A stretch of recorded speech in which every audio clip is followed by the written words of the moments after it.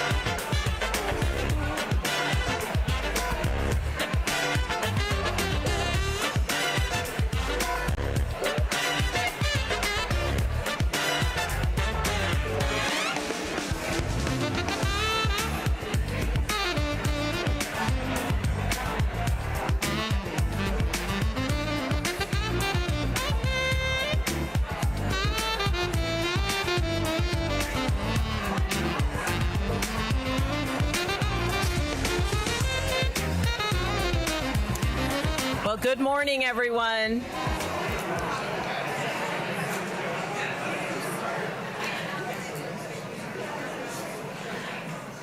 I'm pleased to see so many folks here this morning. We had 288 registered, and I know we've got a few additional folks here in the room today, as well as our presenters and our staff team.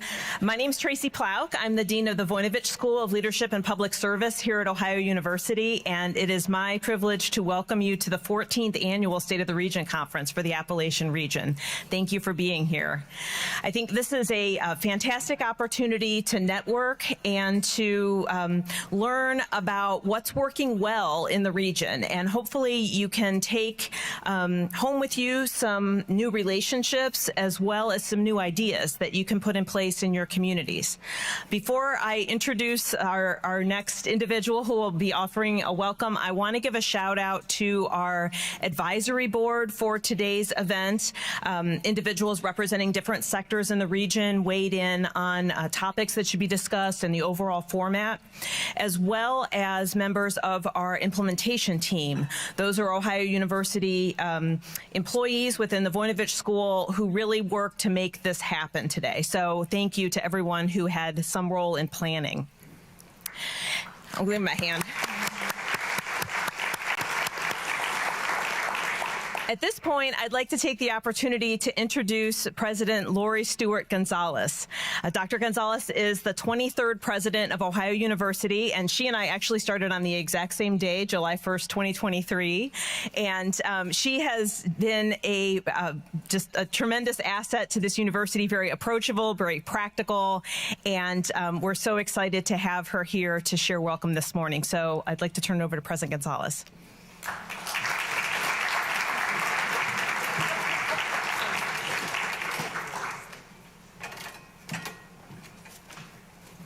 Good morning. Welcome to the most beautiful campus in Ohio. It's true. It's very true. Thank you. It is so great to be with you as we talk about how we can improve Appalachian Ohio. I was born in Kentucky in Appalachia, and coming to Ohio University was a little bit like coming back home. So I'm very proud to be here. I want to thank the Voinovich School of Leadership and Public Service. They do every day what a university is supposed to do, reaching out into the community to partner, to work together, to make our region strong. So I appreciate it. It shows what Ohio University strives to be all the time, a university that listens, that we partner, and we try to translate knowledge into a way that would improve the region and the lives of our citizens. At Ohio, our commitment to Appalachian Ohio is not just in words, it's actually in deeds, and we make sure we do that in healthcare and education, in so many areas. We want to engage with partners. We want to make sure that our commitment is visible every day. We're partnering with communities on things like housing and economic development and healthcare, and we have a lot of work going on right now in the Appalachian region. We are making sure that we talk to employers across the region so that our graduates are the ones that they want to pick. For students in Appalachia, any student that goes to one of our regional institutions, the five that sort of surround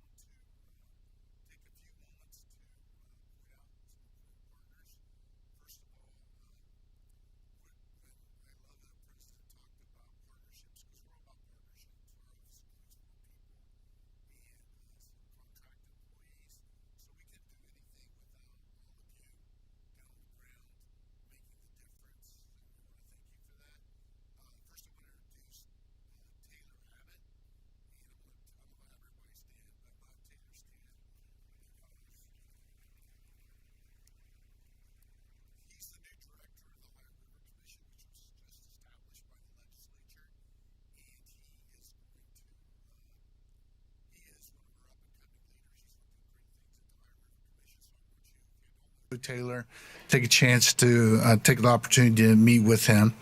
I want to introduce my staff, if they'll stand.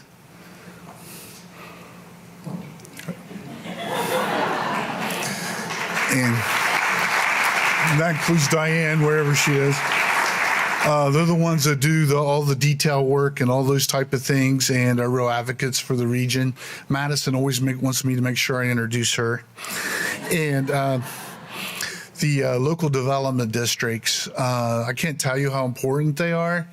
We basically wouldn't be able to do what we do without the local development districts. We're just the partnership that we have with them and the partnership that we have with you as local governments and businesses all stems from the local development district. So would they please stand? Would everybody that's part of the local development district please stand?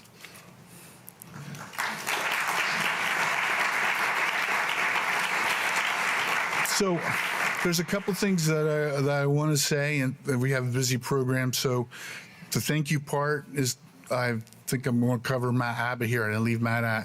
He's next after me, so I'm going to introduce him. But I want to just kind of issue a challenge. When I started this job 8 years ago, there was a lot of optimism and hope. And I don't think any of us could have foreseen the opportunities that we've had during the DeWine administration and Director Mahalik, and the challenges that we have faced. Because with opportunities comes challenges. I think we've all been stretched as we do everything we can to promote our region. But over $2.2 billion has been invested in Appalachia during the DeWine administration. And that includes the $500 million for the Appalachia Community Grant Program. But we have many other projects that are invested in. That $2.2 billion just doesn't include our office, it includes just the Department of Development. There's other investments been made in the regions. Ambler comes through ODNR. I'm their #1 advocate to getting applications. So I'm sure they appreciate that. But so with all the opportunities that we've had to improve infrastructure, particularly to improve our communities, I want you to think about what's next, how we can take advantage of these investments. It's really important individually to have these projects and communities on their own to improve the downtown or the riverfront or the trails or the clinics. But it's important to think about how you can participate as a region. Focus on your community, but also focus on your region, and think about how you can take that investment and move it forward. And the other thing is I want to talk to you about is planning. Local development districts are a great resource for planning, as well as the Mayor's Partnership for Progress.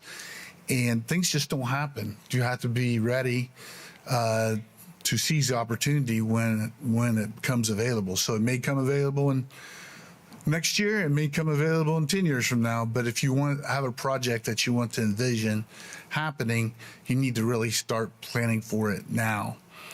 And the final thing is the local effort is really the most important thing. We can provide the funding, but without a champion or champions at the local level to make things happen, it doesn't happen. We can't do it in Columbus or even the local development district. So as you enjoy the day, think about those opportunities. And I know many of you already are thinking about those. But this is a great time to meet people and learn what they're doing and see how you can partner. So thank you very much for having me.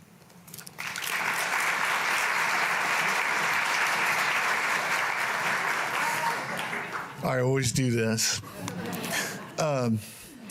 Matt Abbott is not related to Taylor Abbott, just so you know. But he's a very successful economic development professional from Muskingum County, and we are so fortunate to have him as our leader of Ohio Southeast.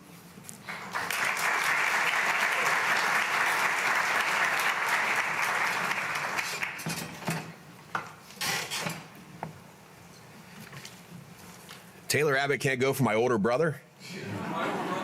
The Gray. See, there you go. So it's truly a pleasure to be with everyone today, talk a little bit about Ohio Southeast and people in this room. You know, we've all worked together and continue to work together. And I think that there's a lot of optimism in the region that we represent, the 25 counties, as a network partner to Jobs Ohio, to each and every one of your communities. There's a lot of good things happening in our region.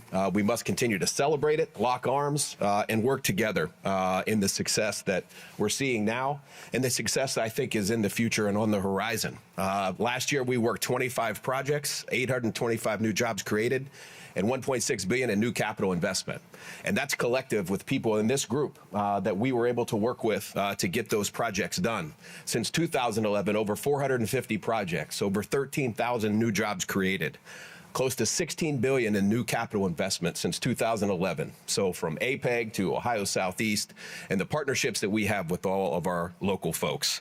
Over $50 million has been put into site development. So speculative buildings, speculative ground, to have sites ready for businesses that maybe are here and need to grow into a bigger facility, or the attraction efforts to bring companies in to our communities to make jobs that last more sustainable over that period of time. The goal 5 years ago was to build 5 spec buildings. 12 were built. 12 spec buildings were built in the 25 county region of Appalachia, one here in Athens County, and there's only 3 that's still available. So that success works, and we're excited to partner with our local folks, our local governments, local LEDOs, but it could not be done without, you know, all of you. Jobs Ohio, the Department of Development, the Ohio River Commission, the Voinovich School, Ohio University Higher Ed, our LDDs, EODA, and all of our local port authorities and CICs that are boots on the ground and do the work every day. Thank you all for what you do and what you continue to do. And as we move forward, looking at the next 5 years and some of the goals that we set for our organization is this coordination. You know, we have a lot of entities that can do a lot of good things for our communities. We need to get better at pulling those entities together, working together, recognizing programs that each of us have that could be a tool for a small business, a large business, a community that's looking to put sidewalks in their downtown. Those questions matter. They matter in economic development. And when we're talking to companies more times, they want to know what your schools look like. You know, what's your downtowns look like? Those are questions that we received. What's my housing stock look like for my executive team? For my workforce? Those are questions that we continue to get, and I think the panels today will help with that. The other is talent. And, you know, I know a lot of folks here in this room are doing some great work in talent, but we still have 1 out of every 4 drive out of our region to go work somebody else. You know, some might see that as a negative. I see it as a positive. And I think businesses that we talk to, we see it as a positive because they're driving through a community that a business might want to locate, that we can draw them back to that company. They don't have to travel outside of our region to go to work if we can bring those jobs here. So there's 25% of our labor force that's leaving us that we can capture and bring back here. And we're excited about that. Competitive assets are always critical. Sites, building, infrastructure, you know, the work that you're doing in your communities on a daily basis.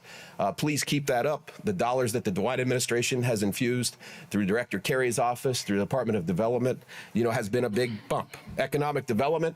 We'll continue to do in our 5-year strategic plan. We meet with close to 400 companies within the 25 county region in partnership with all of our local development organizations. What's good, what's bad?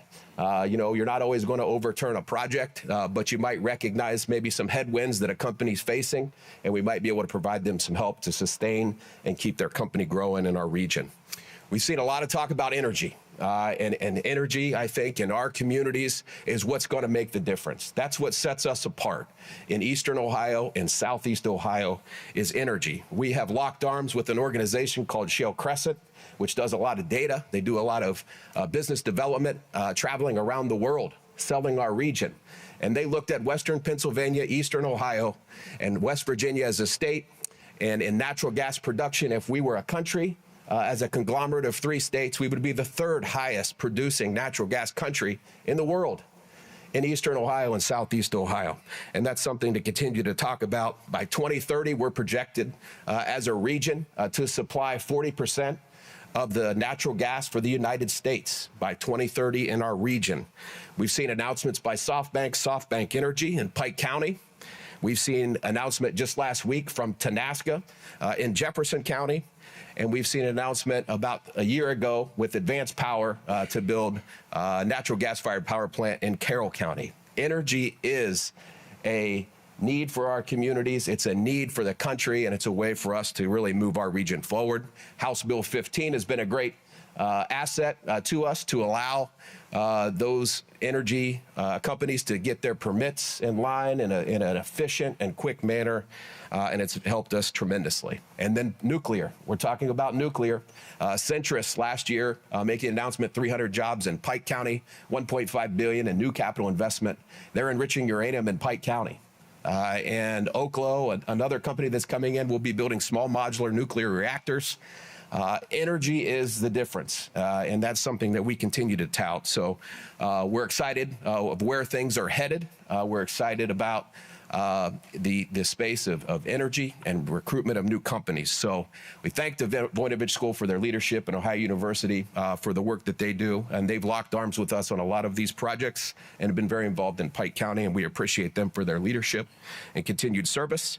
I'm excited for the future and look forward to working with all of you. And hopefully we can continue the momentum that we have. I'm very optimistic about the region and building jobs that last here in our communities. So thank you.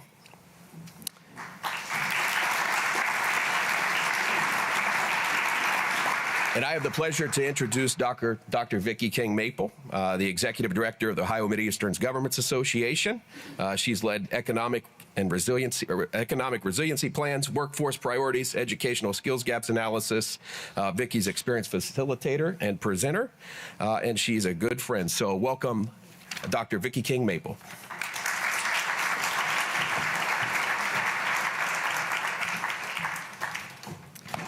Well, good morning.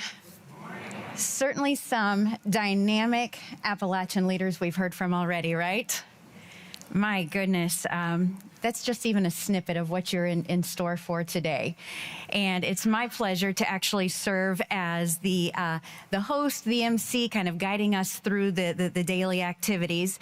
And first things first, though, we really appreciate you taking the time to be here. We appreciate you making the trip.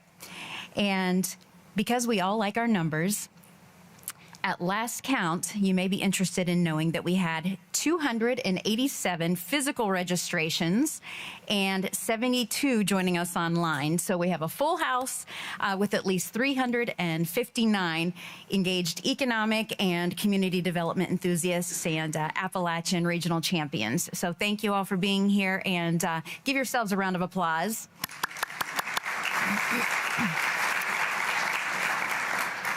And applaud as much as you want to, because it's also going to keep your hands warm, right? Okay, so to prepare for our day together, first, a few just really quick housekeeping notes. First of all, the restrooms, they're located just outside the hall across from the atrium. Also, if you did drive a personal vehicle today, please ensure that it is parked in Convocation Center garage or lot number 129, which is the innermost ring of the Convocation Center, to avoid the ticketing. A parking ticket's not exactly the takeaway that we're hoping for you today. So to that point, parking maps are available at the registration desk if you need to double check and make sure that you are in the right spot. Now also, the itinerary, the program of events, it is available online if you like to follow along. So please feel free to do so. And what you need to do to access that is simply scan the QR code there that it's on the large table tent, or visit sotr.ohio.edu. That stands for State of the Region, sotr.ohio.edu, for the schedule and the speaker biographies as well. And then I should also note that during all of our scheduled breaks, we would ask you to take a moment to visit each of our organizations and partners who are tabling in the hallway. They've got some great resources, great services to share. And then also to connect to Wi-Fi. I see some of you have your devices. You may join the Ohio University Guest Network, and no login is actually required for that. So just go in there, look for Ohio University Guest, and you should be able to click right in. And now we do have some robust panels planned, and you'll likely have questions for our speakers and the panelists. So to submit your questions during the Q&A segments, what you'll do is you're going to scan the QR code on the smaller table tent. So go ahead and take a moment to find the small table tent at the center of your table there. And what you'll do is once you're in there, you're going to click the plus sign that you're going to find along the bottom toolbar and enter your question there. All right, so scan the QR code, click the plus sign, enter your question, and as you're in there, you're going to see some of the other questions that are already being submitted. And so if you happen to like some of those that you're seeing, you can also upvote them. So what that will do is then bump those questions up further to the top for our moderators, all right? Now, all that said, we do ask, of course, that you kindly place your cell phones and other devices on silent. That's, of course, out of respect for our speakers and presenters. And then one final note is that the conference is being recorded. Just wanted to make that awareness available, and also to let you know that the sessions will be available by the end of this week for you to rewatch or to share out. So make sure that you're on the lookout for that recording link. And then, even more importantly, we would like to provide a really special recognition and acknowledgement to our event sponsors today, as these are some really generous organizations that make it possible for us to have such a terrific day of learning and networking together. So we would ask each to rise if they are able for acknowledgement as we mention them. So first, our platinum sponsor, who is providing lunch. So, of course, an extra hearty thanks to them, is the Appalachian Partnership Incorporated and Appalachian Growth Capital. Thank you.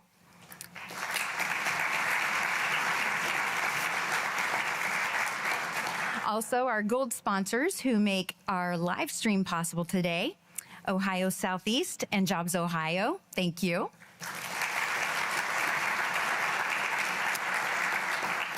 Our silver sponsor, who's keeping us well caffeinated and sweetened up with some breakfast snacks, WesBanco. And our bronze sponsors who round out the experience, we really appreciate Ohio Air Quality Development Authority, Royce Partners, and Sustainable Ohio Public Energy Council.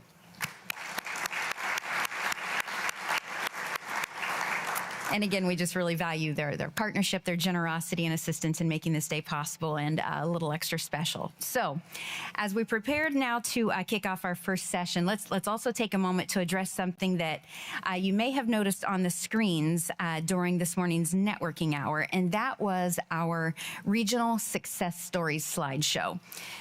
So hopefully you did catch the collection of what we're calling our points of pride, our points of progress from organizations and communities across Appalachia, maybe even seeing some of your own community and or regions highlighted.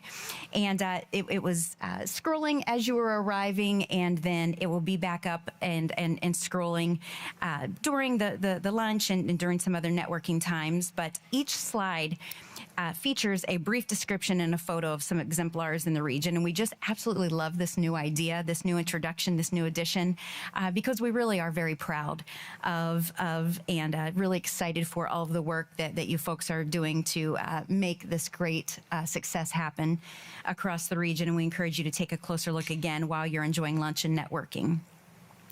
And so now it is, of course, my pleasure to kick off our first session, Building Stability, Housing Solutions that Strengthen Regional Economies. So I would ask you to please welcome to the stage moderator Mike Jacoby.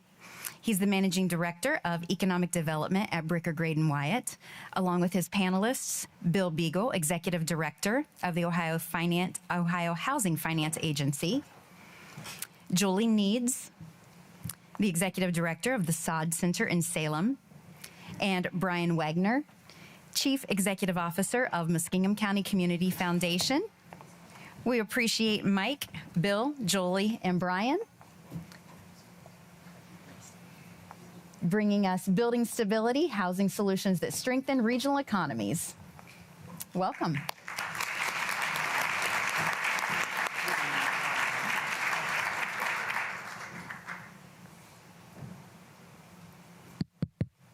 Thank you, Vicki.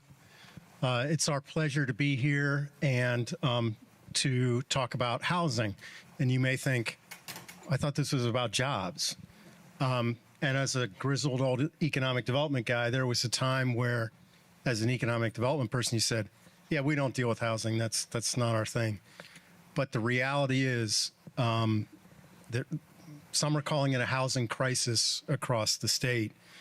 And there's a real competition for workers to retain the workers you've got, particularly those younger folks with options, as well as attracting new talent to the community. Housing is a critical component of that. So we're going to be talking about housing in the realm of economic development. And great. Okay. I'm just going to try to frame the issue before we get into the panel discussion. We will allow time for questions. The small table card has a QR code that you can submit your questions electronically.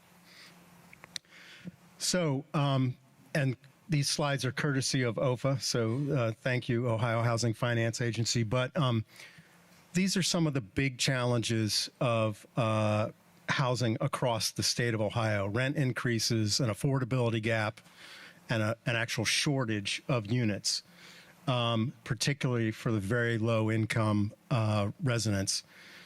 In Appalachian, Ohio, some kind of unique challenges are the age of the housing stock and energy costs, which are a component of everyone's housing expenses.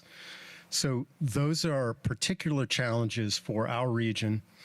And then some additional factors creating kind of the supply and demand challenge in our region is that housing stock is so old, and in many cases our communities and our residents are lower income. Sometimes that housing stock just falls apart to the point that it can't be salvaged. And if you look at this, again, this is courtesy of one of OFA's housing assessments, the gray shaded counties are communities where your housing stock is actually shrinking. And look at along the Ohio River, it's particularly true along the Ohio River. And some of our biggest counties in the Appalachian region have actually lost housing stock. And some of it had to go, some of it's, making way for potential new development, but those new units need to get built. And then this is actually kind of one of my favorite slides. If you actually look at housing demand based on job creation, for every 2 new jobs, typically you need 1 new housing unit. And the data from the National Association of Realtors really only looks at like 174 metro areas. So it doesn't even get into our entire region. But the areas shaded in red are areas where the ratio of job creation to new housing units is particularly out of whack. And you can see some of our region is included in this measurement. Now, if it were non-metro areas, I think a lot of our region would be bright red. But if you look at Lawrence County, for instance, that's the Tri-County metro area there, where you've got 9 jobs created for every 1 new housing permit. Carroll County there near Canton, dark red. So there are even other signs of housing shortage that you have to look for a little bit, but in our region, it's a very real challenge. So with that kind of background, I wanted to get into, give each panelist a chance to talk a little bit about who they are, what they do, and that'll be a lead in for our questions. So Bill Beagle with OFA, if you would please take over. Well, good morning, and thank you for having me here. This is my first time to Ohio University. I grew up in the Cleveland area and live over closer to Dayton, so I don't get down to this part of the state very often. I've been here a couple times, but not to Ohio University. It's a lovely facility. So thank you for having OFA here as part of the conversation.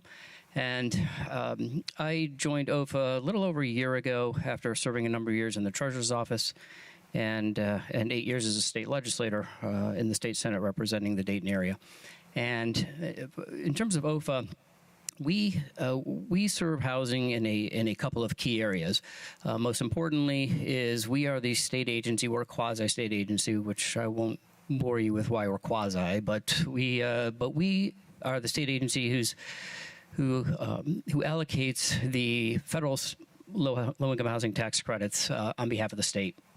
And those are allocated to Ohio based on our population. And we have a couple of different programs to dole out the low-income housing tax credit. We have the 4% program, which pays for about 30% of the cost of a project. And we have our 9% low-income housing tax credit program, which pays for about 70% of an affordable housing project. So those are wildly popular. And we're actually getting ready to announce the 2026 9% low-income housing projects at our board meeting on the third Thursday of this month. And so we'll be able to, both of those programs are oversubscribed. So we're able to approve 1 out of 3 to 1 out of 4 projects. So we get, for the 9% program, we got over 60 applications. We'll be able to approve 21, 22 of them this year.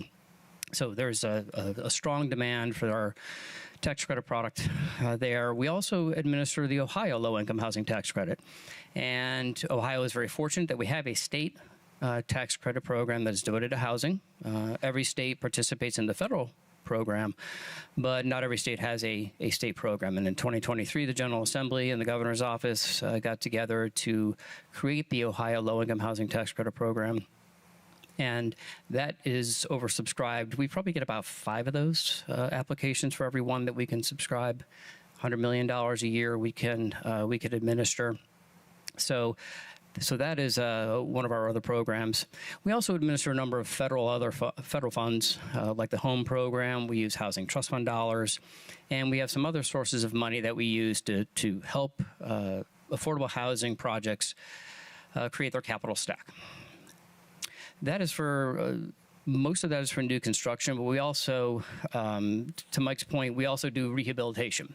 And so when it comes to the affordable housing gap that we have, which is substantial in Ohio, we have to worry about losing a product because it's reached its 15-year end of life, or its 30-year end of life, or it's fallen into disrepair. It's purchased and converted into market rate housing. So rehabilitation of units is also part of what we do. Depending on the funds. Some funds can be used for that, and some funds cannot be used for that. The other way that OFA participates in the housing market is we have a first-time buyer program, and we have a mortgage lending program. You don't borrow money from OFA per se, but the lender that you use can be an OFA lender.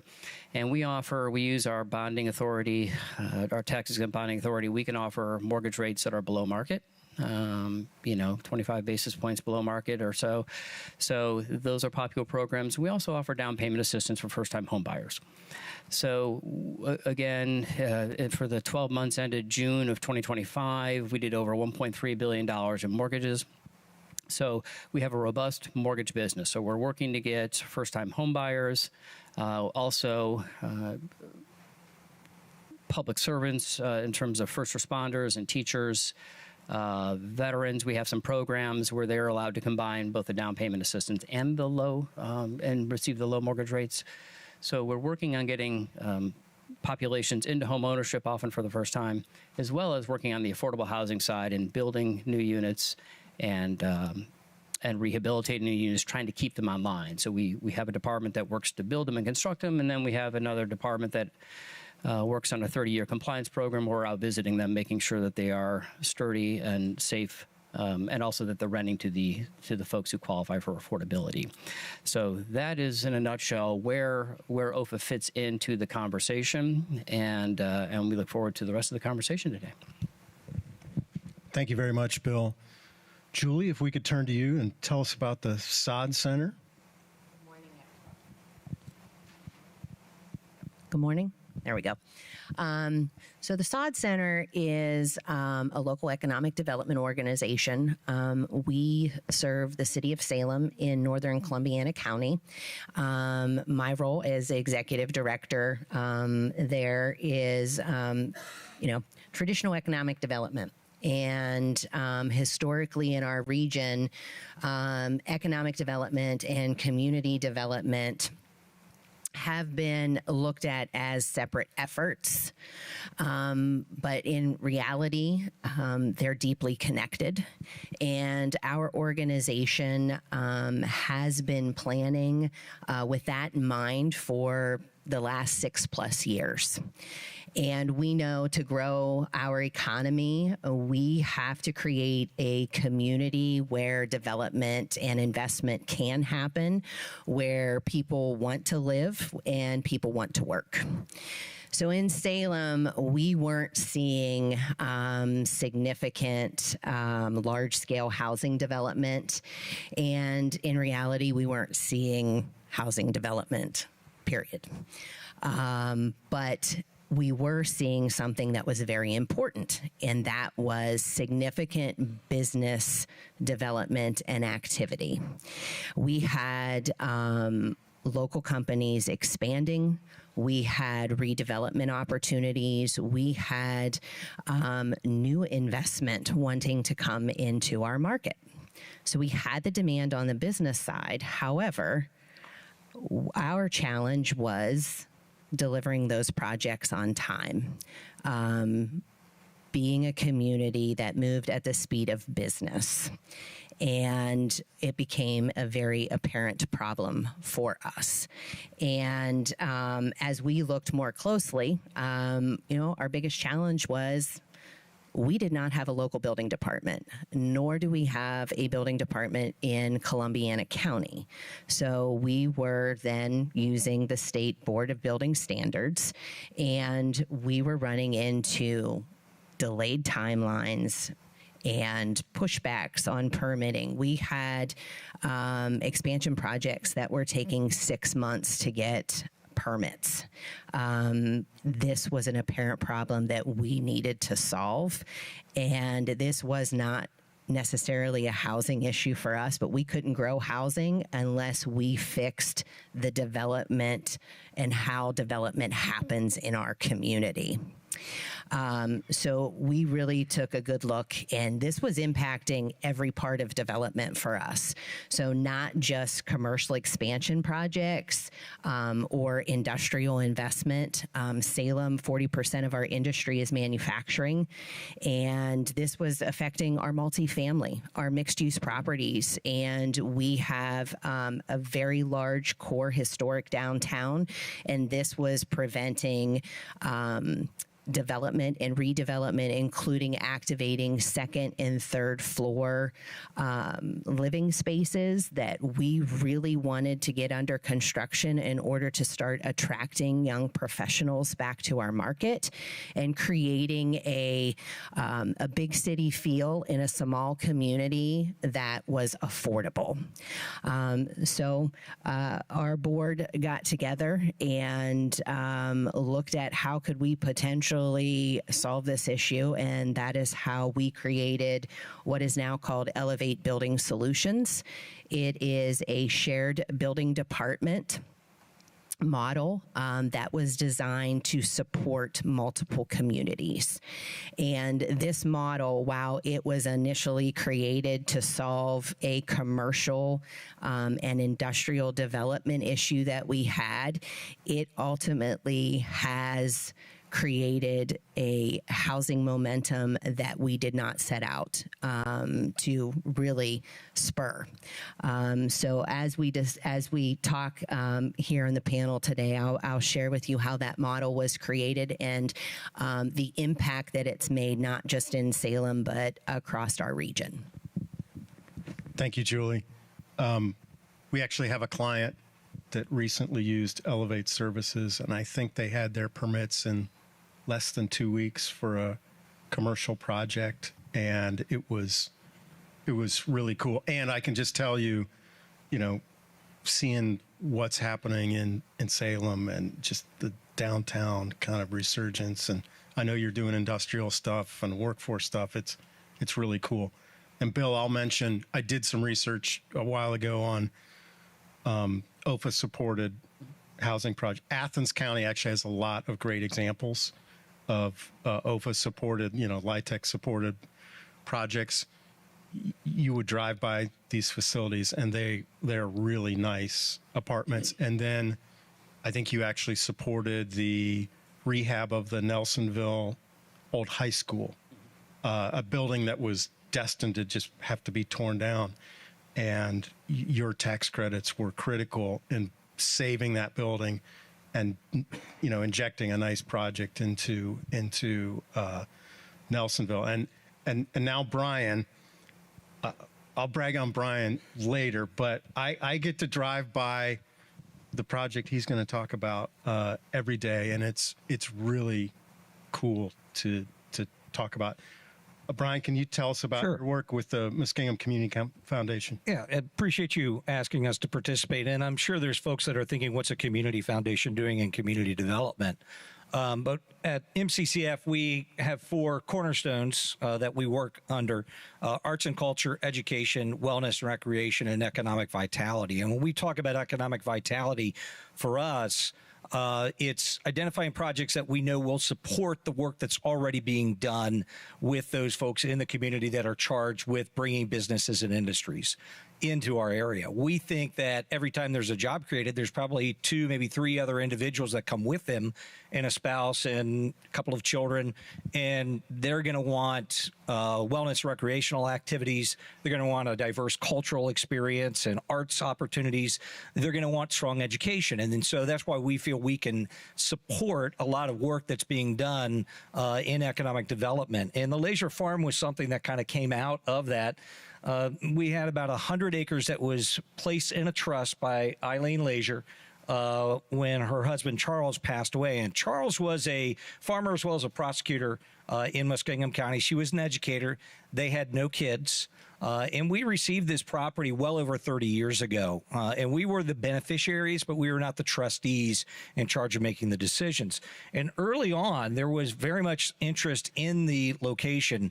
Sam Walton from Walmart came to meet with Mrs. Leisure to possibly purchase this as to be their first site in Zanesville. And she simply asked, is it going to be a flat roof building? Or are you going to have acres of asphalt around the building? And they said, of course. And she said, I hate flat roof buildings. I won't sell. So you might as well just leave and end the meeting at that point. And as a matter of fact, there was a clause in the trust that the trustee couldn't sell property if there was going to be a flat roof building on the property. And so the first sale was actually Clay Gardens, which is a retirement community. The second sale was for Mid-Ohio to build some condominiums. And then after she passed in 99, we were able to add some other retail locations there. In 2022, the trustee decided to retire and appointed MCCF as the actual trustee and beneficiary. And that's when our work started, really. And it was good timing for us because at the time, Muskingum Growth Partnerships that MCCF was a partner with and had helped funded, Matt Abbott was still at the Port Authority at the time, and Dana Matz of the Chamber had put together a housing study. And the housing study really showed that there was a need for housing in Muskingum County across the strata, not just workforce housing, but condominiums, family homes, starter homes. And it was an opportunity for us then to begin to think about how we could maybe look at Leisure Farms as a place for workforce housing. The board had a very clear vision that we wanted to stretch the property, if you will. We really wanted to try to have something that would be very surprising for an individual maybe coming in from Columbus or one of the other 3C corridors to see this housing development. We wanted market rate housing. We wanted green space. We wanted curb streets. We wanted sidewalks. We wanted street lights. We wanted this to be a neighborhood. Certainly there's been a lot of development that's happened in our county where someone will put an asphalt road down and then build up housing around it. And there's nothing wrong with that. I live in a fine subdivision that looks like that. But we wanted to stretch and push a little bit. And maybe we weren't going to get New Albany, but maybe we could get Gahanna and a subdivision that looked like something you might find in western Licking County. So we really pushed on that.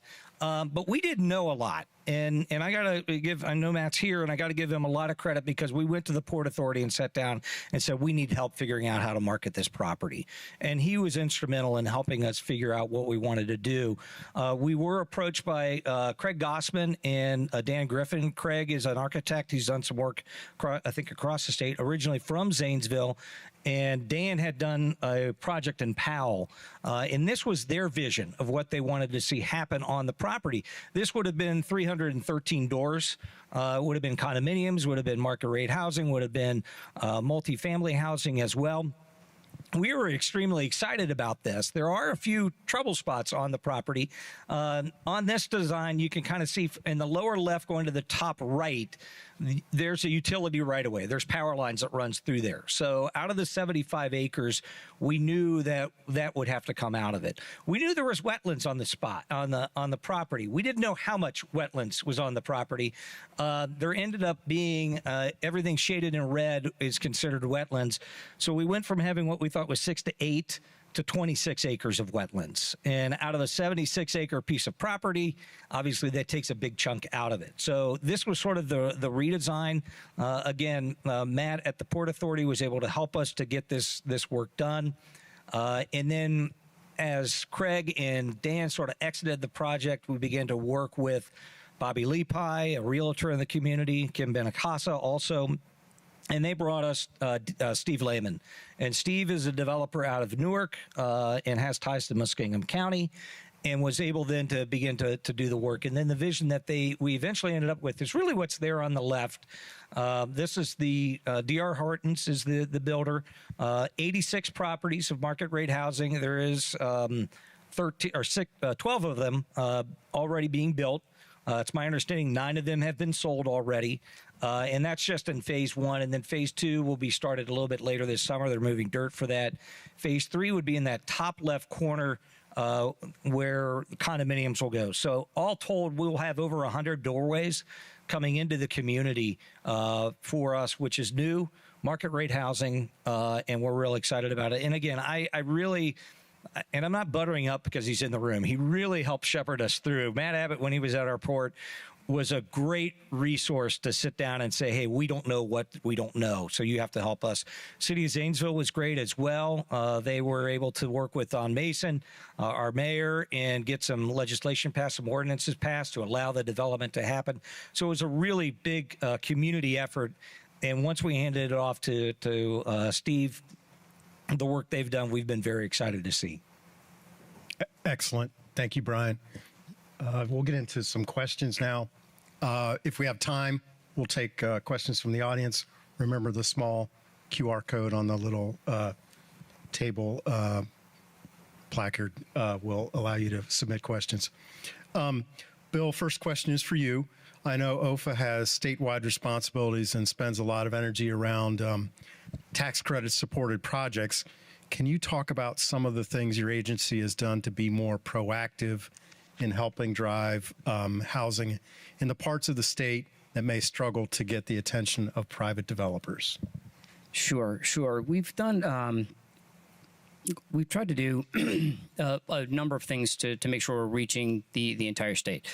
And one of when I mentioned these low-income housing tax credit programs, the way by which we distribute them, the rules is called a qualified allocation plan, a QAP. That's an IRS term.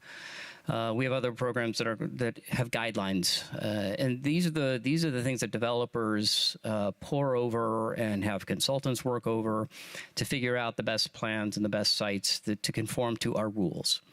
And so one of the things that we've done is we have opened up the process of how that rulemaking is constructed.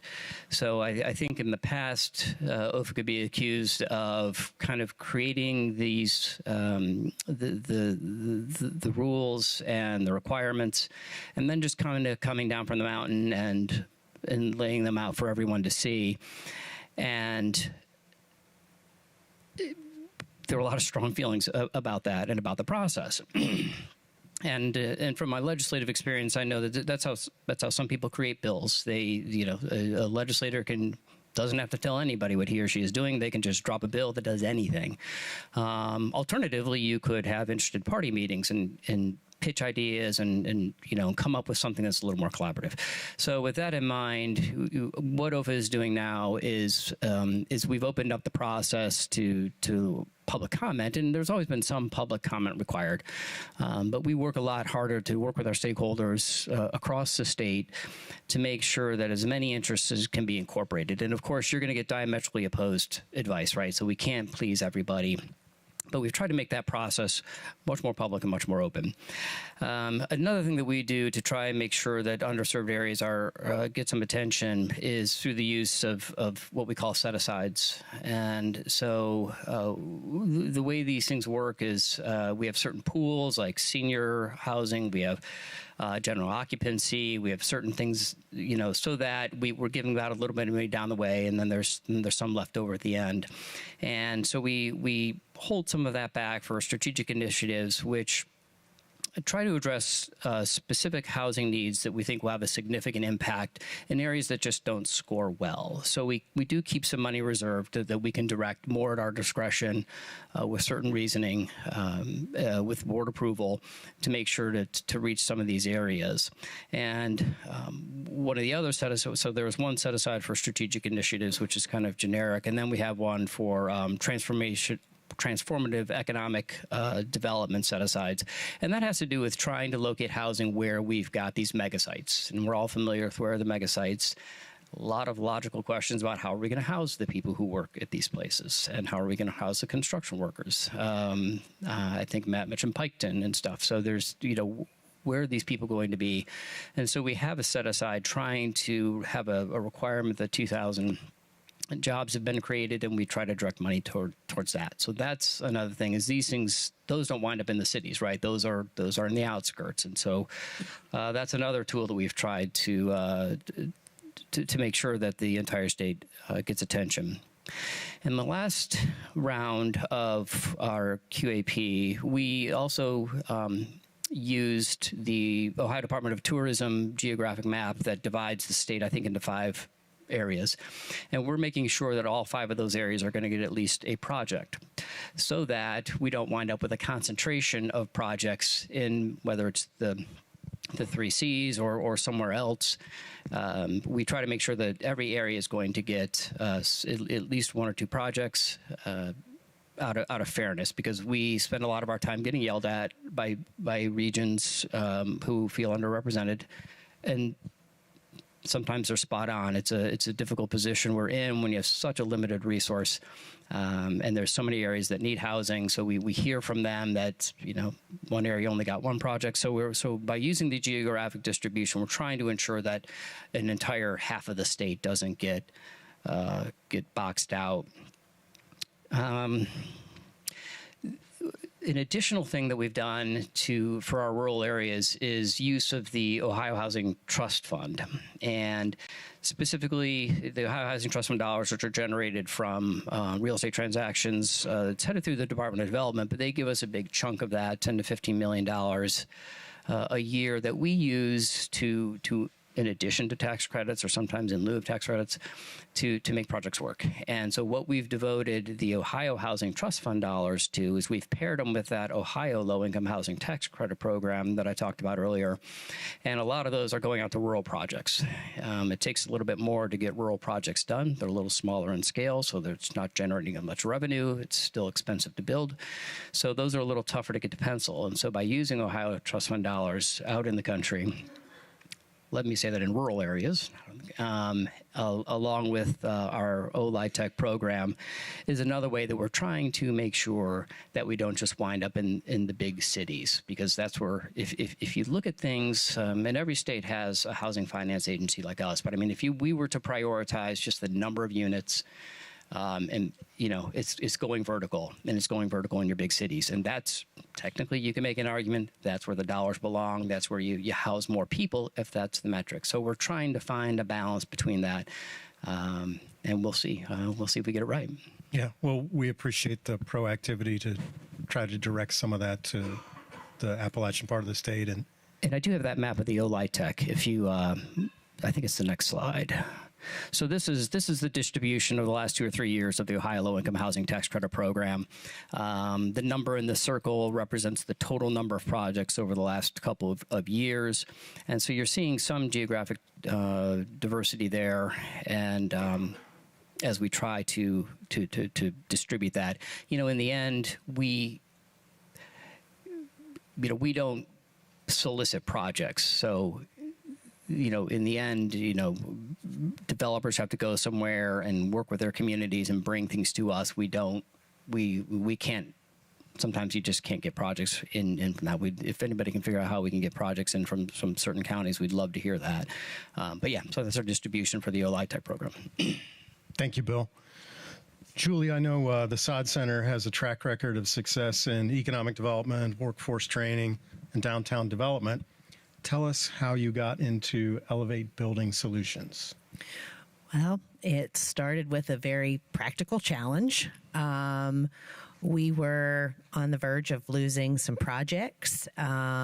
We had written an economic development plan in 19 and 20 for the city of Salem. And the number one recommendation that came through all of our research was we needed a localized building department services. So we had went through many other what could be solutions. We looked at other third-party providers. They didn't fit in our small city. We weren't big enough. We didn't produce enough permits. And ultimately, when my board and I sat down, we couldn't make it pencil. In our region, communities our size could not afford to stand up and sustain a building department on their own. We decided we needed to ask a different question. How are we going to create this in a local manner, and how are we going to financially afford it? So instead of looking at it as a Salem issue, we regionalized it. So the board put together a plan for a shared model. And fortunately, our neighbors I know very well, and I sat down with the city of Columbiana, and knowing they were having some commercial challenges as well, I proposed it to them, knowing Salem was already on board, and immediately there was interest. We sat down, we had a joint committee of the whole meeting with both communities, and the Sod Center pitched the idea that the Sod Center would establish and create a third-party building department that would service both communities in its entirety. And we have been able to, that's how we started Elevate Building Solutions in July of 2023. And we started as a commercial-only building department for the cities of Salem and Columbiana. I'll share some of those numbers shortly, but what this has done it has opened up tremendous development in both communities. We've seen tremendous success. We have contractors who avoided our communities. We had developers who avoided our communities, and now they want to work in our communities.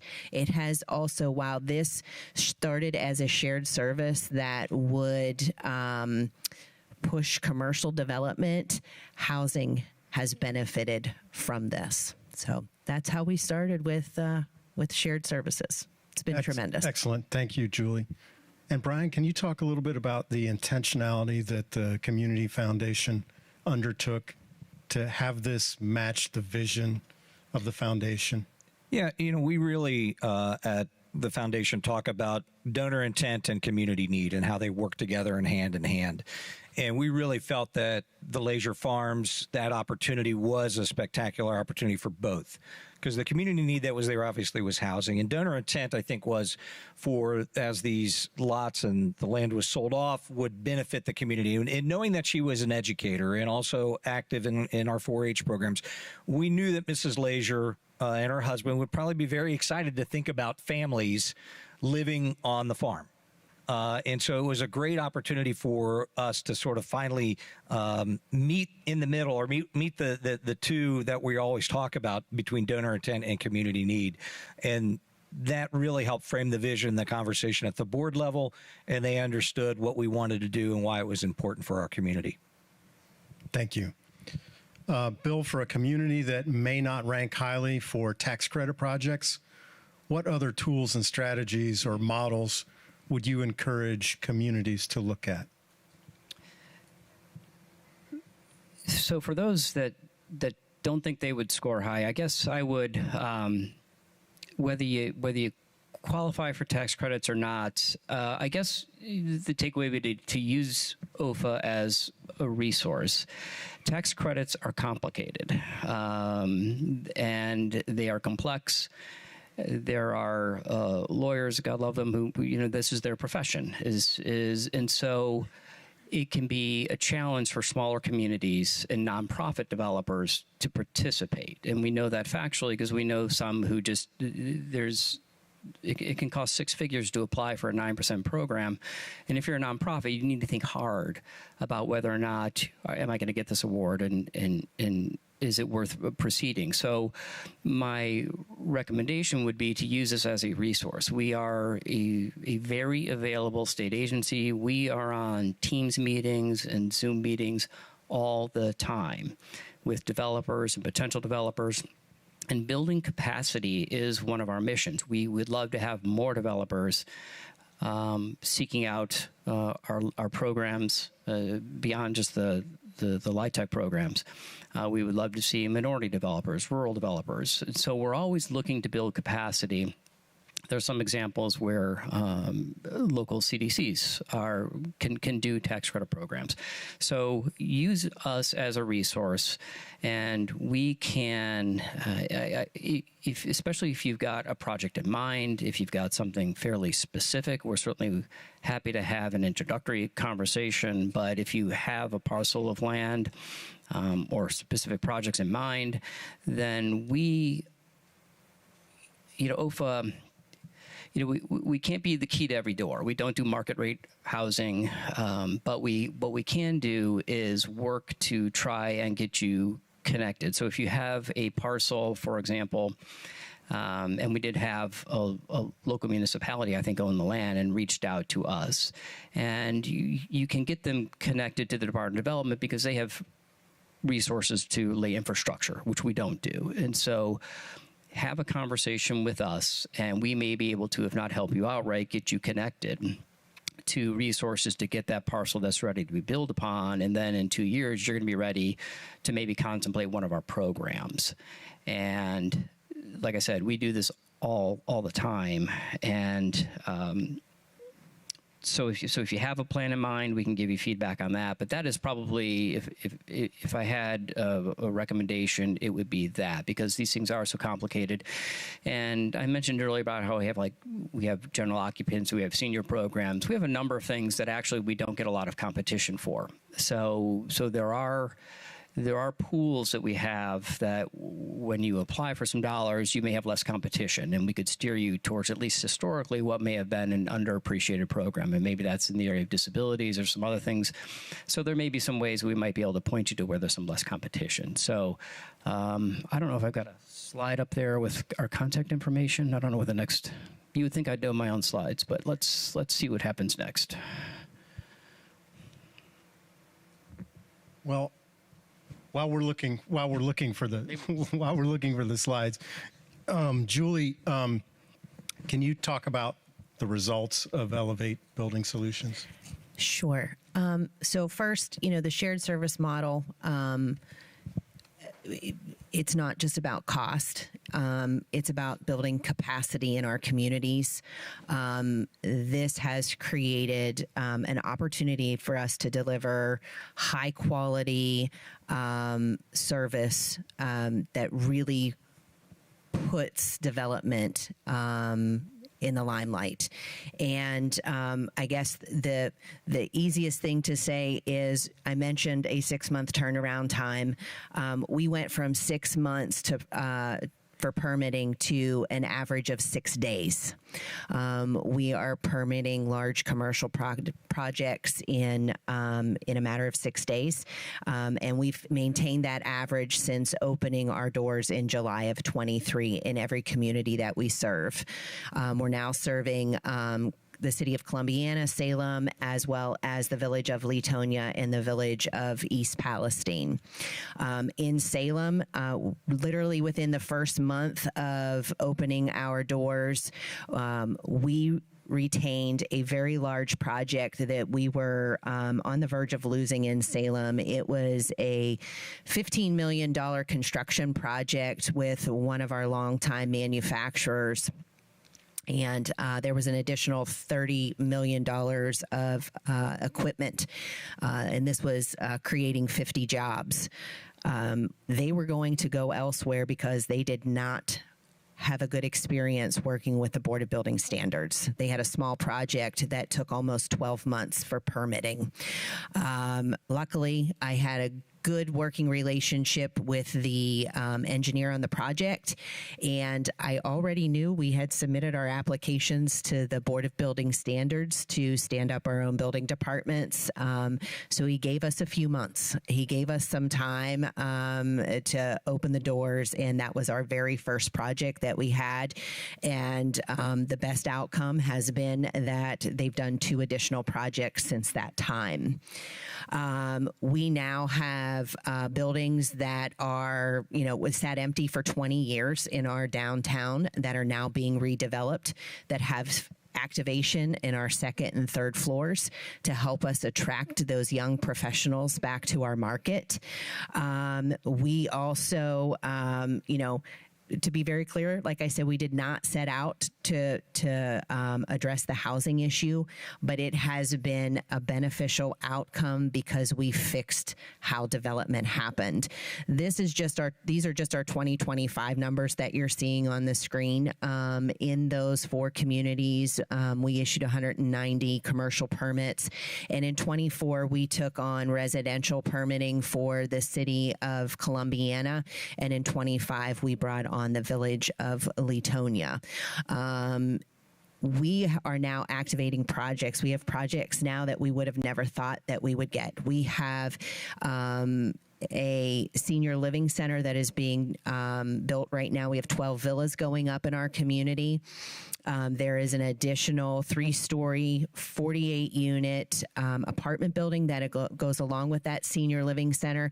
This is also going to open up housing stock in our community. We have seniors who have stayed in their homes because they didn't want to leave Salem, but at the same time, they had nowhere to go. So this is a tremendous opportunity for us. And then if you go to the next slide, Columbiana has knocked it out of the park. If you want to talk housing, I highly recommend you call the city of Columbiana. While we have been able to, in taking over their residential permitting process, we've been able to streamline some services. We've been able to reduce some cost burden for the city themselves. In 2025, they did $13 million in residential construction. And these numbers are another benefit as for having Elevate Building Solutions and having local building departments. In Salem, we're able to track. We have a local economic development organization. In these smaller communities, they don't have somebody tracking all of those projects, nor do they know what investment is happening in their communities. We are able to provide them these numbers on an annual basis of the amount of investment, the amount of new construction, and they're able to see where they're making a difference and where they need to maybe apply other efforts.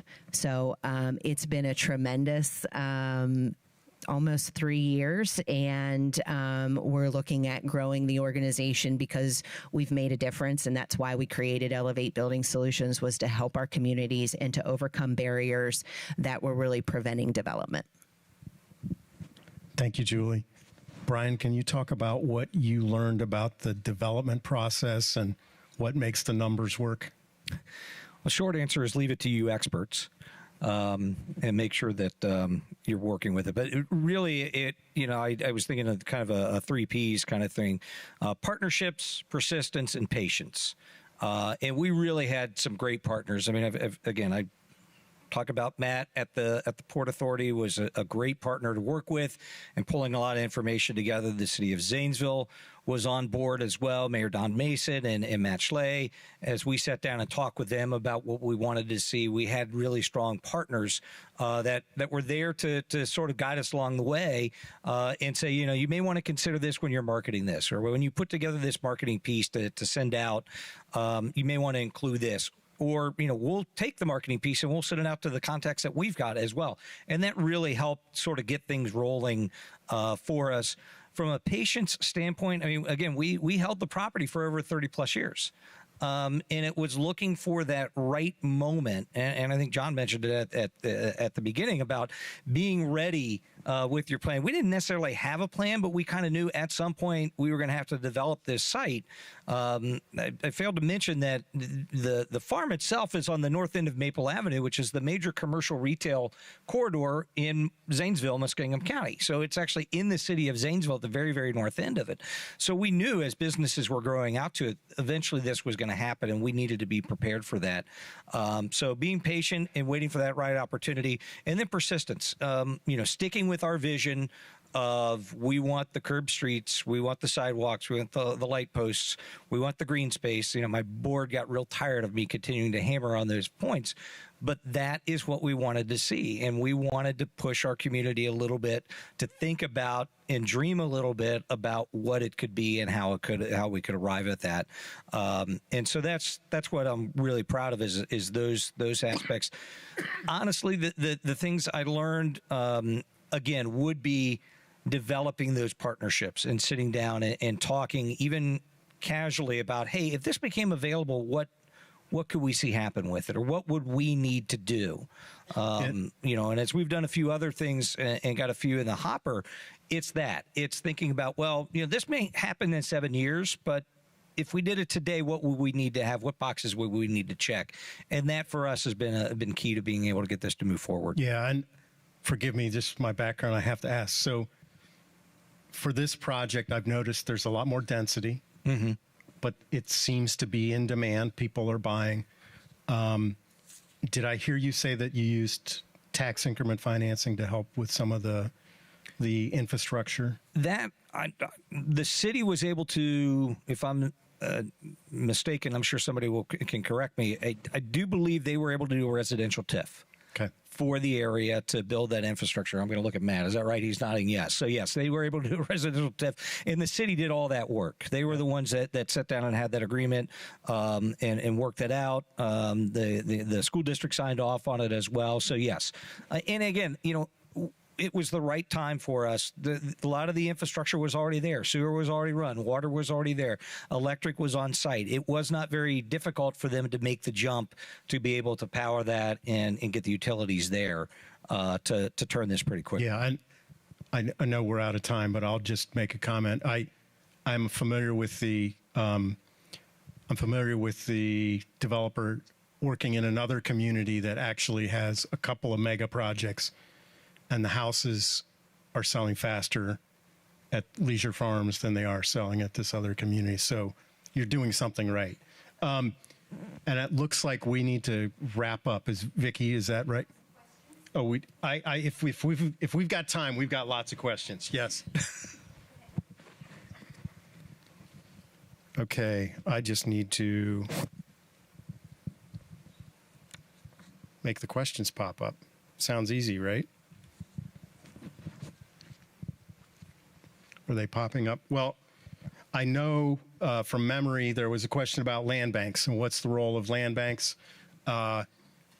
Zanesville, again, to their credit, have used the land bank very successfully.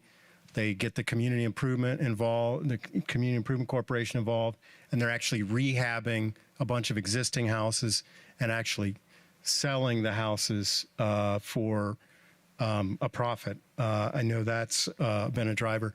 There was a question about NIMBYism regarding LIHTC. I know we could spend all morning talking about this. That is an entirely different conference. Yes. So, NIMBYism is real, and it what OFA does is that, we require, control of the site, the zoning to be done, and so OFA is a little removed from the NIMBYism, but our developers can see a lot of it, and it can be challenging when you've got, we were at a groundbreaking yesterday in a county for a senior, a 50-unit senior apartment new construction. And we had a state representative there who's commenting, and their district covered 2 different townships. And the one township where this is located was very welcoming to this. And you go a little bit down the road to the other township, and it was like there was a fortress, and they had no interest in affordable housing whatsoever. So it is a challenge, and what we in affordable housing talk about is trying to get our legislators out to the finished product. And I think you made a comment on that earlier, Mike. When you see the quality of the construction and the amenities, it's not Taj Mahal, but you can begin to change minds when you understand that these things need to last 30 years. And so, it's our job at OFA to make sure that these buildings are built to quality and with appropriate amenities so that these things can be affordable for the next 30 years, because that's how long these things run. And so if we could get the legislators out there and decision makers out there to see the product and see these homes and the people in them, I think that would go a long way towards it. But NIMBYism is very real. It's very spotty. We have communities who are very welcoming of affordable housing and those that aren't. And it is a street by street type battle as we try to get these things located. And we had a question. Can a developer apply for both a federal low-income housing tax credit and a state low-income housing tax credit? I presume for the same project. We can combine them. At the groundbreaking yesterday, that was a comment at the senior building. It did have our 4% low-income housing tax credit for a few $100,000, but it had like $5 million of OLITEC. So we can combine programs. Not always, and it depends, but you can combine dollars. We can't have multiple programs within any particular capital stack. I don't know that we see 9% and 4% together necessarily, but you can combine some of the LIHTC programs with some of our other programs. Yeah. Thank you, Bill. And I know, okay, let's see. Julie, I think we had a question for you. Let's see here.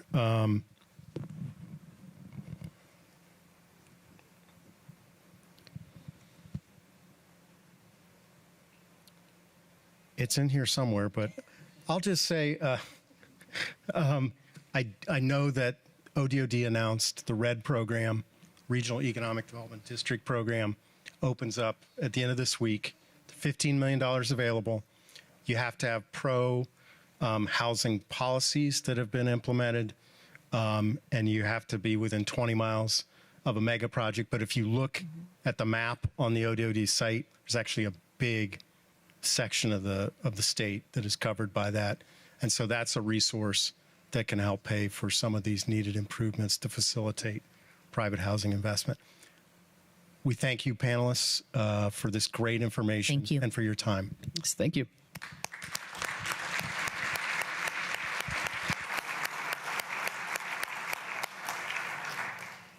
All right. Aren't you glad we're finally talking about housing, along with and in tandem with jobs and economic activity? Thank you so much. Thank you.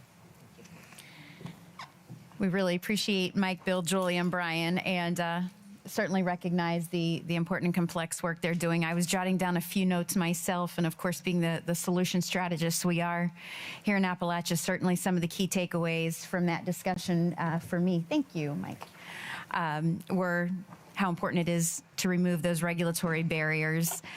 Recognizing initiatives are, of course, in place and ripe for replication. So make sure that you talk with these fine folks. And then, of course, acknowledging that, we still have work to do in order to redirect what I'm going to call a critical bottleneck, creating instead freedom in modern economic and community development to really impact our workforce retention, our business productivity, and local tax bases. So again, we thank those folks for their time.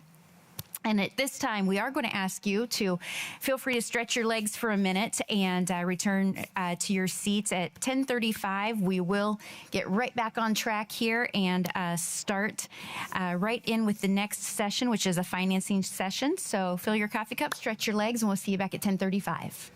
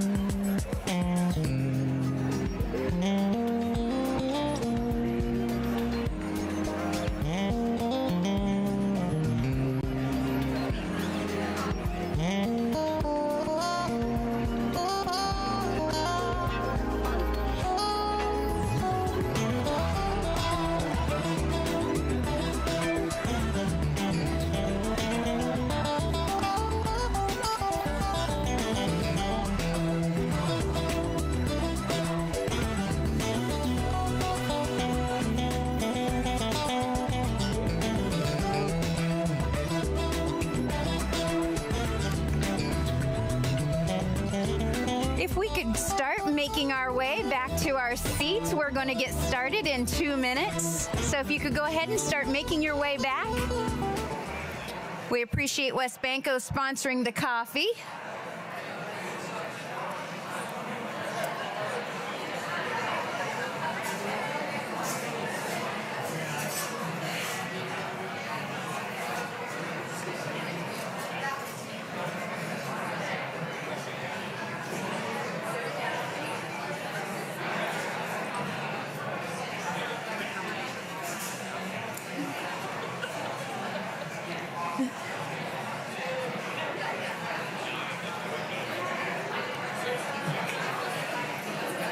All right, we would like to welcome you back, of course, to our financing session.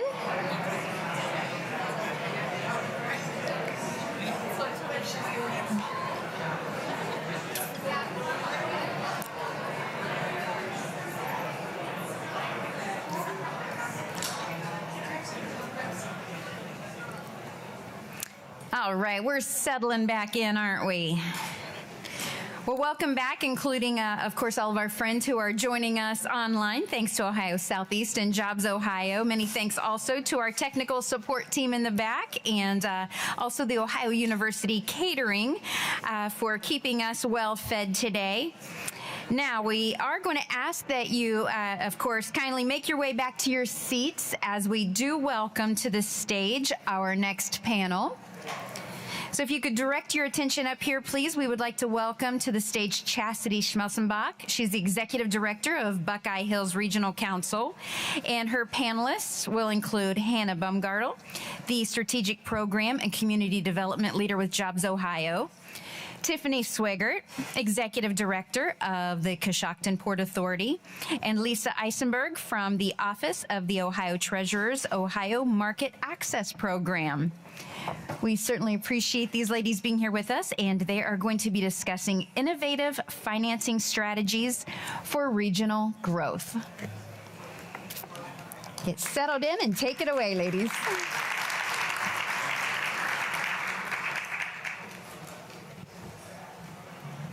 Okay. Wow. Bright lights right in your face, right?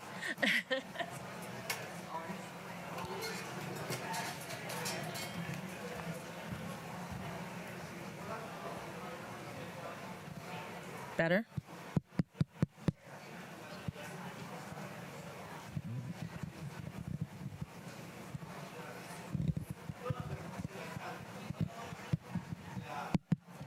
Let's test this out. Okay, we're good. Always good to start with technical difficulties. Okay, so thank you all for joining us. We're glad to continue moving forward. Very interesting housing topics, right? I know that's one that always comes up in every conversation, and we're all very interested in that. Our friends this morning have talked a lot about the investments that have been made. John Kerry talked about the billions of dollars that have been put into Appalachian, Ohio. Matt Abbott talked about the exciting things that we have in our future. And then as we move and we start looking at how do we fuel the growth that we have, we're going to talk to some of our expert panelists here about some of the unique opportunities that they might have that you can take advantage of.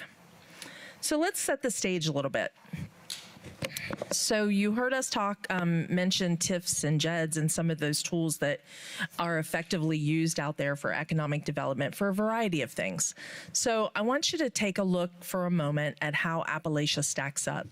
This has been our history thus far.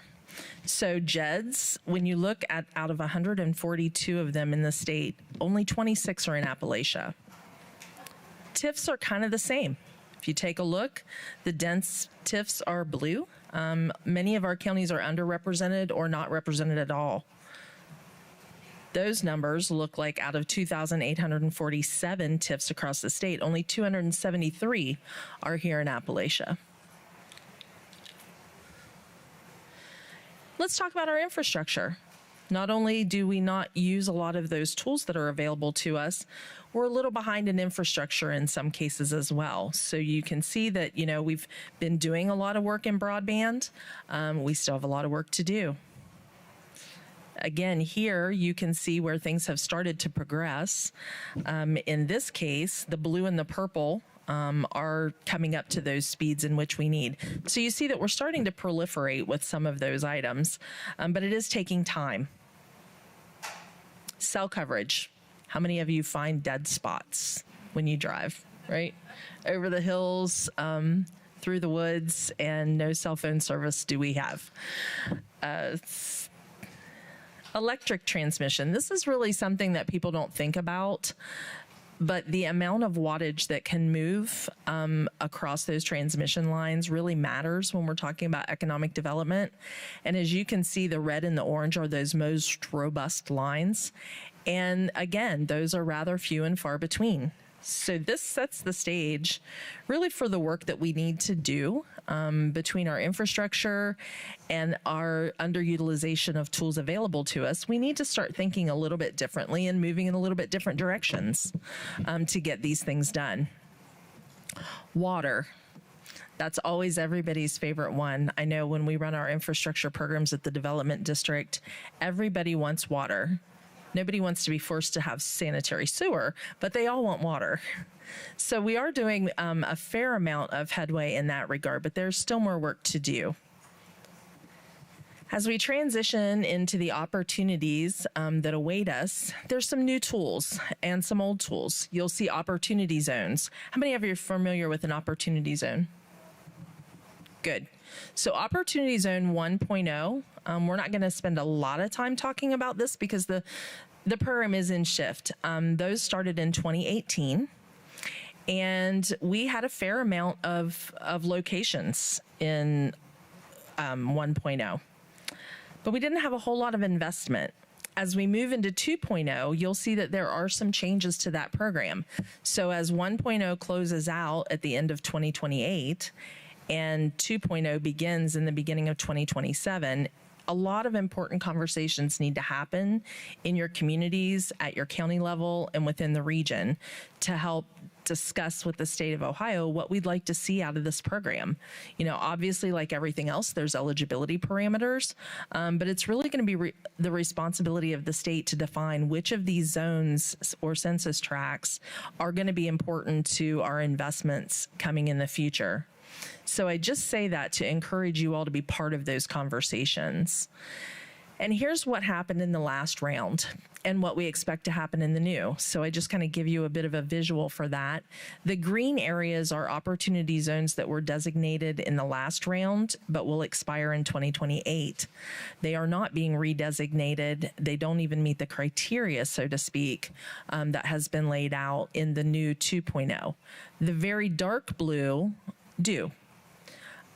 So that's kind of how the opportunity zones are looking to shift as far as eligibility. What the state of Ohio will actually decide to prioritize is still up for grabs. Here's the important part of this that I think you really need to look at. Out of 220 tracks in 1.0, only 108 had investment in them in this length of time. 45 additional tracks that were not in an opportunity zone also had investment. So is it a deal breaker? No, it's another tool in the toolbox. And that's what we need to remember. The other thing is not all tracks were created equal with that investment. As you'll see here, $1.4 billion of the investment went into just 9 of those tracks. So we say all this just to kind of bring you back to being part of that conversation and understanding that we have a variety of tools, whether you're using a TIF, whether you're using a JED, which are more traditional, whether you've started looking into incentivizations with opportunity zones to try to attract investment or what have you.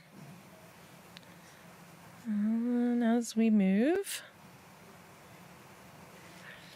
we have a great panel and they have some great ideas. And so we're going to kick that off with Lisa telling us a little bit about the Ohio Market Access Program. She's with the Treasurer's Office. Lisa? Thank you, Chastity. My name is Lisa Eisenberg. I'm the Senior Director of Debt Management in the Ohio Treasurer's Office. And most of my day-to-day responsibilities revolve around issuance and management of the state's municipal bond portfolio. But one of the programs that my team administers, and I'm heavily involved in day-to-day, is the Ohio Market Access Program. It is a credit enhancement program for local governments issuing bond anticipation notes or 1 year or shorter short-term debt for any purpose. So most governments around the state that use bond anticipation notes might use them to fund infrastructure projects, police and fire vehicle purchases, water and sewer projects, acquisition or development of land, anything that's permissible by statute. And the value add for this program is that we use the power of the state treasury and the state's balance sheet and essentially put that behind the local government debt offering. So in addition to entering the capital markets and issuing this bond anticipation note, either unrated or with just the rating of the issuing entity, the state of Ohio and the state treasury is standing behind that.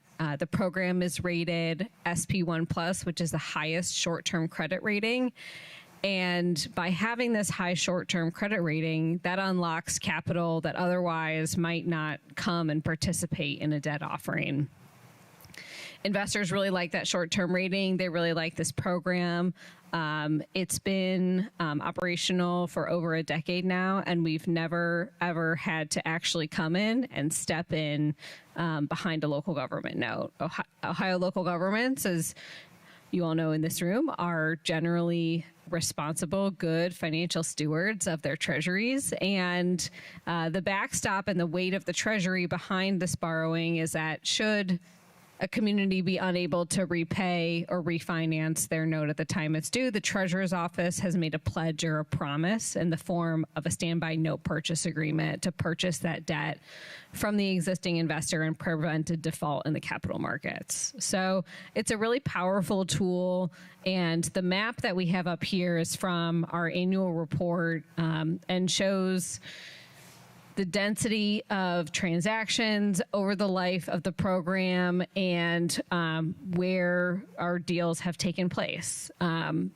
There's no minimum or maximum requirement. There's no geographical requirement as long as you are able to issue these notes under Ohio Revised Code section that applies, you're able to participate. And so In similar vein to some of the other maps that we were just looking at earlier, there's opportunity for the program to support additional projects here in this region, and we would love to do so.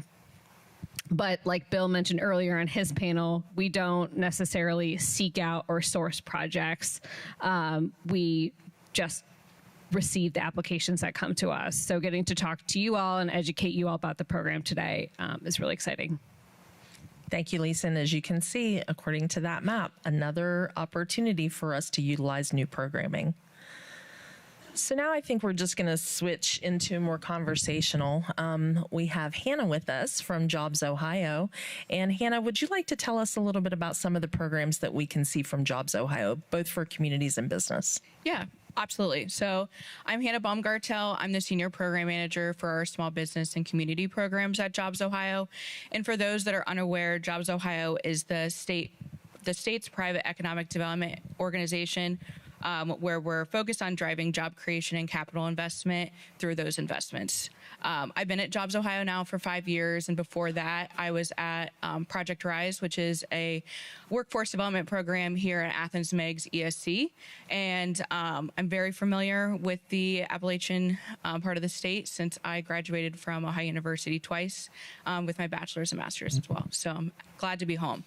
As for our programs at Jobs Ohio, traditionally when Jobs Ohio was first stood up, we were really more invested in those traditional economic development incentives that are for those larger projects that you often hear of, like the Jobies, the Hondas, the Intels, all of those large projects. But when our new president and CEO came on board in 2019, he did a listening tour around the state and heard that there was those incentives were great, but they weren't reaching every part of the state. And so that was when Jobs Ohio 2.0 was created, and there was small business and community programs that were formed. We'll talk about both today, but want to just make sure that I'll briefly mention some other ones too throughout today, but feel free to reach out afterwards if you want more information. The Small Business Grant Program was created in 2019. This is specifically for those small businesses that are in our 10 sectors, so thinking things like manufacturing, IT, healthcare, those types of sectors, have at least $100,000 in annual revenue, and then have been in existence for at least a year.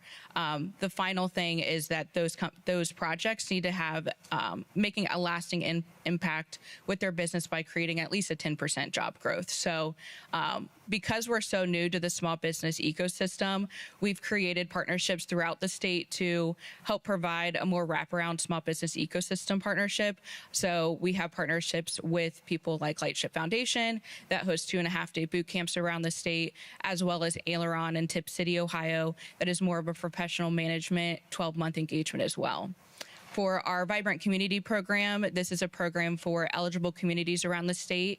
We have about 388 eligible communities, and how you're eligible is that you have to have under 75,000 population and at or above the state poverty rate, which right now is 13.2%. So there's a significant number of communities in Southeast Ohio that are eligible for that program. And really what we're looking for within this program is a catalytic investment in those small to mid-sized communities that's really going to drive further investment. That's a grant that's up to $1 million. And the biggest piece is that there has to be 30% anchor tenant in that project. So thinking things like that are still going to have that lasting impact, which are, office tenants, things like that, that are going to create those lasting jobs downtown. But really these programs were designed to help Ohio's competitive advantage and build, grow, and thrive while we're doing that. Very good. Thank you, Hannah.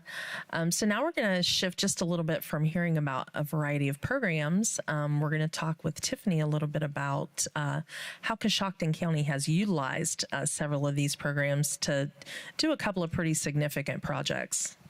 Good morning, and thank you. Happy to be here today. Try that again. Can you hear me now? Okay, wonderful. Good morning. My name is Tiffany Swigert. I'm the Executive Director for the Coshocton Port Authority, and we serve as the Economic Development Office for really our entire community. So we serve our county, we serve our townships, our villages, and of course our city of Coshocton as well. We really have been fortunate over the last few years to be able to do a couple really exciting, bigger projects in our community, and they're both very different from each other. So I'll quickly kind of update you on those. One is the Coshocton Collaborative, and the Coshocton Collaborative is really a phenomenal project that took a building that's about 24,000 square feet, 3 stories. We turned it into a complete hub for entrepreneurship. It has a business incubator, 2 floors of business incubation space, which is completely full today. We have 2 co-working locations and a maker space that focuses on a wood shop and then also a textile center. We've been up and operational now for a year, which is very exciting because now we're starting to see those business incubation, efforts really go out into our community and be put to work. So that's one of the exciting projects that we've been working on. But also we have a very different project with a former coal-fired power plant that is currently being remediated, and that is in a village of Conesville, right outside of that Franklin Township. That has about 2,400 acres. Of that, there's about 850 that are developable. And so we've been working very hard with the development partner, the Frontier Group of Companies, to create the Conesville Industrial Park. And we're happy to say that 200 acres has now been anchored by our first tenant, and that is a data center. And so we'll talk a little bit about the infrastructure needs there and what we've done to fill that gap. Very good, Tiffany. And I know that as you've built some of these, you've really looked at how can developers and businesses moving into your area really be a good community steward or a good community partner. Lots of negotiation there. Yeah, I mean, I think that the first thing is just open communication and to not be afraid to make the ask. These developers are wanting to put a stake in our community, and we want them to be good neighbors. And so through conversation, we talk about what it means to have them there, the impacts, good and bad. And then we talk about what our needs are as a community. And if those needs don't get filled, what the ultimate gap is for them as a business and as a developer. And so through some of those really transparent conversations, we've been able to do some really creative things with our TIF, our tax increment financing structure. We've also been able to do some really creative things with our JED, our Joint Economic Development Districts, and creating project funds that are essential for our community to be able to locate local match. So many times we've got a grant in front of us that we could step into for critical infrastructure, workforce development, but almost always it requires local match. And then we're kind of scrambling, going, where are we going to come up with these dollars? And so through some creativity, we've been able to put 10% of our JED funds directly into a project fund that helps us with local match dollars. Nice.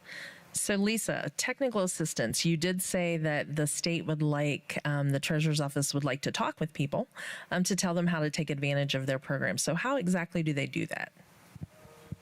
Well, I would first suggest you take a quick picture of the slide that is displayed around the room and send me an email.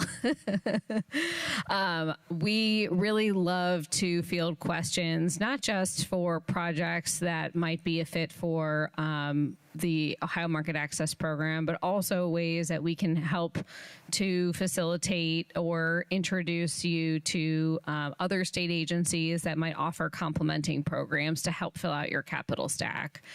We've got great working relationships with our partners at the Ohio Department of Transportation, particularly the State Infrastructure Bank Program, and at the Ohio Department of Development, of which I know a number of staff are in attendance today. One of the programs is a partnership that they run with the Treasurer's Office. And so we work together with other state agencies to do our best to try and help find the best program that's going to offer the best source of capital at the best rate or with the most favorable terms to the project's needs. And so obviously, being biased from the Treasurer's Office, we want to help where we can with the Ohio Market Access Program, but sometimes debt issuance might not be the right fit for a project. And so in that case, I do my best to try and refer and help facilitate the relationship with the other state parties. In addition to those two agencies, I know the Ohio Public Works Commission and the Ohio Water Development Authority also offer a number of different types of loan programs, also oriented for infrastructure development. So when considering the different projects or proposed developments, the state programs, including the Treasurer's Office sponsored ones, stand ready and willing to help and to help find the best match for you too. Very good. And Hannah, I know that Jobs Ohio has a very robust staff, both at your level and also in the Ohio Southeast partners. How do we get technical assistance from you? Yeah, so there's actually two opportunities. One within our Jobs Ohio community strategy, we have the pre-project planning grant that is up for technical assistance for a vibrant community project. So this is going to be a project that's usually in a downtown area that you're looking to redevelop, but maybe you don't know what the building is going to be used for, if it's even savable. We would be able to come in and support that up to 50% of the cost, and just the hope that it'll eventually become a vibrant community grant. It doesn't have to become a vibrant community grant, but it's just something that we offer because we realize that small and mid-sized communities don't always have that capital needed to do those types of pre-project planning. Additionally, the Ohio Southeast team helps administer and manage the Opportunity Appalachia funds as well. Very good. And Tiffany, locally, how do people that are interested in maybe doing a development or bringing something to town, how do they get some technical assistance from your group? Yeah, we, certainly work with our community partners. We encourage them to come to us, whatever stage they may be in their development. So it might be as simple as an idea, might be a little bit more established, and they're looking to take their business into a new market or expand into a new location. And it's kind of an honor to be able to sit down with them at the table and walk through that.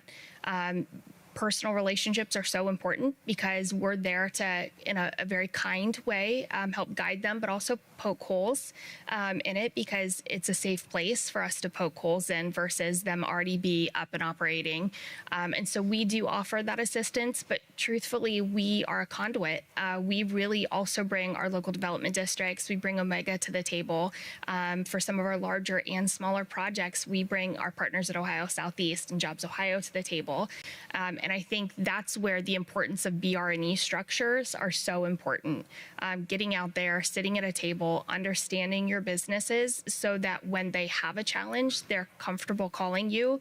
When they have a success and they're excited to celebrate it, they're also comfortable calling you. So we do certainly offer it, but we pride ourselves in being a conduit as well and bringing the right people to the table too.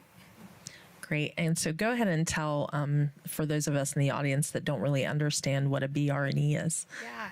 Business retention and expansion visits. And so I should be hearing some hooting and hollering from my Ohio Southeast partners over there. We actually kind of call them partnership visits just in general with our community when we engage them.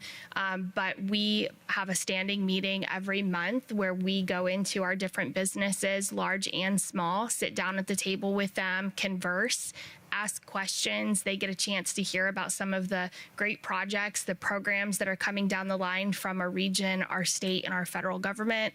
And really, more than anything, it's just an open line of communication so they're comfortable calling us and we're comfortable reaching out to them. Great. So I believe this will probably be mostly for you, Hannah. Beyond big business, large manufacturing, and resource extraction, what other rural and small community economies are being focused on? Yeah, so I think specifically for vibrant communities, like I said, we have the Vibrant Community Program that serves the 388 communities that are eligible this year. We do update those lists every year. So once the new data comes out for the 5-year average, there will be a new list of eligible communities. So if you're not on that list now, make sure to stay tuned next January to see if the list or poverty rates have changed at all.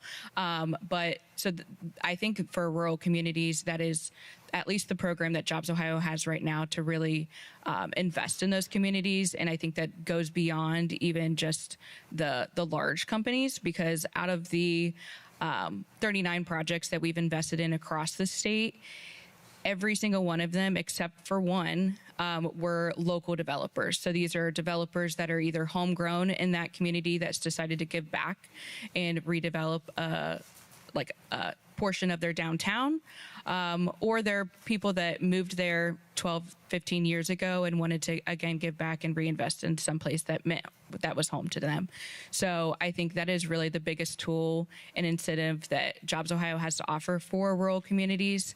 I think the other thing, too, that we often overlook is just because it's a community grant, it doesn't mean that it's not also servicing the small businesses in the region, because it has the 30% anchor tenant qualification. The main floor of these vibrant community projects could be retail, small business space. Second floor, think of as an office space, and then third floor could be housing. So it really can hit on all of the topics that we've talked about today and the rest of the day as well. Great. So we do have a couple of questions coming in from the audience, so feel free to continue to submit those. Is tourism seen as a job or economic growth? So Hannah, you want to try to take a stab at that from Jobs Ohio's perspective, and then we'll go on down our panel.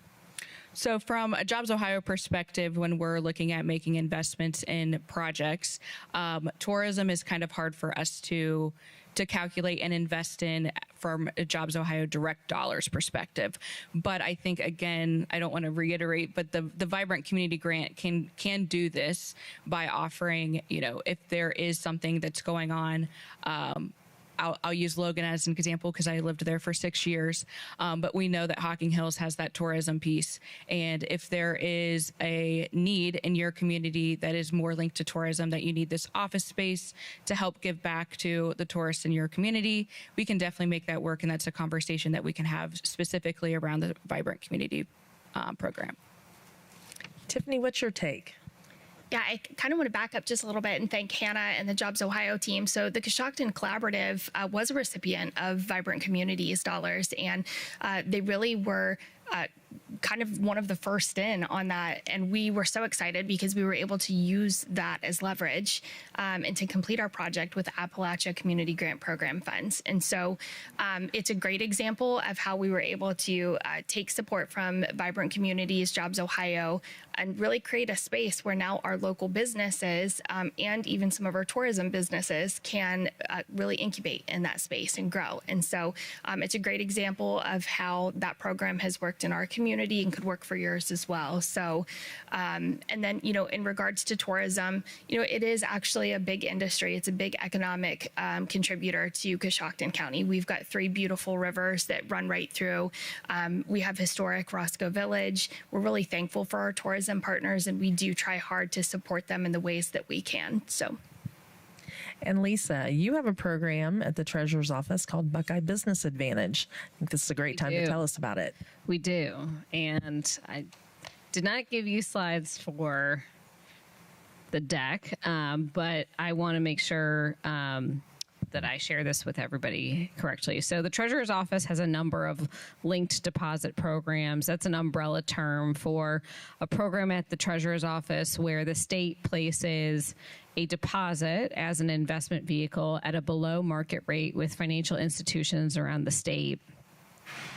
In exchange for us receiving a below market rate on the Treasurer's Office investments, the kind of difference between the market rate and the rate that we're being paid on our investments at the state is passed on to the recipient of the loan issued by the financial institution. So this can result in pretty significant savings. As Ohio taxpayers, don't worry, this isn't all investments in the state treasury, just a small portion that's dedicated for this program. But we've got a couple different programs, one being Buckeye Business Advantage, where the loans issued by these financial institutions are meant to target a specific need. And so Buckeye Business Advantage is for business owners that are headquartered here in Ohio, and we provide the help the financial institutions provide the low cost loans. So local banking and credit union partners would administer these, and the treasurer's office would be in the back end. Very similar to what OFA spoke about earlier with the first-time homebuyer and other assistance programs, where the state agency kind of sits on the back end and the financial institution is, and the Buckeye Business Advantage is eligible for businesses that are headquartered here in Ohio. They've got to have at least 51% of their operations here in Ohio, and it's for small businesses too. The number of employees must be less than 150, including full-time and part-time, and it must be a for-profit entity. So the Buckeye Business Advantage program is really targeted to help jumpstart small business loans and small business lending, and to be a part of the capital stack for those small businesses around the state, looking to make investments in their infrastructure, expand their operations, whatever that might be. Very good. So we talk a lot about the capital stack to actually get the project done. That's a great example of something that can help you bring those businesses and give them some support on the back end too, because I think it's very important as we think about these developments. We think about how do they get built out. It's not just one company that's coming. It may be a collaborative, such as Tiffany's talking about, of small businesses. It may also be a whole supply chain that needs to follow that big investment. So it's important, I think, that we all are aware of a gamut of programs to help a variety of our partners. So sometimes you need a lot of technical expertise, even beyond just what an agency can provide or one entity can provide. So sometimes I think you need a few of those professional services. And I'm going to give our panelists an opportunity to talk about areas within these programs where you may have to actually solicit some professional service. So Lisa, you want to start out? Sure. So by a show of hands, if you're a representative of local government, have you ever issued debt before? I see a couple of hands, maybe 5 or less. Okay. Did you have to hire like a whole bunch of external providers to help you get it done? Lawyers, advisors, bankers? I see 1 or 2 heads nodding. Yes. So, one of the tools in the toolbox, issuing debt or issuing notes, requires a lot of partnership due to the nature of the securities offering and oftentimes a publicly marketed investment. The expertise of an external bond counsel is required. That a bond counsel is a specialized law firm that provides expertise in securities law, tax law, and Ohio public finance laws. They offer legal opinions and help you draft all the documents that you would need for cities to pass resolutions authorizing the debt, or draft and approving ordinance and allowing the finance director to take actions required. You also would most likely need a bond trustee, so somebody to actually serve as the intermediary between an entity making their principal and interest payments, and then the bond trustee would help funnel that to the investors that actually purchase that debt. You might also need an investment bank or a firm whose job it is to source an investor or somebody to purchase your debt offering. So the list can keep going, but the long and short of it is that this is a very specialized pool of services. And the beauty of the Ohio Market Access Program is that participants choose their own transaction teams. They run the deals themselves and then just leverage our strong credit rating and the strength of the state treasury. But it can be daunting sometimes, especially if it's your first time or you might not have done a debt issuance for a while, to put together that team of professionals. So again, I would encourage you, take down my email, reach out to me. I am happy to connect you with the folks around the state that specialize in local government financing. And even if you're not interested in OMAP, but you might be interested in another form of bonding or debt issuance to help try and capture some of the other economic development tools like the ones that Tiffany mentioned earlier.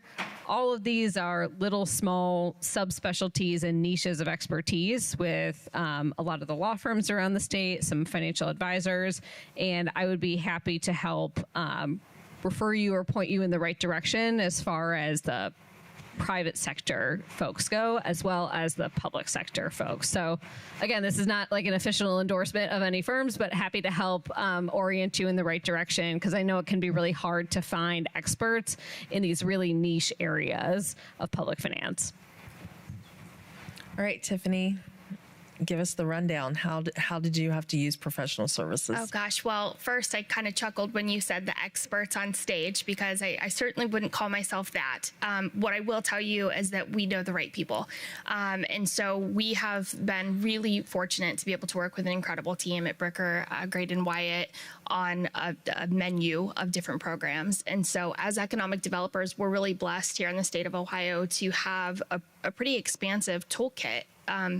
But capacity-wise, we can't be experts in all of those. And so we do certainly reach out to professionals. We've done that before on different programs, most recently our TIF.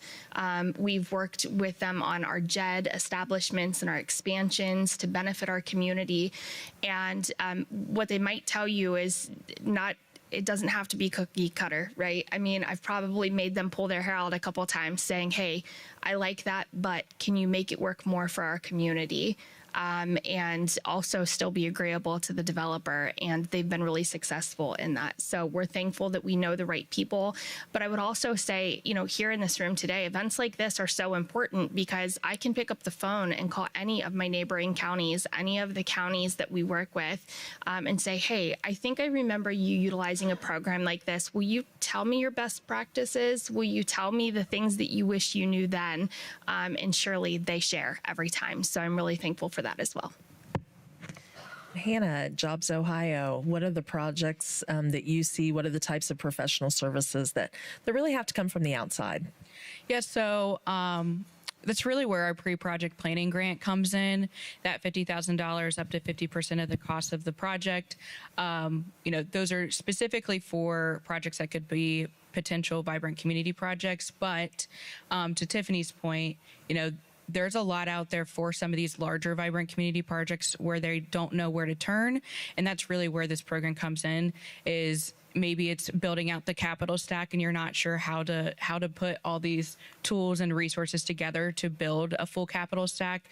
We can come in and support that, those professional services with the pre-project planning grant. So we do have also a list of vendors and professional services that we've used previously for the 50 plus projects that we've done for pre-project planning across the state. But that's really where we see professional services being used for these types of programs.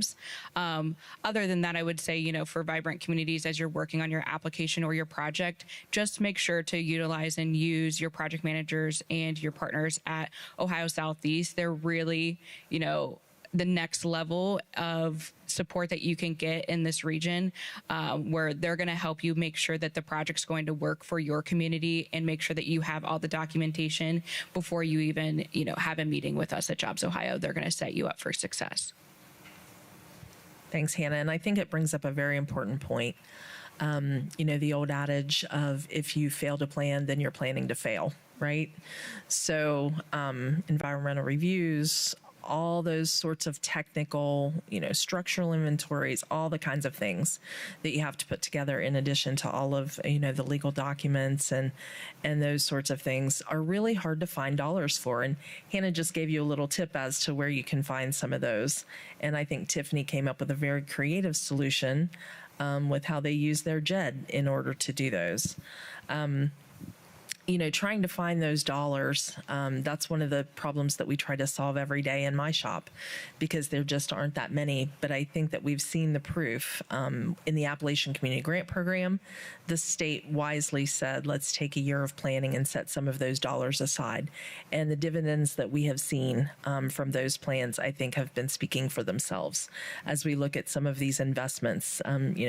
Tiffany cited, it let her finish the community collaborative. So let's answer a few more questions here from our audience. Is Jobs Ohio only focused on creating jobs, or do they have any support programs for supporting or retaining jobs? So, as a part of almost every Jobs Ohio program, there is the retention piece. So, unless it's an attraction program or attraction project where you're bringing new jobs to the state, we're always going to ask that you're retaining the people that you already currently have. But there is always going to be a job creation metric as well held to your project. So, yes, and for both retained and created.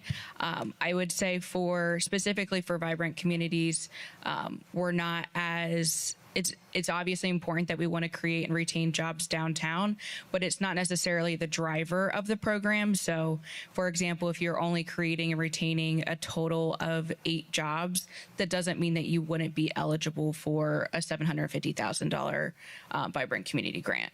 So just because your job metrics might be low for that program, it doesn't mean that you're counted out. So we're not using the same traditional economic development formulas that I think some of our other projects teams use.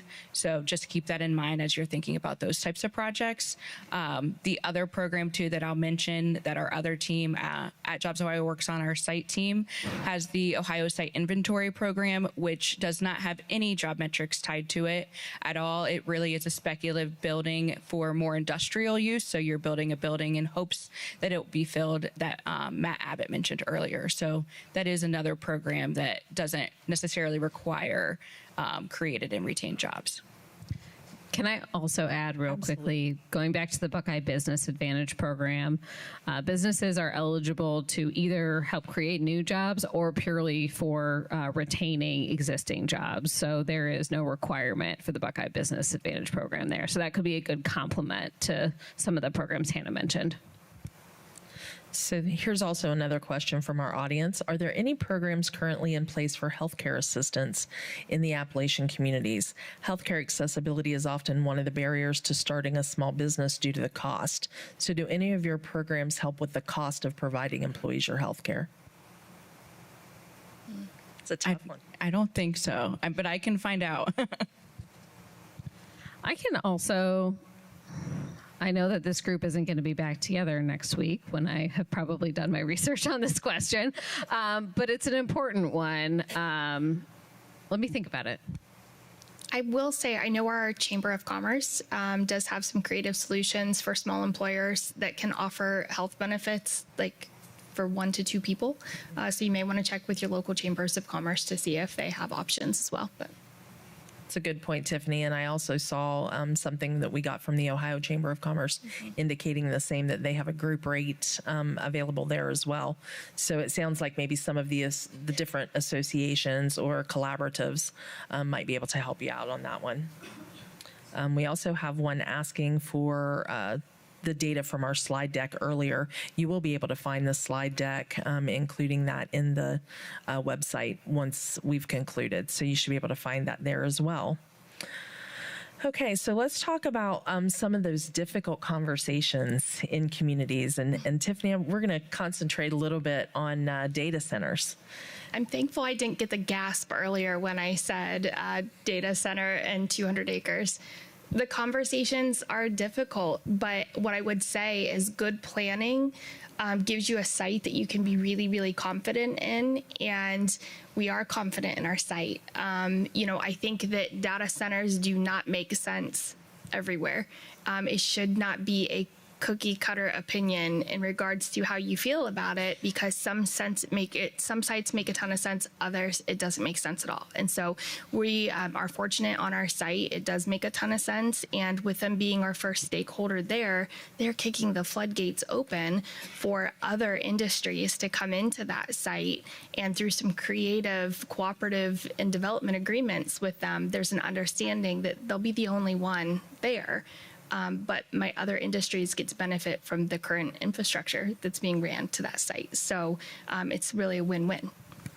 So tell us a little bit about the description of that site. How big is it? How long did this project take you from the time that you really thought about trying to develop that site? Yeah, so in 2019 was the announcement of the decommissioning of the site. To be honest, we knew it was coming. The AEP had been kind of transparent with us that really that site had outlived its useful life. And they were really good stewards of the employees there and of our community during that time. So we immediately, to be honest, got fearful because we had seen the writing on the wall from the decade prior of industrial closures. But thankfully, there are developers out there that specialize in brownfield remediation, and especially ones with an enormous amount of power to them. And so this particular developer, Frontier Group of Companies, has been a wonderful partner to our community. We have had the opportunity to have some very transparent conversations with them about the fact that, like, we just don't want all of our eggs in one basket. This needs to be a diverse site for our community, for our region, and for our state. And they've honored that. And then, so it's a 2,400 acre site right off of State Route 16. And typically I would say, there's no way you can develop 1,000 acres of this, but the developers can. They have a proven portfolio of being able to do that. And so right now I've got about 850 that are on schedule to be developed really by 2028. And there's not a doubt in my mind that will continue with our infrastructure expansion. We were really fortunate to be able to get All Ohio Future Fund dollars to help create 7 miles worth of infrastructure from the city of Coshocton to the Franklin Township Conesville Industrial Site. And again, it's going to open up a tremendous opportunity really for our region. The beautiful part of that is through some difficult conversations with the company, us being firm and being able to say, we know the site that we have has value to you. We need you to also value our community.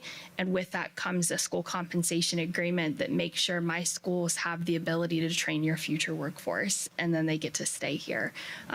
But you can't do that without conversation and bold asks.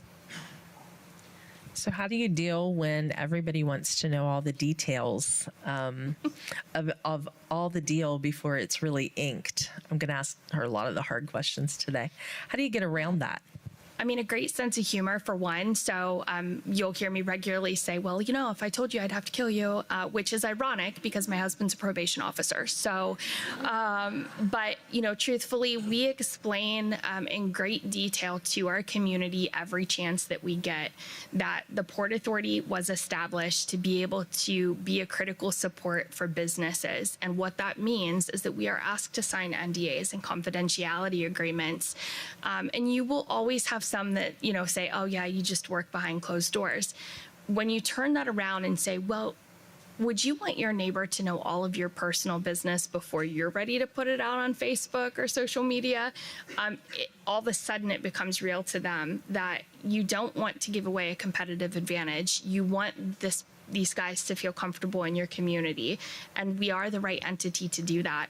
And thankfully, we've worked really hard the last 9 years to build the personal relationships where, for the most part, we're largely trusted in our community because they know us. We try really hard to be everywhere. So we do have a question from the audience. Is the county ready to handle the environmental impacts of a data center?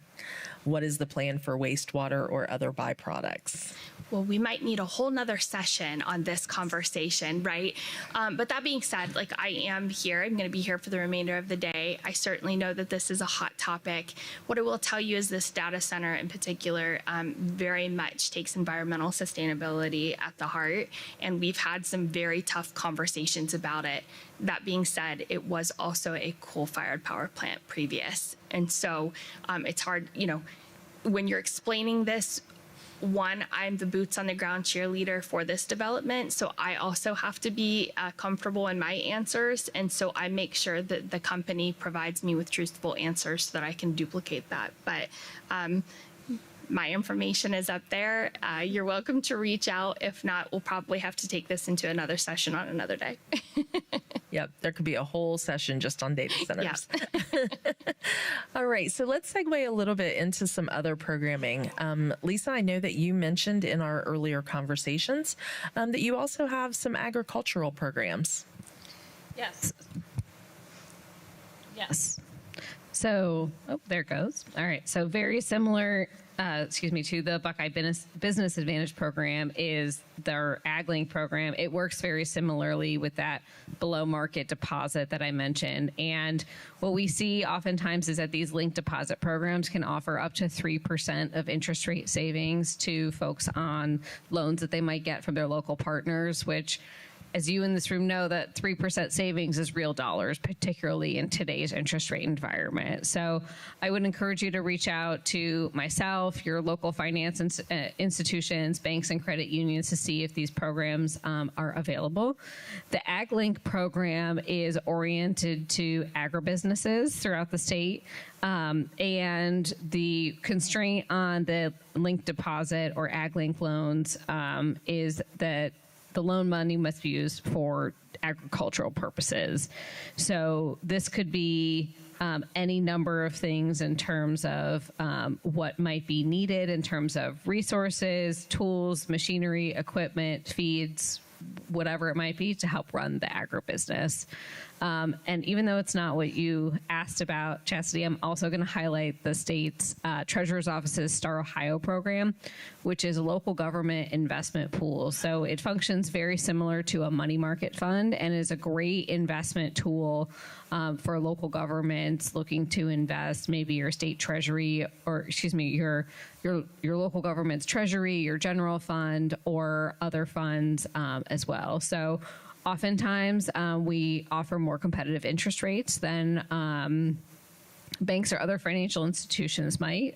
We manage it and run it ourselves here at the state, and we're trying to work really hard as best we can using the state treasury and the tools at our disposal to help further businesses' local investment, reduce interest cost burdens, increase interest income, and reduce debt expenses however we can. So the AgLink program is another great one and maybe applicable to you or certain businesses in your region as well. Very good. And Hannah, I'm going to toss it back to you. Are there any other Jobs Ohio programs that you'd like to talk to us about? I think I hit on the majority of them. The OSIP program, Vibrant Communities, pre-project planning, and then obviously the small business grant. One that I did glaze over, though, is we have these partnerships that I mentioned with Lightship Foundation, Think Moda, and Aileron that we've really created as a continuum for small business support as small businesses continue to grow in Ohio. When we created the small business grant about 6 years ago now, we realized that as we were very new to the ecosystem, there's a lot of other partners throughout the state that have been doing small business support for much longer than we have. So what could we partner with? Who could we partner with around the state to really make sure that small businesses have those wraparound services? So Lightship Foundation is a 2.5-day boot camp for small businesses really trying to get started. So if there's a company that's under that $100,000 mark that's not eligible for a small business grant yet, definitely suggest a Lightship boot camp to them. We have 8 of them across the state this year. And then the Think Moda program is a continuous 6-week program after the boot camp that really helps them on an individual level. So making sure that those companies and businesses understand their financials inside and out, because I think that's the biggest thing that we're seeing as a hurdle when it comes to the small business grant is completely understanding your financials, knowing what you can take on as a project. So having that understanding on an early level from the boot camp and the Think Moda programs has been a tremendous help. And then finally, the Aileron program, which is a 12-month professional management program for companies that are getting ready to grow. They're looking for that next step, but just not sure where to get started. This program actually just launched last week. So if you want more information, feel free to email me or look up on our Jobs Ohio website. The application link is live. the past 2 years, this was only available to companies that have received the small business grant previously, but now it's open to any small business in Ohio that's in our 10 sectors. So feel free to utilize that program. Those aren't grant programs, but they're still good small business initiatives that you should be able to take advantage of in this region. All right, and Tiffany, back to this massive site that you're developing. You know, it's not just about the data center. It's not just about maybe even other businesses. You're doing some unique things with housing and some other things on that site as well. Yeah. So you want to talk to us a little bit about some of the programs that you have utilized to really try to bolster having that housing stock that's going to be needed for the growth that you're going to see.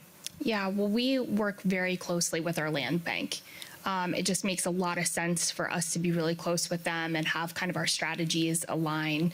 And so they have been a huge help in regards to a good strategy, a good plan to make sure that we're looking at housing from the right lens.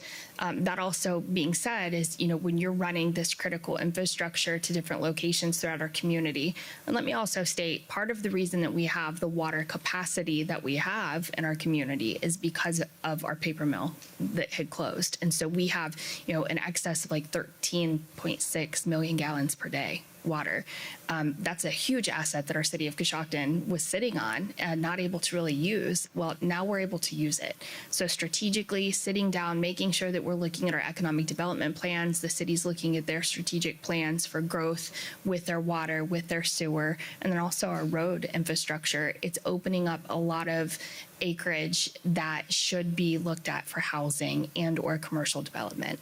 That being said, you know, especially in our community, we very much value our agribusiness. They directly support not one, but two of our manufacturers in our community as well. And so again, when we're talking about proper planning, really making sure that you're looking at land use, zoning opportunities. I'm just hitting all of the hot topics today, aren't I? But those are really important to make sure that you've got a solid strategy, not just, you know, 5 years from now, but 30 years from now too. I think you told me that you used a READY program. I did. Yeah. So plug to Appalachia Regional Commission. You know, we are a smaller office here at the Port Authority. Our capacity can be stretched. And what we really want to do is empower our other local governments to be ready to apply for these grants. And so we're thankful that ARC came out with the Ready Appalachia program. We have had, I believe, 2 of our community local governments go through the program. And it's providing really valuable information.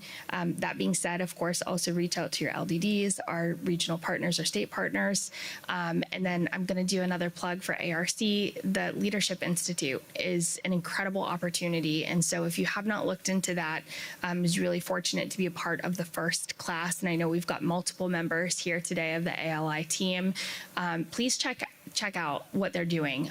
You have the ability to work with 13 states that are really experiencing the same things that you are, that have really nice, fresh ideas. Lean into that program and check it out. I think applications close June 1st. If you have any questions, I'm happy to answer those questions too after this session. Lisa? Yes, I wanted to give a shout out to one more program that complements the housing space that you were just mentioning, Tiffany. It's our Ohio Homebuyer Plus program, which, similar to the other programs that I mentioned, gives an extra interest rate benefit to Ohioans that are looking to save for a home purchase, for a down payment on a home. So those, again, we work with the partnering financial institutions, banks and credit unions throughout the state to help us deploy this program to reach individuals around the state. But folks that participate can save up to $100,000 over 5 years in a Ohio Homebuyer Plus account, and they also may receive an income tax deduction on contributions made to the savings account. And this savings account, similar to the benefit in terms of a lower interest rate applied to loans on the AgLink and Buckeye Business Advantage programs that I mentioned, this works in reverse to provide the Ohio homebuyer savers with an additional interest rate incentive on top of what the bank or credit union may also be offering. So again, a little extra juice to help encourage savings for future home purchases. Okay, and last question. So, are there categories of businesses that are current priorities for some of the investment programs that you have all been talking about? Or is there specific criteria that are used to rank and prioritize those? So, Lisa, we'll start with yours and then we'll go to Jobs Ohio.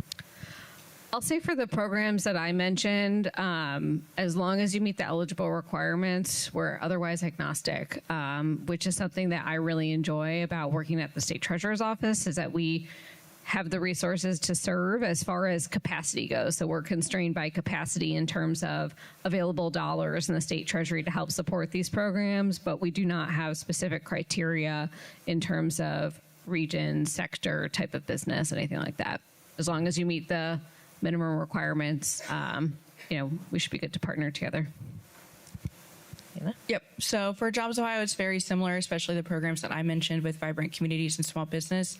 As long as you're meeting the guidelines as well, those the sectors that we're investing in, those 10 main sectors, there are a handful, I think 4 or 5 super sectors that Jobs Ohio has kind of laid out for 2026.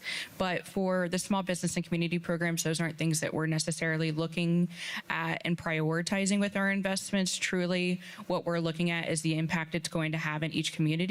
So as long as you can show the lasting impact of whether it's the downtown revitalization that you're working on, or this small business and how they're going to purchase this machinery and equipment that is going to create X amount of jobs, that's all we're really looking for, as long as you meet those guidelines.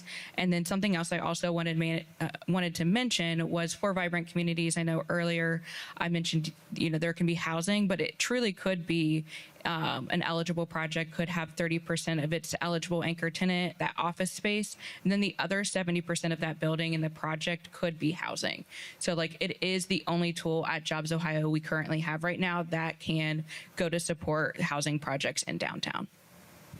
Chastity, if I could maybe just add, if you find kind of a gap in services in any one location, look at your local economic development office. Some do have revolving loan funds.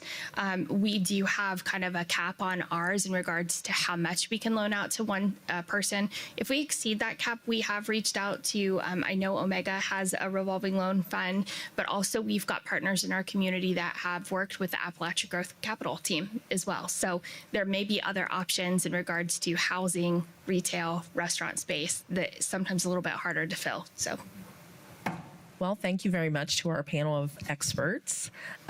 We certainly have learned a lot about programs that some of which I had never heard of before we started the panel. So I want to thank you for your time and for sharing with us, and I want to thank all of you for your questions.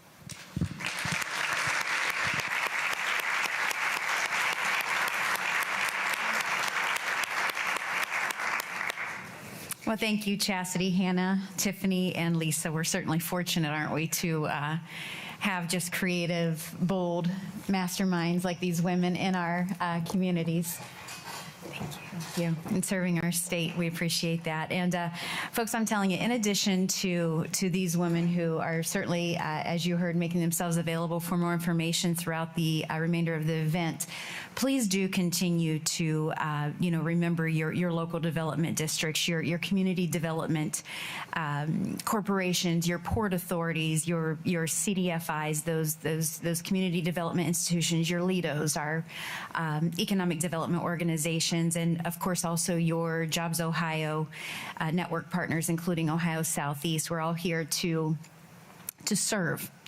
We really are, and also to ease those financing strategy woes that will really help to carry and help you along that continuum of leveraging public-private philanthropic capital and introducing you to the resources and to the leaders that can make that magic happen. And I also want to give a shout out to whomever posed the tourism question. That is so important that you posed that.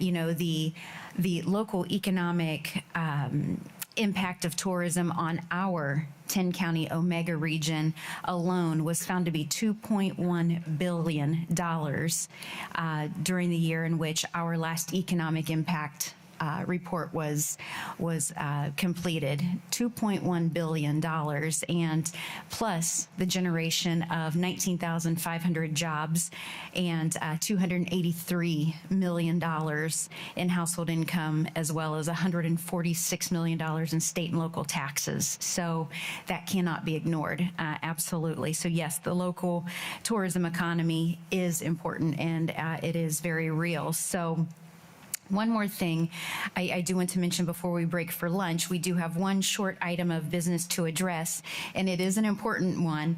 I would ask you to please direct your attention and also help me in welcoming Appalachian Partnership, Inc. and Appalachian Community Growth Capital's Board Chairwoman, Margene Kennedy.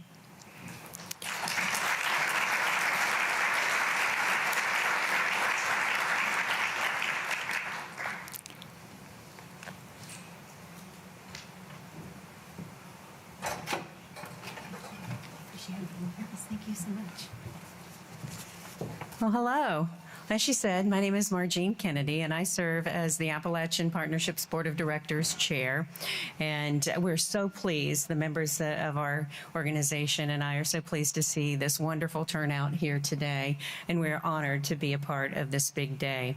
First, I'd like to acknowledge and thank the hardworking team who made this conference possible, and especially the Ohio University and the Voinovich School staff. Any of you who know me know that the Voinovich School has a very special place in my heart, and I think you guys do a tremendous job, and I cannot imagine this region without the indispensable leadership of the organization. Also, I would like to acknowledge and thank my fellow board members who are here with me today. We have Steve Evans, Jack McCoy, Tom Johnson, and also Dr. Glenda Baumgardner, who serves as our president and CEO. Thank you all for being here with us today.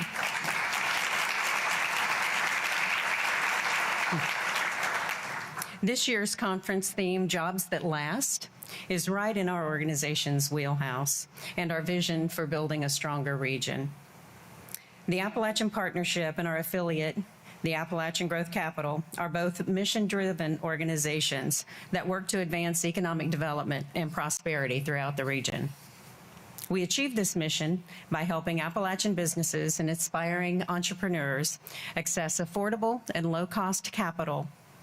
One of our most important partners in this endeavor is the Ohio Department of Development, and specifically the Governor's Office of Appalachia, led by our dear friend, John Kerry.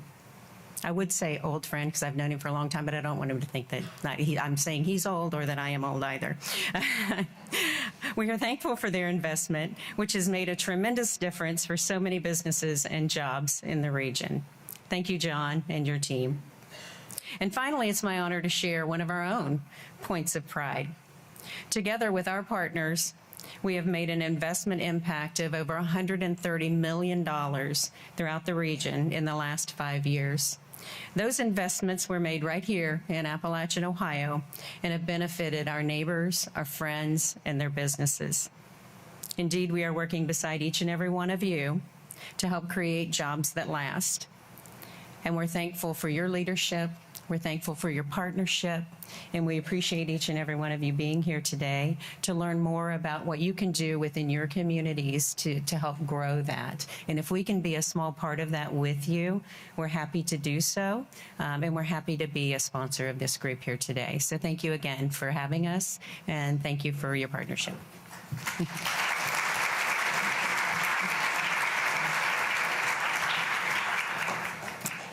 Thank you, Chairwoman Kennedy, and we sure appreciate your remarks and gracious sponsorship. And to that end, who's hungry? All right. So, well, in order to expedite, of course, the lunch experience, we do have just a few small instructions. So if we could have your attention on that. First, we do have the 2 buffets you see that are set up, and both are going to be double-sided. So both do have the same menu, so you don't have to worry about one side getting something different than the other. So 2 buffets, Both are two-sided, same menu, with the exception, I will say, of if you did request gluten-free or vegan options. Let's see, you will have to go over to this side. So the gluten-free and vegan options are located at the end of the buffet on your left, my right. And also, while you're in line and or as you're enjoying your meal, we would ask you to remember to direct your attention to the Regional Success Stories slideshow that's going to be coming back up on the screen and take in some of the really remarkable things happening right here in Appalachian, Ohio. And then what we're going to do is reconvene at 12:25 with another special presentation. And until then, bon appetit.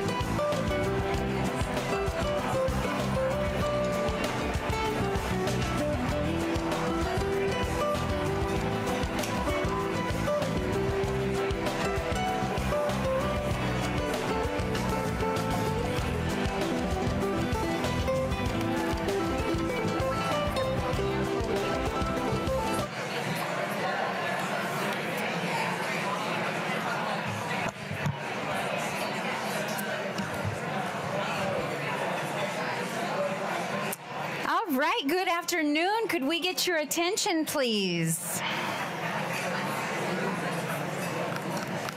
Everyone's enjoying the wonderful lunch and networking. Appreciate that. But before we get into our afternoon sessions, we do have a special presentation this afternoon. So I would ask you to please direct your attention to the stage as you do enjoy, your lunch, what's left of it, and join me in also welcoming a rising leader who advocates for community-centered education, service, and literacy. And I should note that while she travels throughout the entire Buckeye State as a champion for these causes, she is proud to be an Appalachian at heart. And it's our pleasure to, of course, welcome Olivia Fossen, who just also happens to be Miss Ohio, but her newest title as of this weekend is also Juris Doctorate. So congratulations, Olivia Fossen.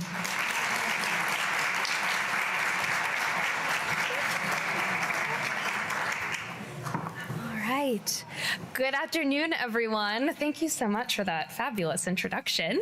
My name is Olivia Fossen, and I'm here today on behalf of the Miss Ohio Scholarship Program and currently serving as Miss Ohio 2025. And I'm truly so thrilled, so humbled, and honored to be here today. I've been looking forward to this event for months, and I'm just so thrilled to be among so many incredible community leaders in our region. And I've truly enjoyed learning from you all today, getting to speak with some of you. And I'm very, very excited for the afternoon sessions as well. So I'm going to tell you a little bit about myself, the Miss Ohio Scholarship Program, and my story, how I got to law school, Miss Ohio, the whole shebang. So the Miss Ohio Scholarship Program is the state-level organization for the Miss America organization, founded in the 1920s, and it is currently the largest scholarship provider for young women in the country. Now, when I was 10 years old, I watched the Miss America pageant with my mom on the couch. So let's just set the stage a little bit. It was one of the special nights every year that I got to stay up way past my bedtime. There was an empty bowl of soup on my lap, and out of the corner of my eye, I could see my dad's work boots sitting on the kitchen floor. It was September, and the windows of the house were open, and of course I could hear the sounds of all the crickets and look at the beautiful fireflies throughout the windows.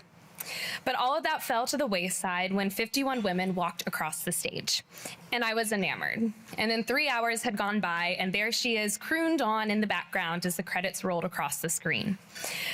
Then I packed my backpack, and I went to bed, waiting for the next September to come so we could do the whole thing again. And about 14 more Septembers came and went in about the same fashion, but this past September looked a little different. I had a little different view. Now, there are a few things that you need to know about me. First, I grew up on a Christmas tree farm in southern Appalachian, Ohio. Second, I grew up in a blue-collar family in a blue-collar community. Third, I definitely did not grow up as a pageant girl. And lastly, I've never met a challenge that I didn't like. Growing up in a tiny area outside of Ironton, Ohio, I faced my fair share of highs and lows, as many students in Appalachia do. However, I didn't realize how these challenges would affect my educational choices until I began high school. When I entered my freshman year of high school in 2015, the educational landscape looked very different from how it did when I was younger. Technology was rapidly advancing, and schools were routinely pivoting to online instruction, tools, and assignments. And while this may have made schooling more efficient for some students, students in rural areas like myself had to come up with creative solutions to keep up with our peers. You see, high-speed internet was not available anywhere where I lived. And while this may have sounded like a trivial inconvenience 15 years ago, it was an actual significant barrier to education in the late 2010s. More often than not, my parents would drive us across the river to a Panera Bread or a Bob Evans or somewhere with Wi-Fi so I could finish my schoolwork every evening. Fast forward to spring of 2020, I felt like I was back in high school when my college went online due to the COVID-19 pandemic. I spent my days in McDonald's parking lots attempting to complete my coursework because we still did not have internet. And this is a very real reality for many students in my area, where basic tasks have become difficult to accomplish because of a lack of internet access. I also knew from a young age that I wanted to pursue music in college. However, musical theater programs across the country are notoriously difficult to get into and require years of intensive training to gain acceptance. The school district I was in did not have any arts programs, and I ended up having to transfer to a school in West Virginia to get the training that I needed for college. Students in my area often lack the access for the opportunity to explore the arts and creative expression in school. And I truly treasure the theater education I received in high school that I was fortunate enough to access. It taught me invaluable skills such as public speaking, leadership, and cultural understanding, skills I still use every day. So what's the point of all of this? What's the point of me saying all of these things? I take great pride in being Appalachian and being the product of a lineage of blue-collar workers. Being raised in Appalachia has instilled very specific traits in me that have served me very well over the past 7 years. I've learned the importance of grit, the power of community, and the practice of resilience. These characteristics are not unique to me. They are woven into the fibers of every Appalachian. While Appalachian students face challenges that many other students do not, they also learn the power of overcoming, and that will serve them incredibly well throughout their careers. As for that music education I mentioned earlier, I did end up attending school for music. I went to Oklahoma City University, where I graduated in 2023 with a Bachelor of Music in Musical Theater and a minor in French. After this, I moved back to Ohio to attend The Ohio State University Moritz College of Law. Yes, I know I went from music to law. It's a very long story. I'd be happy to tell you another time. I'm running out of time. But as of 22 hours ago, I have officially earned my Juris Doctor, becoming the first lawyer in my family. And thank you. Thank you. Thank you. Thank you very much. And while in my third year of law school, I became the first woman from Lawrence County to hold the title of Miss Ohio, and only the 14th woman in the over 100-year history of the Miss America organization from the entire Appalachian Ohio region to capture the title. Since June 2025, I've spent my time, when I wasn't in the law library, traveling the state, meeting with nonprofits, chambers of commerce, and students to advocate for the future and the present of Appalachian Ohio. It is my greatest joy to share the rich cultures, communities, experiences, and stories of Appalachian Ohio with others. And none of this would have been possible without the work ethic and determination instilled in me throughout my upbringing. The creativity and adaptability I learned served me well in my music education, and the grit and resilience kept me going through law school. The opportunities that I have been given are not lost on me, and I intend to pay it forward to other Appalachian students throughout my life. We live in an incredibly special region with impossibly bright potential. Let's keep doing the work, giving back, and uplifting these communities. Because when you are born in the mountains, you can surely move them as well.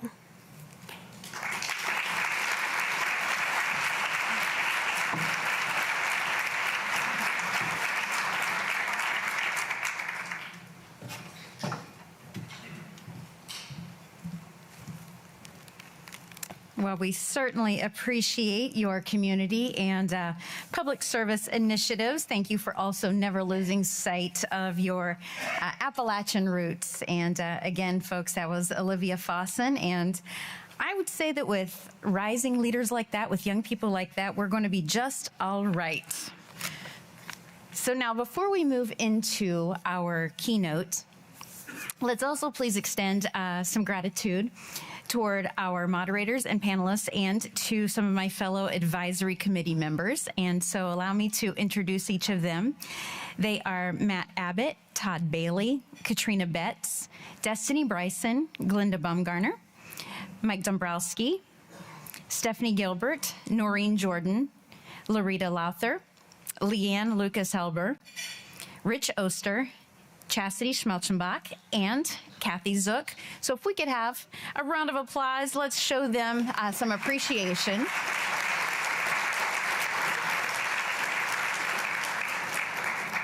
Talk about a powerhouse crew to be able to work with, right? And now, unleashing American energy dominance.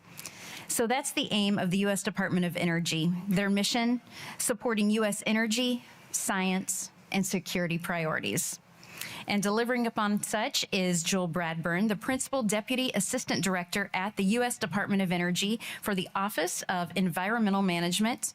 And it is certainly our honor to welcome him now. Joel?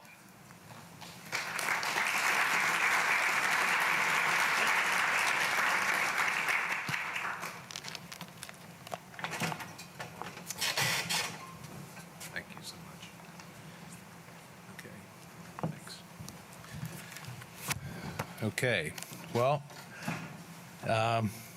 it's an honor to be with you here today, State of the Region Conference. I apologize if I get off to a little bit of a slow start. I feel kind of like being here at the university brings me back to my college days where, you know, I got the exam, it's 2 days from now, I don't need to study until tomorrow night.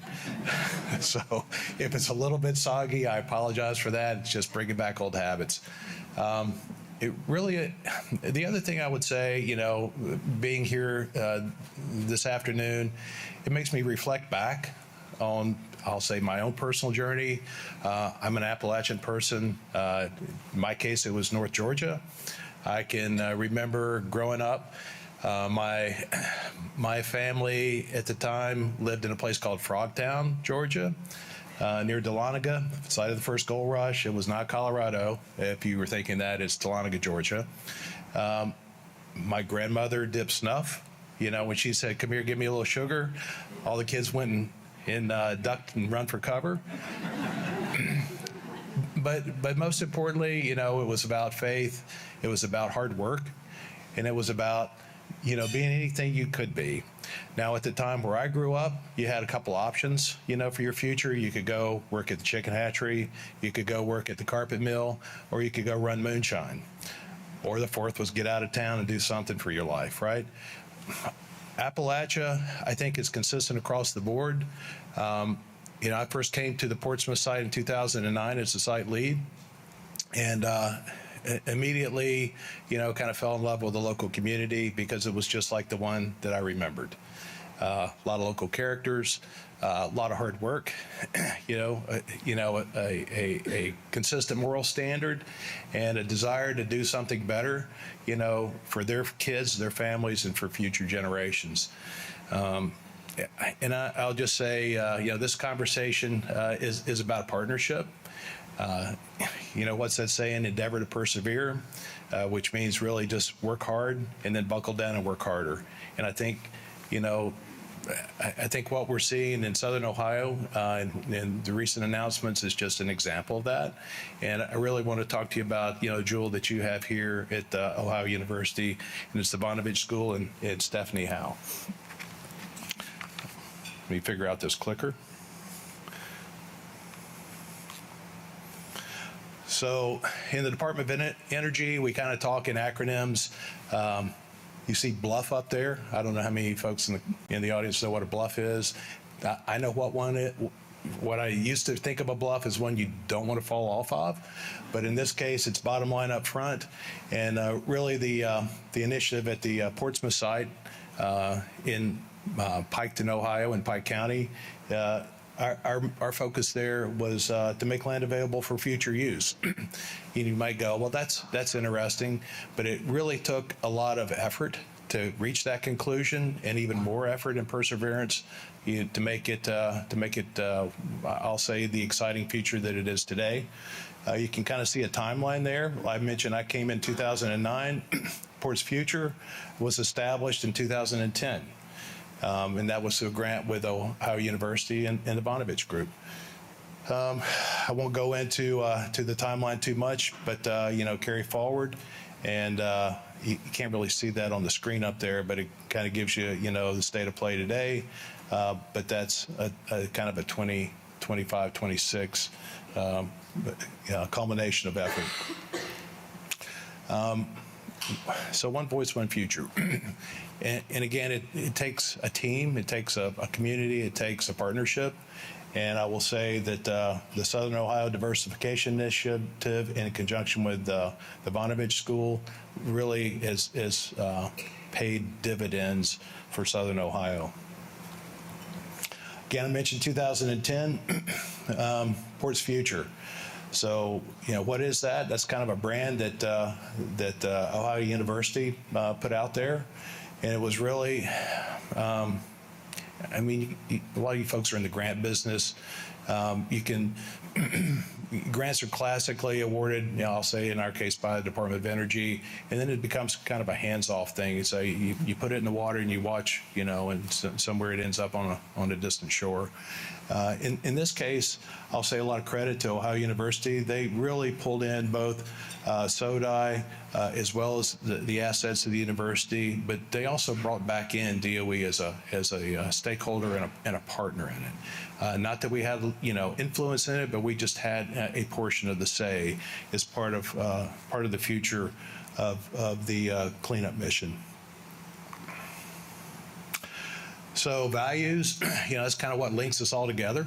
For us to be successful in the mission and the I'll call it the vision and the direction we took, bringing in the Vonovich School. SODI, was a team of 2.5, right? And so a lot of communities, a lot of you folks are economic development engines out there. It takes a lot of work. Most of it is regional or county specific or municipality centric. In this case, we needed an entity to represent the site as we're going through in our cleanup mission. But I mentioned their bandwidth was not that much. A lot of times, I'll say I got 3 people working on that. It's me, myself, and I. SODI was representative of that, and really the partnership with Ohio U really added the depth needed to really push forward with something meaningful. And you can kind of see the list of values there, and that's really what they brought. Vonovich School brought to the table. Did I mention Stephanie is your jewel that you have? She has been an outstanding partner in this venture. For those of you that do community outreach, the first thing you classically do is put your thick skin on before you walk out into the public. Stephanie was there through thick and thin. And I've got just a little short clip on this.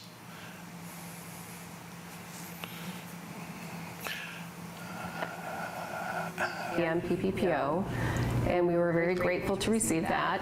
We branded the grant Ports Future using, the abbreviation for the site, Ports, and thinking about what we're going to be doing for the future.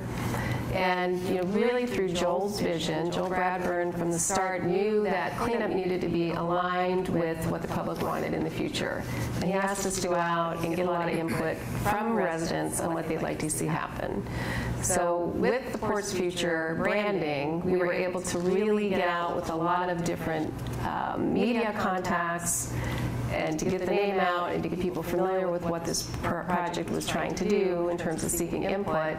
And then we started to go out to events in the communities. So we went to things like county fairs, speaking engagements at civic groups, farm bureaus, Walmarts, anywhere we could get a good cross-section of the community. We also did interviews of key site stakeholders. We created focus groups in each of the 4 counties near the site. And we did a pretty intense telephone survey in the 4 county areas, which we made sure we stratified for age and gender to get, again, a good cross-section of the population.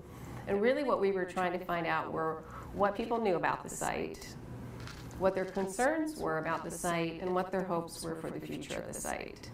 And then with that information, we designed visioning teams. So these were sessions we held in each of the 4 counties with people we had recruited during the outreach process to have them come up with their preferred future use scenarios for the site. So with Ohio University Ports Future, we facilitated, we provided some data and some basic guardrails, but the visions really came from the community members.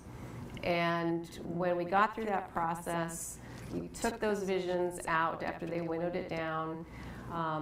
Each county had their own team, and then we had kind of a steering committee made up of 2 members from each county. They selected the final ones they wanted us to take back out, again, through the same outreach processes, and then have the public provide their input. So what the public preferred, the top 4, which were all about the same in terms of preference. Number 1 was the nuclear facility. Number 2 was green energy production. Third was industry or manufacturing, and the 4th was national R&D. So that was really key for us to use as a baseline for all of the future planning in terms of getting to what the vision would be for the future and how we needed to then prepare to start to recruit industry.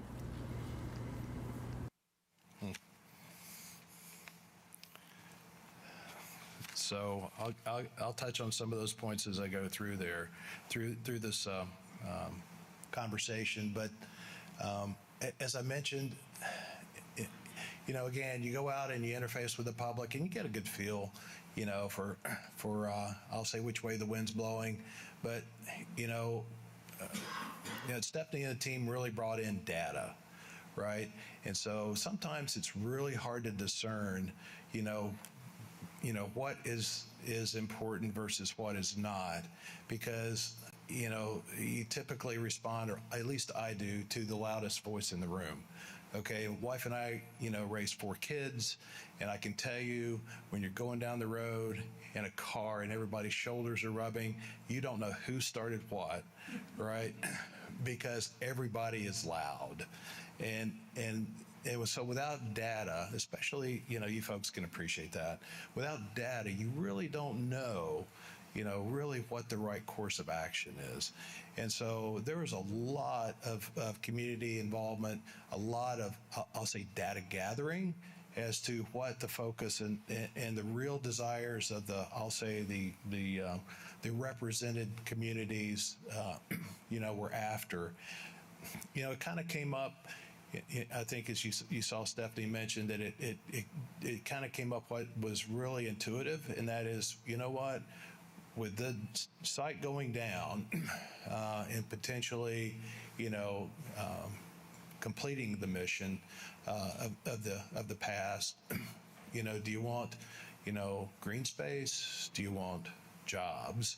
I've worked in the Department of Energy and its, missions for, I'll say, longer than I probably want to admit, but I was part of the Fernald cleanup, and the community there wanted a park-like setting. And if you're a bird watcher and you haven't been to Fernald, then you're not really a bird watcher, because it gets people from all around the world.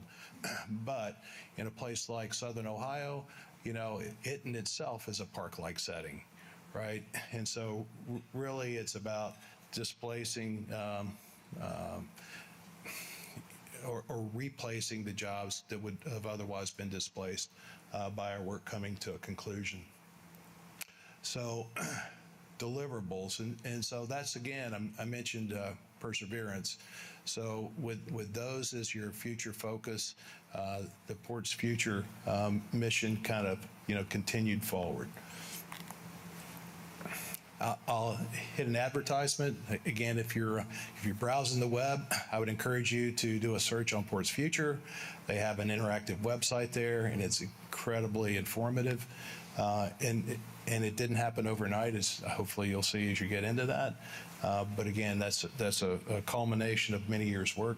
So shout out for the Port's Future website. I'll talk a little bit about the site itself now, Portsmouth Gaseous Diffusion Plant. So this is a reasonably recent aerial overview. The road going around the site, we came up with a pretty interesting name for that road. We call it Perimeter Road. It took a couple people probably sometimes voting on what the right name for that was.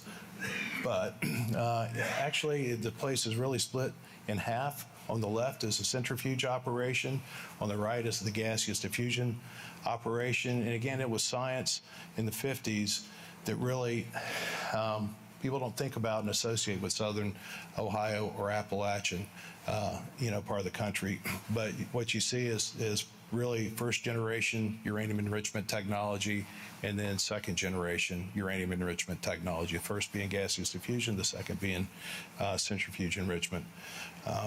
But they're both characterized by a great desire for electrons.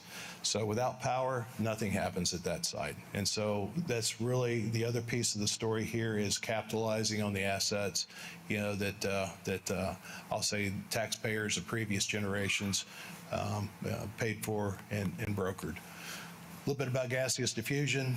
There are only 3 sites in the country that were built for, I'll say, first generation enrichment technology. The Portsmouth site, it's got a sister site in Paducah, Kentucky, and then also in Oak Ridge. So again, this is 50s vintage technology, and characterized by a whole lot of power. A couple factoids. The construction of the site, I won't read all that stuff, but I will point out 68,000 drawings. If you're probably my vintage and you've seen a drawing of something that it takes to build something, you know there are a lot. And that's back when people, went and a work skill was be a draftsman.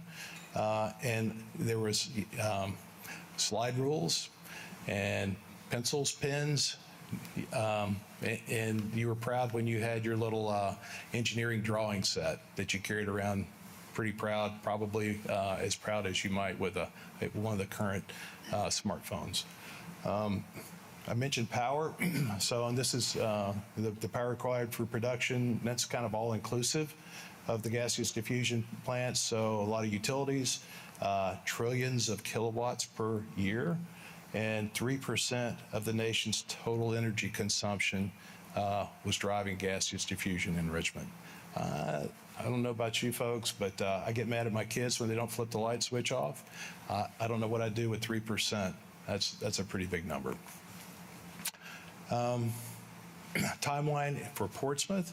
Again, I mentioned in the 50s, and was really focused on our nation's defense. And so, again, a big deal and a big shout out for the local community, because they were part of our national defense, and also the fall of the wall. Post Cold War, it continued on, but mostly in a commercial endeavor. Some of you folks might know the USEC, United States Enrichment Corporation. So there was a privatization act in the 90s that said, hey, the private sector can do better than the U.S. government. The site transitioned under NRC authority back as a part of that. And then the place shut down in 2001. And that kind of ushered in our cleanup job. But it also started making people worry, because until that time, nobody had ever thought about that place ever shutting down. Because when it started in the 50s, it literally never shut down. Didn't take a day off, didn't take a break. It literally ran until 2001. Actually, it ran a little bit farther than that, but not as a whole plant, as portions of the plant. A little bit about today. I'll back up one more time on that. We were taking some of the buildings down on site. Of course, you have to do is you clean it up. And we had people that still, I will say, as late as 2014, that stayed in buildings that they did not believe that the plant was actually shutting down until we actually had to make them leave, because we were literally turning lights out and literally taking the building physically down to grade. Today missions, depleted uranium hexafluoride conversion, that actually is part of the new nuclear renaissance. Of course, environmental remediation, that's our day job. And then deactivation and demolition, I'd encourage you, you can make it a pass on Perimeter Road. You can see a lot. It's open to the public. And if you haven't been around the site, I'd encourage you to do that. We also talk about waste management. We do have an on-site disposal cell. I will say that was also an enabler for site reindustrialization, for safe disposal of mostly deconstruction debris. But we could probably have a separate discussion about that. But but it was all part of a kind of a grand plan.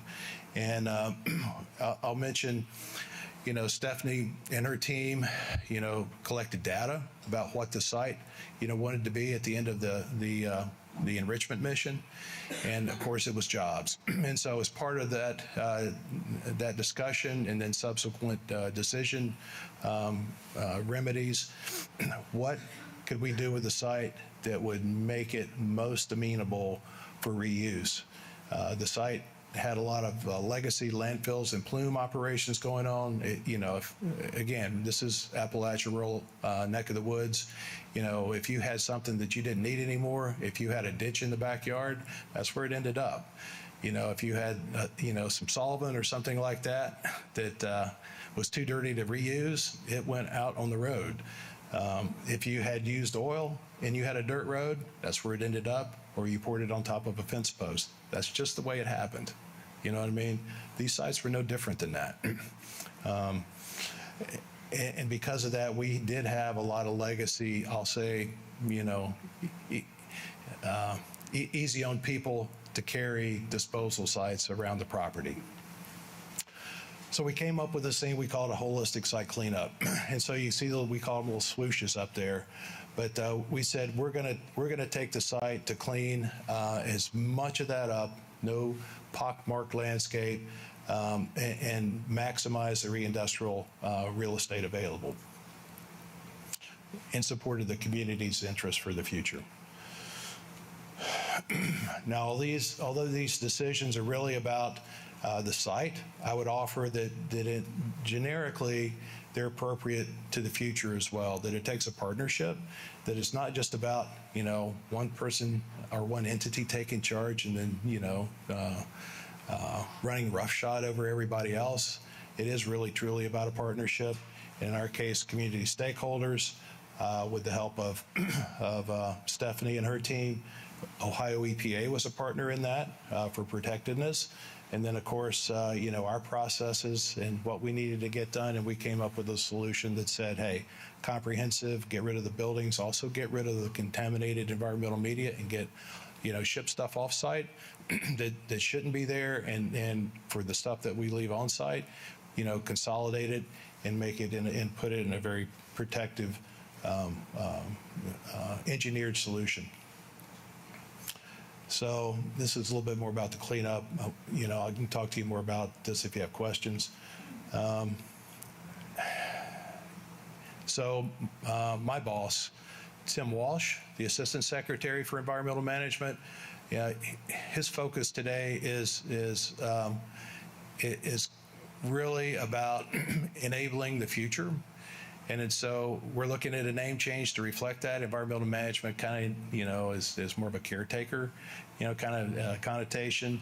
So we're looking at remediation and revitalization, which I think is more indicative of what most of our sites. I mean, Portsmouth is the community there is no different than the community of Paducah, Kentucky. I can tell you at Oak Ridge. I can tell you at Idaho.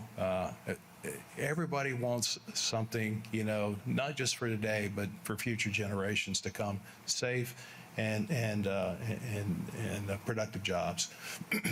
So, again, a little bit about the site. And so, where are we at today?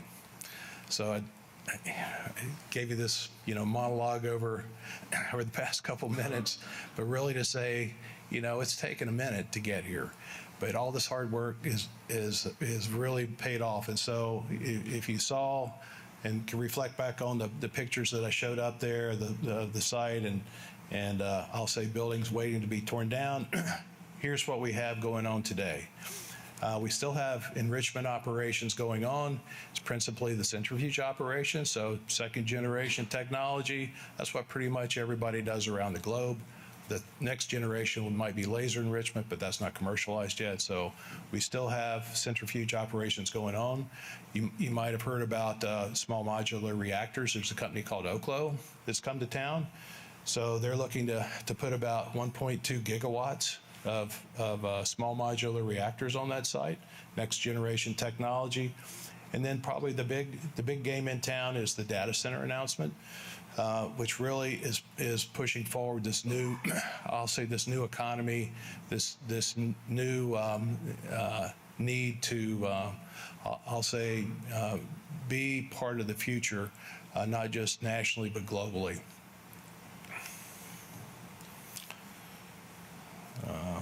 If you missed this, I think it's a pretty exciting. If I can get it going. A packed room and a major announcement in Southern Ohio. This is the center of our super intelligence. SoftBank Group is building the world's largest AI data center with its own power supply on U.S. Department of Energy land at the former Portsmouth gaseous diffusion plant. This is going to be a gigantic factory and ecosystem that will build intelligence, take electricity and turn it into innovation, turn it into opportunity, turn it into medical advancements so that cancers will become manageable conditions as opposed to death sentences. The project includes a 10-gigawatt data center, up to 10 gigawatts of new power generation, including at least 9.2 gigawatts of natural gas generation. This is not a project with debt. This is not a project that won't finish. This is a unique model in the world, and this is the first of its kind.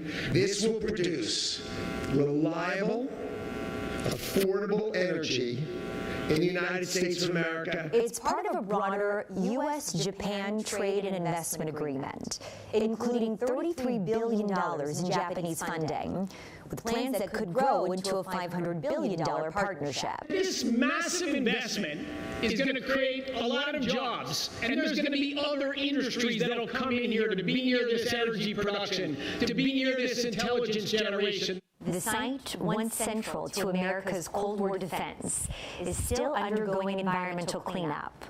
Now, private investment is helping speed that process up.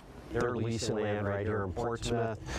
That ground lease will help us accelerate the cleanup. Under the agreement, SoftBank, through SB Energy, will help fund that work, transforming the former uranium enrichment site into the Port's Technology Campus. We've got to find the right communities that have the right local laws, the right workforce, the right attitudes, and the right size and scale where we can develop an industrial facility. Officials say the scale here is unlike anything built before. There will be more knowledge, more compute here than the entire current world capacity. More than ChatGPT, more than Gemini, everything combined, more will be based here in Ohio. The project also includes a $4.2 billion investment in grid upgrades and new transmission lines, with developers saying it will not raise customer rates. I will commit right now, right here, we will protect the electricity bill. Construction is expected to begin this year, creating about 10,000 construction jobs and more than 2,000 permanent positions.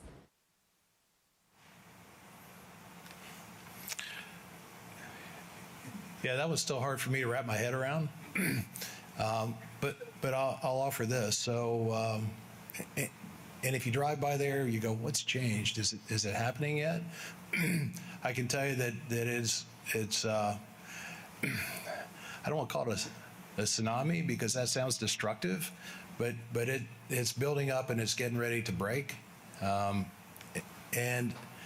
you know I know there's a lot of I'll say confusion, a little bit of concern about data centers coming in. You can see SoftBank is the principal behind this. They were part of the president's commitment to not impacting the rate base. And so you can see they're going to build a 10 gigawatt data center, but they're building the generation to support that. And they've also partnered with AEP. If some of you have had conversations with AEP, they're putting in about $500 million of investment into transmission capacity. One of the things that sets the Portsmouth site apart is the 765 transmission lines. And so we can think about,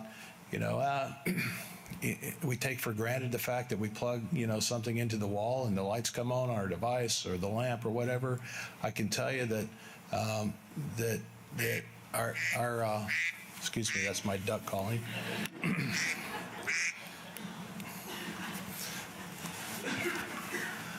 I love my daughter. But it's incredible, the commitment of this private sector. And again, I'll go back to the Vonovich School, focus on public-private partnerships to be, the direction of the future. This is the big catch. And so I like to fish, I can spend all day out and not come back with anything. This is big. And so this is going to be up to you folks in the room to help pull together and lead it forward. I could just say that. Imagine, so I will say the department overall, principal and then secondary, we probably put about $700 million a year into Southern Ohio. All right. And so it's a huge economic impact, right? Imagine $30 billion coming into Southern Ohio. So that's the commitment here. I can't think that big. Other announcements, if you haven't heard or seen recently, the Centrus, the uranium enrichment operation there, $900 million to expand uranium enrichment at the site. And also, I mentioned Oklo, 1.2 gigawatts. That was in concert with a Meta announcement. So, again, I just, the future is just incredibly bright. And I would say, for you folks in the room, it's going to need some help. Southern Ohio is going to need some help, pulling this off. And I know SoftBank is because I've talked to them personally, they do really want to engage the community and make sure that they're good partners in going forward. I know that the local communities as well, we're in conversation, but nobody knows really what to do with this fish that just got pulled into the boat. And so again, I would offer it, just as we, I'll say partnered to get the site to where it, could be part of this, opportunity as we move forward. It's going to take you in the room to then take it, pick it up, and drive it to where it needs to go. AI is here with us to stay.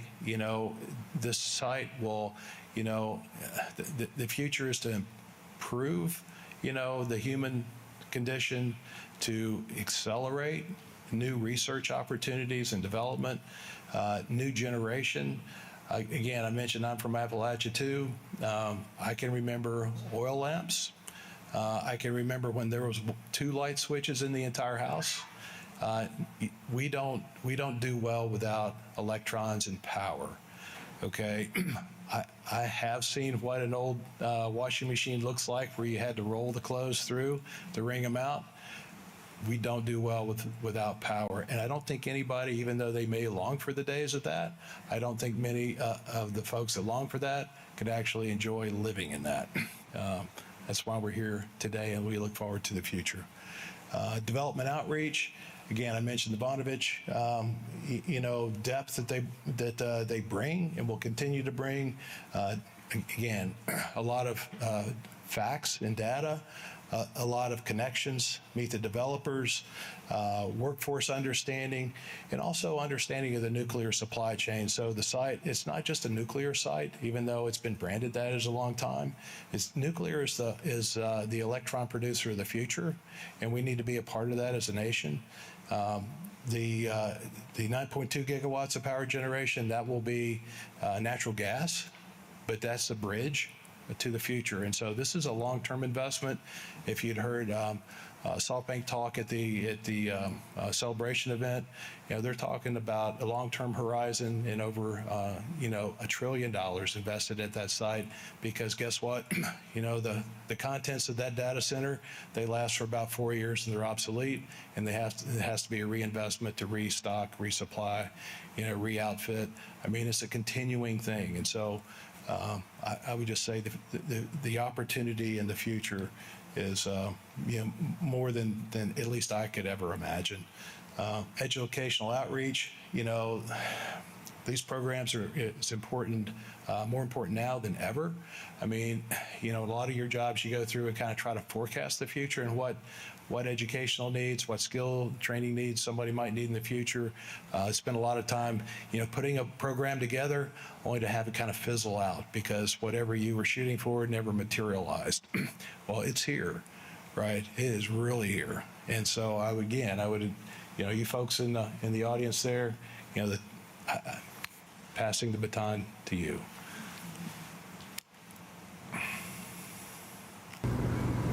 So at Ohio University, through Ports Future, what we do with each of the industries that are thinking about coming in, we can conduct an economic impact analysis and also a workforce analysis. So the economic impact analysis is showing direct, indirect, and induced impacts, direct being labor, wages for jobs that would be created. Induced would be the kind of supply chain commerce that's happening for a facility going in, and then that's indirect, and then induced would be what's happening in the community when people have more money to spend.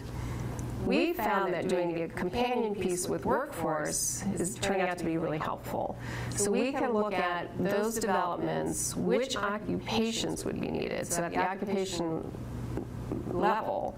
And also, you know, this provides the developer as well as the labor unions that we're working with a better sense of what the needs are going to be for the workforce as these projects come online. And it's done for both construction phase and for operations and maintenance phase, because obviously you have different, you know, needs, occupations, you know, numbers of people for construction than you do for O&M. And back in 2021, we used some other university resources to contract with an Ohio firm that works specifically with union labor. And that firm is Remington Road Group.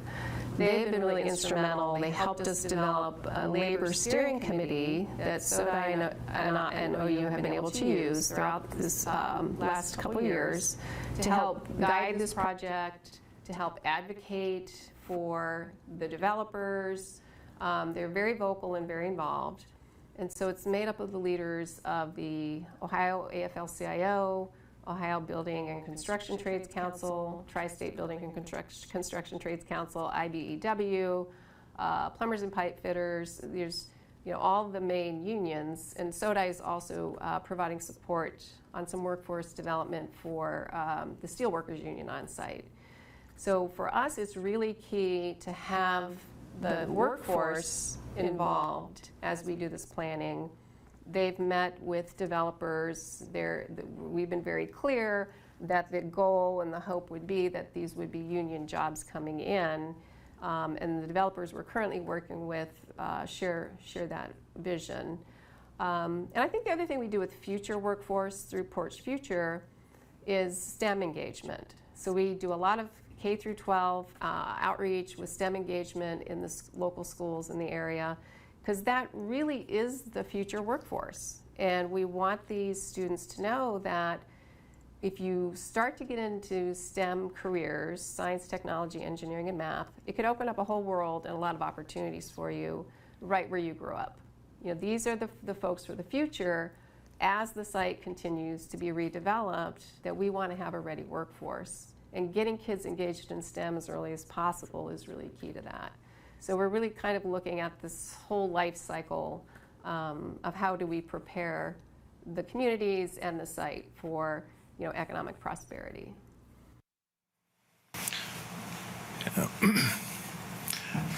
So I would say that even though, you know, selfishly don't want to share because, you know, Stephanie and the Bonovich School have been such a great partner. You know, what's been happening and what's been done has received a lot of recognition. You know, not just locally, but nationally. I will also offer that you know, because I've had responsibility for more than one site. You know, people look at this and go, "Hey, I want some of that." And, you know, of course, you know, the university brings a whole lot to the plate, but probably my first question to them is, okay, who's your Stephanie, right? Because it takes somebody with a vision, drive, and a passion.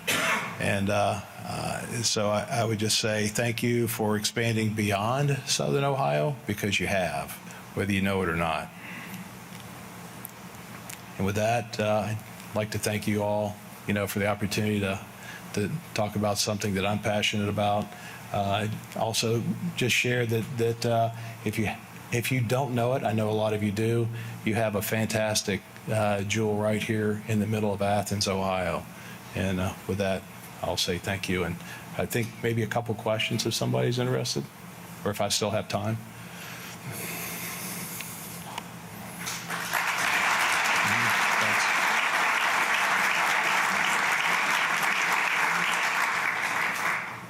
Good. Did we have any questions for Joel? Let me grab a microphone for you. Do you mind taking a question? I don't mind. Probably somebody should take this from my hand. I mentioned I'm from Appalachia. The question is, how do you feel about increasing energy production and consumption at a time when all planetary boundaries are in overshoot and life as we know it depends on addressing unraveling ecosystems? So, okay, that's pretty big.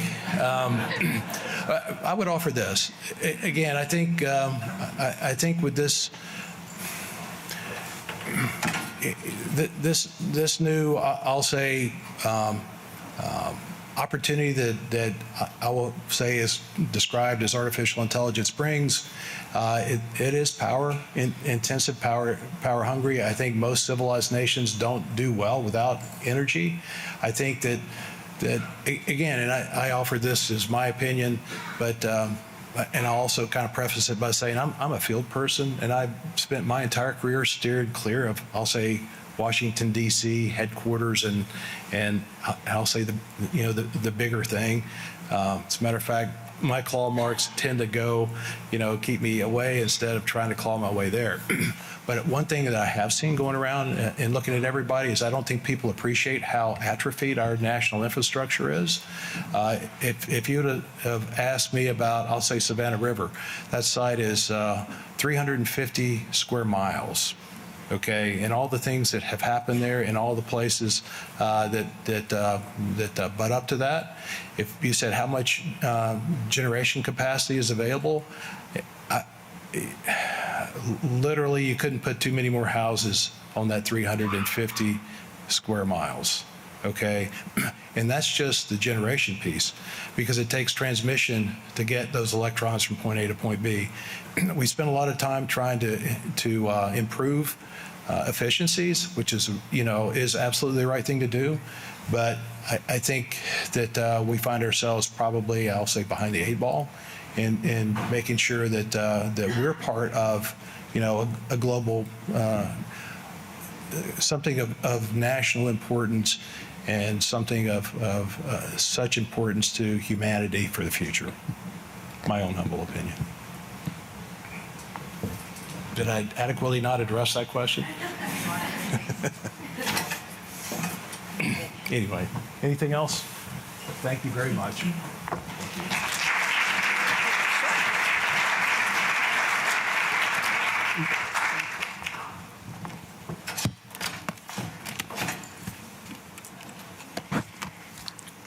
Well, thank you, Joel. We certainly appreciate you sharing your commitment to restoring America's energy dominance, and we certainly respect the work you're doing to enable safe and successful execution of such through the Department of Energy, the programming, the integration, the development right here in Appalachia. So thanks again.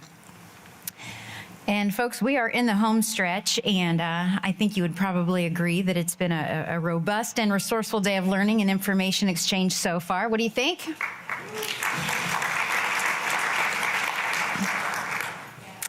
Lots of notes to be taken, lots of rich takeaways. And as it turns out, we do have some additional resources coming our way now through our final session, which is Retention by Design, Connecting Education, Industry, and Opportunity.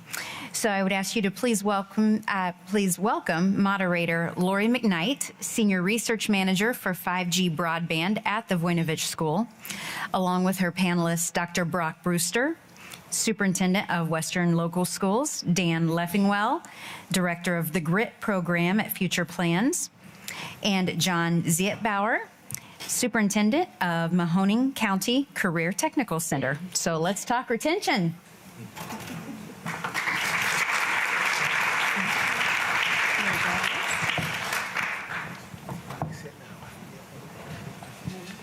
Eeny, meeny, miny, moe.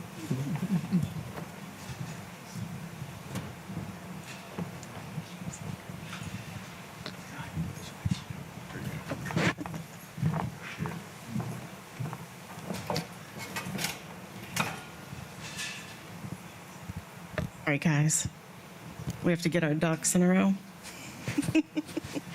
So I'm so proud to be and excited to be here moderating this panel. Prior to coming to the Voinovich School, I was a workforce board director for Athens, Meigs, and Perry counties. So a cornerstone to my work has always been career awareness internships, pre-apprenticeship and apprenticeship programs. So I continue that work here at the Voinovich School. Our Area 14, as it was called, became the actual sponsor of record for a pre-apprenticeship to apprenticeship program in auto body and auto tech. We worked with local businesses to start those programs and got kids pre-apprenticeships that usually resulted, I'd say about 95% of our placements resulted in full-time jobs by the time those kids graduated school. Then when COVID hit, this is where I moved from being an area director to the Voinovich School when we started the broadband program. We were one of the first career centers. As a board director, we started a career center program through the fiber optic program, and one of the first in the state to start that. And then I moved over to the Voinovich School to begin the Tower Tech program in conjunction with Hocking College and Tri-County Career Center. So my role and my passion has always been this career awareness. So I'm very excited to talk with our panelists and allow our panelists to have time today. So now I'm going to hand it over to our panelists. We're going to start with Dan.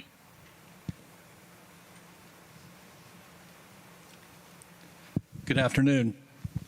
I know many of you, so thanks for having us, and so excited for you to learn from both John and Brock today about some amazing transformation that they are putting forward in their school districts, and really what I think should become the norm rather than the exception. And I think that there's good news out there, and the good news is it is happening. So, my history as a brief introduction, I'm a 11-year superintendent, retired, 20-year principal, but my passion now is also what I get to do in my work world. And that's basically helping people and communities and school districts through an ecosystem partnership approach, build pathways that align with what you see on the screen right now. And so if you think of every individual in your community as having unique strengths, and those strengths at the left are what you are good at, and where does that intersect with what the world needs?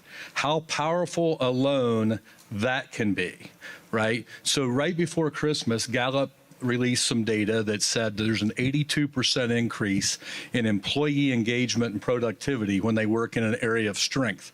Yet across America, only 37% of Americans do.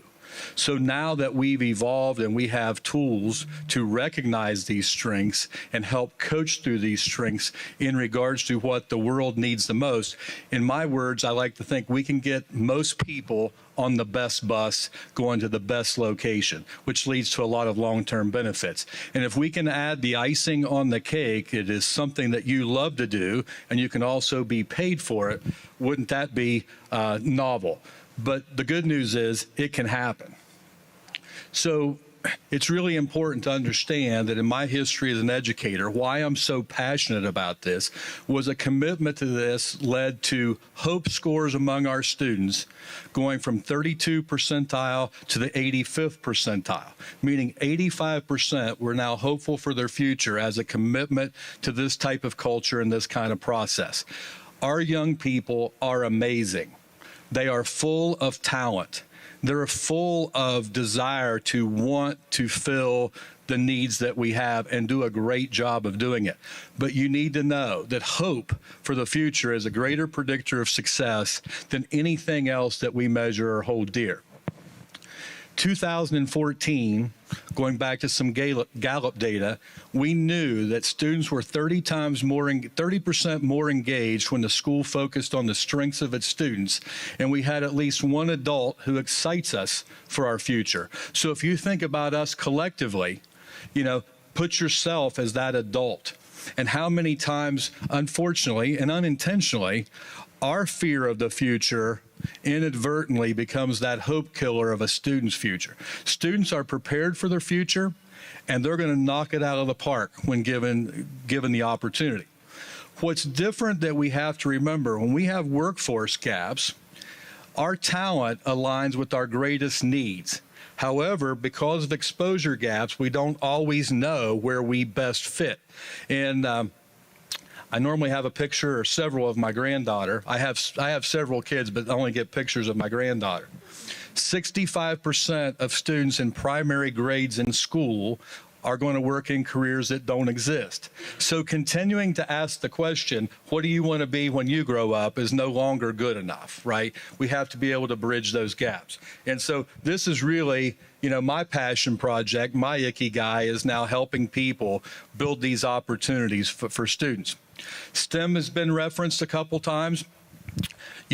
My involvement and passion for STEM became apparent after my goal was to connect students to a job of their future. And what I realized was the preponderance of jobs in the future are STEM related, right? To the tune on the left, 90% of future jobs are STEM related. They pay 68% higher wages, but as a country, our system is only producing 19% of our graduates aligned to the 90% of the jobs that pay 68% higher wages, and we wonder why we have a mental health crisis, right? So engaging in STEM, and it's more than science, technology, engineering, and math. That's the acronym we know. But think of it more as strategies that engage minds, right? Engaging students differently with a hope and discovery that I have strengths aligned to what the world needs. When you see this work take place, you see an increase not only in hope, you see sense of belonging, and you see great engagement. On the right, you will see that as a country, that 19% places us 9th in the world. So this was kind of at Noble Local Schools starting in 2013. This was kind of our call to action. And when we started working to bridge this gap is where we saw some great things happen. I would also want you to reference this.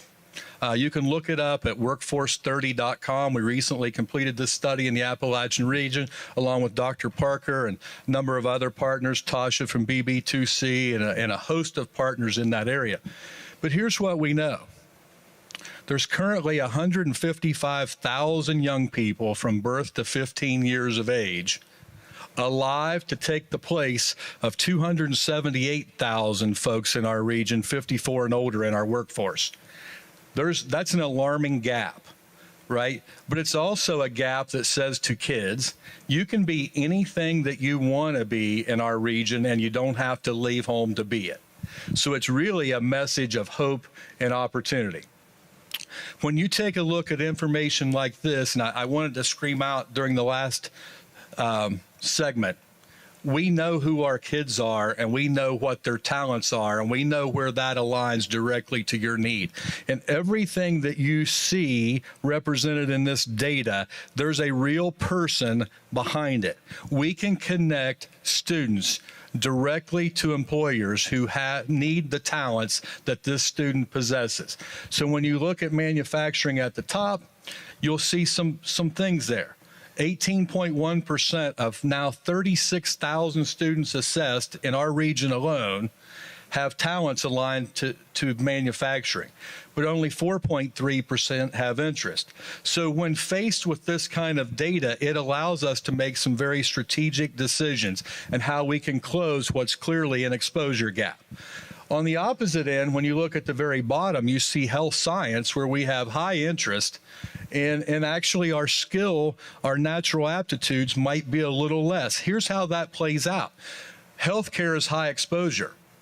And if I ask someone if they want to go into healthcare, they typically think of two positions, doctor and nurse. So we found out through this study that we're actually licensing more nurses than we physically have jobs, yet HR representatives at hospitals cannot fill the number of nursing jobs.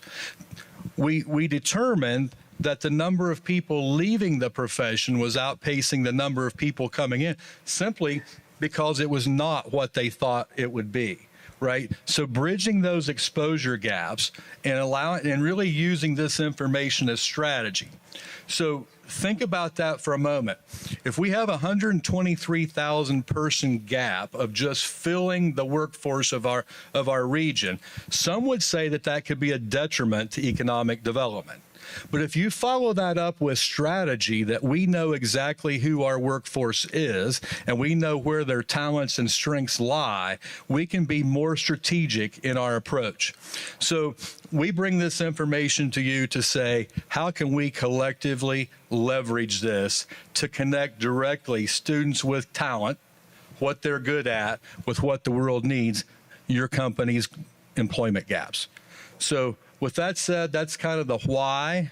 I think I was invited here, the relationship to STEM, but know that regardless of vendors or assessments or tools that you use, this is the process that we invite you all to participate in. It starts with assessment, so students can discover and learn where their unique talents align. Who needs what I bring to the table, right? And making that connection. Through the coaching process, 1 hour of personalized coaching, 1 hour of someone who understands careers of the future and understands how to interpret your results yields a 62% change, where students, 62 out of 100, will shift their interest to better align with their strengths after just becoming aware. And then discovery, and I always call Tasha and her group out at BB2C on this one, being able to see where you belong and experience that. And the ability of those kinds of events and experiences to shift further my interests, so I can see what manufacturing looks like today compared to when Uncle and Grandpa worked there yesterday. And then bringing partners together to create pathways to help us prepare, whether that's coursework, virtual, hands-on, all those credentialing experience, and then ultimately for placement. So it's kind of become my life's work in supporting all of us to come together, and hope, as was mentioned before, hope's never been greater in our region, and can't wait for you to learn more from these guys on what they're doing to build that out. There's no pressure there, right? Thank you, Dan. And to his point, a little bit about us. My name's John Zentbauer, superintendent to Mahoning County Career and Technical Center. We're 11 and 12 career center located in Canfield, Ohio, in Mahoning County. We are the northern tip of Appalachia. A lot of people forget about us up there. I grew up south of there, and on the edge of Carroll County, which is Appalachian, a poor community. I'm an aircraft mechanic by trade, not traditionally trained. I have an aircraft mechanics teaching license. That's it. I don't have a math or science. So I come from a little bit of a different perspective. My parents were business people, so I looked at education a little bit different, along with the people I hire, which is an interesting thought, which I'll get to maybe in the, later in the conversation. We do have an adult career center that we have here also, but the main thing we're going to talk about a little bit about Valley STEM and ME2. In 2016, that is very hard to see, and I apologize. I made a lousy screen. But you have this in your stuff. But I'll tell you a little bit about. We had the Career and Technical Center there. It's been there since 1973. That's where I taught aviation maintenance the aviation maintenance technician program. We were, for those of you that are aviation buffs, so we had one of 4 aviation mechanics programs in the state of Ohio. We still have that. Very key to the conversation, because between the manufacturing and our aviation programs and our science and biotech programs, that's what created our thought that we needed to get to these students earlier in the 9-10 level. When these students were coming to us at the 11th and 12th, some of them didn't know what a screwdriver was. They had no background, which was fine, because we had a lot of qualified teachers and we were doing a very good job. We realized there was a gap in our region, and where students were coming in the 9th and 10th grade and they weren't really getting any hands-on or any type of training. So in 2016, we come up with an idea to, at our building, use our teachers. We actually hired a whole staff. It's a separate IRN, which is a separate school district, but it's within our building and our staff. And we went out and sought intelligent people, smart people, but not necessarily that straight A valedictorian college prep student that was a typical teacher. We looked for people with work experience. We looked for people that were non-traditional, and most of all, that passion. That was kind of my thing, because I was, maybe I wasn't a stellar student in my high school times, but I was a very good mechanic, and I excelled in those areas, and I started realizing I had a super passion for that. And if you could find people that share their passion, then that was the key to our success. So one of those, a little bit about the data. I won't even flip through the screen, I don't think, but well, I guess you can see the data.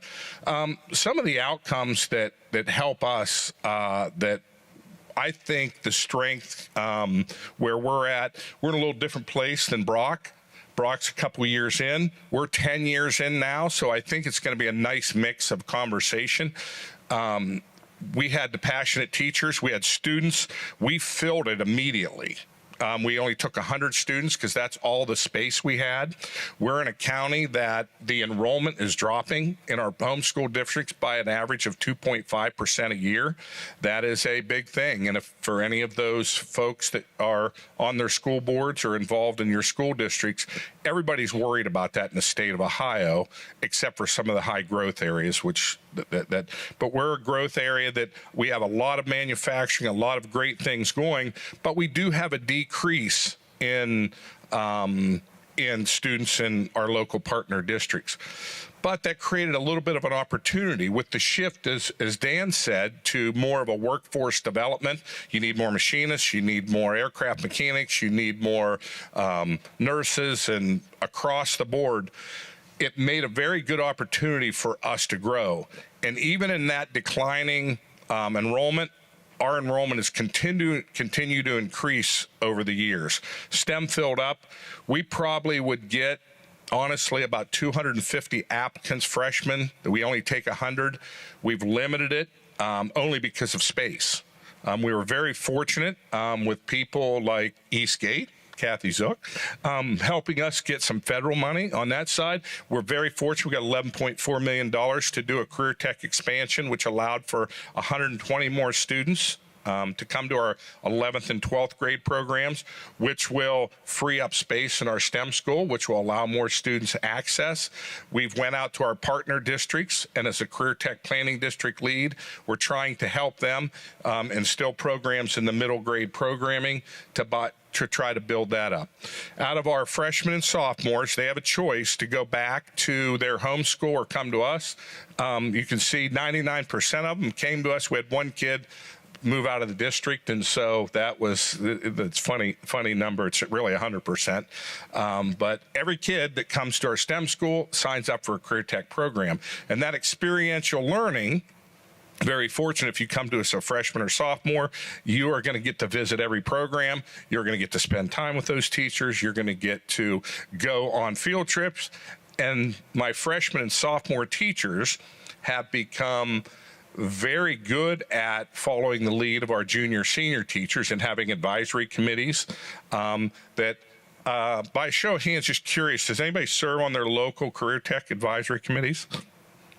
I was just curious. Yep, there's some back there. It's a great thing. If you don't, I know you do, but if you don't do that, you're missing a great opportunity. If you're a business or a company, take advantage of that. Those are for me, that I work for them. Honestly, it's a little different view. We're a business. We run our career center like a business. We run our STEM school like a business, and that's our advisories. We ask them what to teach. We ask them what they want, and we give it to them. And therefore, we have over 250 advisory members that support us tremendously in our grant applications and everything we do.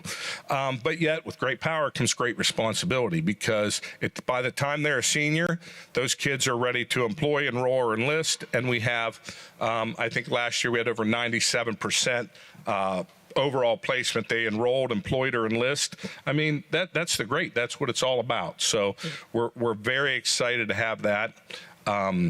Kind of jumping around because I lost my track of my slide, but I think the key thing, going back to what Dan says, is the passion for the students.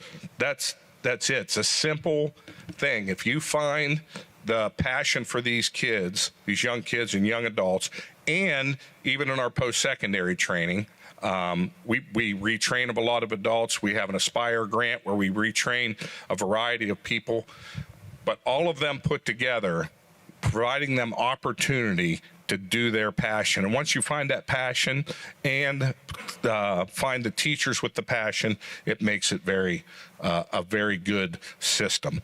And to Dan's points, I love I'm a data geek, believe it or not. That's a goal for me, because being an aircraft mechanic, I'm probably right, left, north, south. And so everything's in the book. You follow the rules.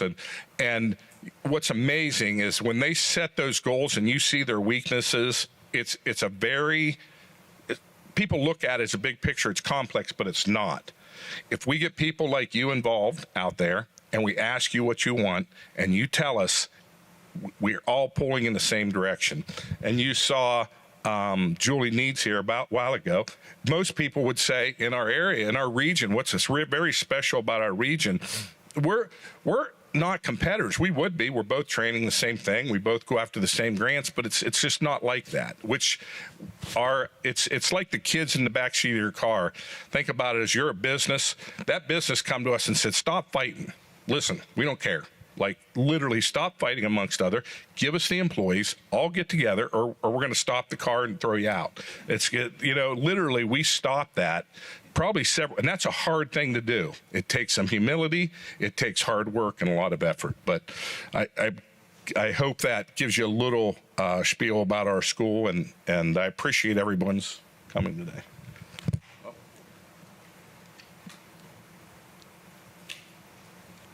Well, I feel really outclassed on this panel. I'm just a guy who loves his kids in his district, and have a passion for trying to figure out how to make lives better for all kids in Southern Ohio, especially. I just want to be a little bit better for my kids in my district. I'm in year 28, 22 years as administrator.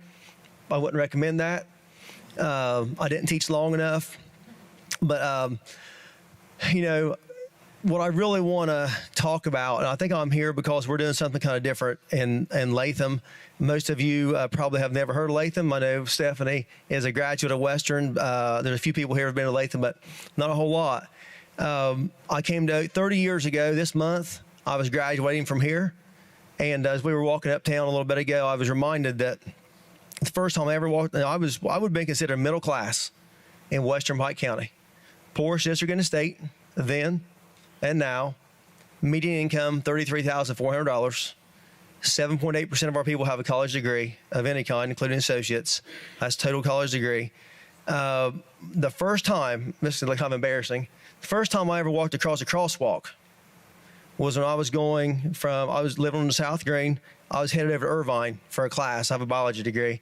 And I'm thinking, why is everybody standing here? There's nothing coming. I mean, I'm 20 years old. Our family vacations were the Pike County Fair. And so I would have been considered, though, by most people to have been a regular kid, raised up pretty well, parents worked, but I didn't know anything about life outside of Western Pike County.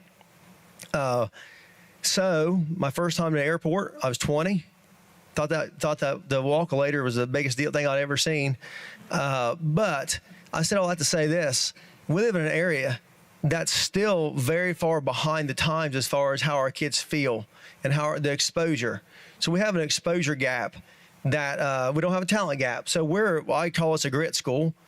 And so meaning we have bought into and sold our souls to the whole process behind grit, the assessment, the coaching, the everything that goes along with it. And so when Denise Reading first came to Southern Ohio, the first meeting, she said that Southern Ohio is viewed as a wasteland of an area that has no economic, we don't provide anything. We have great highways, about 32 and 23, and we're 45, 50 minutes from everywhere, but we're kind of viewed as we don't contribute to the state economy. Well, I wasn't offended. I was a little ticked off, but but I was ticked off because she wasn't wrong. Really. And so when her saying that made me, because she said we have all the talent, we have the people, we have the infrastructure, we just don't have exposure here. And so that became something I thought a lot about. But I think I'm only here for one reason. That was because my life changed on April the 7th, 2023, when I went to the funeral of one of my former students when I was high school principal who had died of a drug overdose. And went to her funeral, and I was in line waiting to pay my respects. And I looked around, and all I saw, I don't know, 12, 14, 15, I'm going to call them kids. They were 25 at the time, crying, hugging each other, consoling each other. And all I could think about was, I wonder which one to use next. I mean, and so I went and got my truck, drove. I was heading back to school, called my wife, and I said, listen, I can't do this anymore. We cannot continue to do school the way we've been doing school all these years. So Denise Reading happened to be coming down about that time. I was just sick over the whole thing. I felt a sense of guilt. I think I was a good high school principal. I think people would say I probably impacted kids positively, but I didn't do near what I could have if I knew then what I know now. So I told Denise, I said, listen, something has to change. We have to do something here. I said, if I would have done something different as her high school principal, would she have gotten on a different path? Would all these kids that I'm worried about get on a different path? And so it was a sense of guilt. So she said, well, we talked, we both cried, and she said, okay, what do you want to do about it? Now, any of you who know Denise Reading would not be shocked by her just looking at me and saying, what are you going to do about it? I said, well, I don't know. She said, well, you need to figure it out because it sounds to me like you got a big problem. So from that challenge is where we started the road towards career-connected learning. Because I decided that day with Denise, I was never, in that time frame, I was never going to wonder if we had given kids the opportunities to be successful, if we give them the opportunity to find their passion, to find what they're good at, to get into a career that they wanted to be a part of their life, not just something they go to, but something that they become. So we built a building with the GRIT Project's help. We built the Western Community Development Center, and then from that point we built the Western Community Center. But when I go back a few steps, we had a meeting. At our school in late April 2023, and we invited businesses. And we said, we had a nice presentation, a nice meal. We said, tell us what you want us to produce. We want to be your source for workers, quality workers. You tell us what do you need us to do as a school, and we'll do it. So we got feedback after it was all over, and the basic answers were, when you put everything together, it all boiled down to be drug-free or pass the drug test, show up on time, be connected or be present mentally, and be able to work with others. So we kept waiting. Okay, and what else? What else? Tell us, we'll do it. They're like, nope, that's it. What do you mean that's it? So from that, we created the Western Built program. which is a program starting in 7th grade. We now have K-6 STEAM, which is a huge thing in itself. But we started a program starting in 7th grade where every student is exposed to careers, not just a day or two here or there. We do career connections in junior high, middle school career discovery course. We do we bring speakers into that kind of stuff, and then we've done the youth science assessment. We'll be using the GRIT pilot assessment next year, middle school.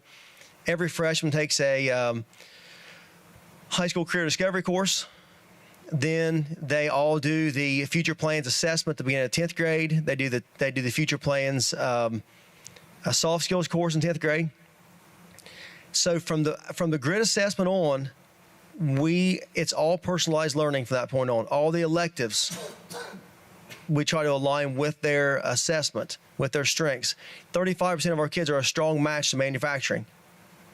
We didn't know that. Without the assessment, we would never know that. We would have no idea. Like the data there shows, no one's interested in it, but they all have an aptitude. They all have a strength in it. So we really believe our job is to bridge the gap between ability and interest and ability through exposure. Because if we don't, we're really that's why we're here. And so I don't even know what's up here, but I sent I wasn't sure what I even sent, but. So this is kind of the idea of what we do. We have Western Built, but you'll see some of these as you go. If you go back and scan our QR code that's on the next slide maybe, and go to our Facebook page, we really try to populate that page with what we're doing. But we have created, and I could talk forever, but I can't. I want to, but I can't. We have pre-apprenticeship programs with East Central High ESC. We have 16 kids doing pre-apprenticeship programs. We have we have some kids that graduate with 30 CCP hours.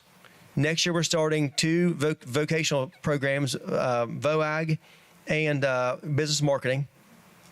We have 53 kids working on site in our West LA program, which it's our student-ran ecosystem. So that was a challenge Denise Reading gave me after the first one was, how do you give these kids the things that they aren't exposed to, they don't know about? So we have created 6 student-ran businesses right now that we have in. Raise your hand if you've been to Latham. Okay, several.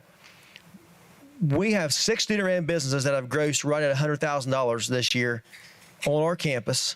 We employ 53 students to work on our campus.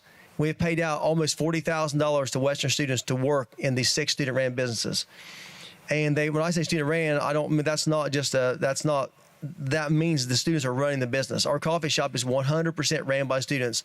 They do the orders, they do the inventory, they do the scheduling, they do the work. We have a design shop, shirt design shop. We have a automotive detailing business. We have a grill. We have a media club. And so we are trying to give our kids the opportunities to learn these skills while they're in high school. And there's so much more. And if you go back and look at our site, our school website, you can find a lot of this stuff because I try to keep it up with it. I manage the website, by the way. I don't know how I ever got to do that, but I do. But we really believe that it's our job to expose these kids to things, to leadership, to skills they would not otherwise get. And so everything that we're doing, like Dan said a million times, everything leads to JOB. And we know that because we're the poorest district in the state. And if we want to have a community worth living in, we want to have a community that for my grandkids, hopefully someday to live in, we have to do some things to make this place more conducive, to make our kids feel proud. Our kids wear T-shirts that say Latham against the world. And so we started out that way as a kind of a chip on your shoulder. But now we say, instead of Latham against the world, we want to say Latham changes the world. And, I say, we're a Cinderella story. We're doing some things that no one else is doing, only because we were challenged to do those things. And our kids have stepped up. And I said the other day in an interview that the only reason people watch, people who don't care one bit about NCAA basketball, they watch March Madness for one reason. They're always rooting some people hardcore rooting for their own team. There's as many people rooting for a team they've never heard of. That's not supposed to beat anybody. The 16th seeds, that's who we all want to see get to the Sweet 16 to the 16th seed. Even if we don't know one player, can't even find them on the map, can't tell you what state they're in. We all want them to get there. And we may want our team to win in the end, but it's sure fun to watch the Cinderella stories unfold through the tournament. And that's what we are. And so that's what we look at. That's what we challenge our kids is we're not expected. You're not expected to come out of Western really and make a name for yourself. I don't believe that, but a lot of them believe it. So every time somebody does, we celebrate it. We encourage it. But, there's nothing better than Cinderella story. Everybody loves it. And that's what we're really trying to be. We're trying to be the Cinderella story, but we're trying to elevate our kids, let them know, like for me, just because you never walked across a crosswalk until you're 20, which we're going to put some in it. We put one in the parking lot just so our kids don't say what I'm saying right now. And we didn't need it because there's not that much traffic, but there is a crosswalk there. And we're training them to use it. But we really want our kids to feel like, yeah, I know how to order at a coffee shop. I know how to order off of a menu. We have kids that have never been out of the state. And so we're wanting to expose this. Right now I have a group of kids at GE. Right now on a trip, I just got a text back from a teacher. This is life-changing for some of these kids. The interest is there. We have kids that we went to Kenworth last week. We're partnering with Vitruvian to do the MSSC 4.0 and United Steelworkers for our kids. We do OSHA. We do all kinds of stuff. And so I said all that to say this. I believe it's my responsibility. I have 4 years I retire. Then I'm going to leave. I'm going to be a farmer. That's my aptitude, my interest. But this is my passion right now. And so as long as I'm in this position, my job is to elevate kids in Southern and Western Pike County and all over Southern Ohio. And hopefully every kid deserves to be elevated. And I want all you kids in all your districts. I want Southern Ohio to be the shining light for everywhere. I just want our school to be on the top of the tree.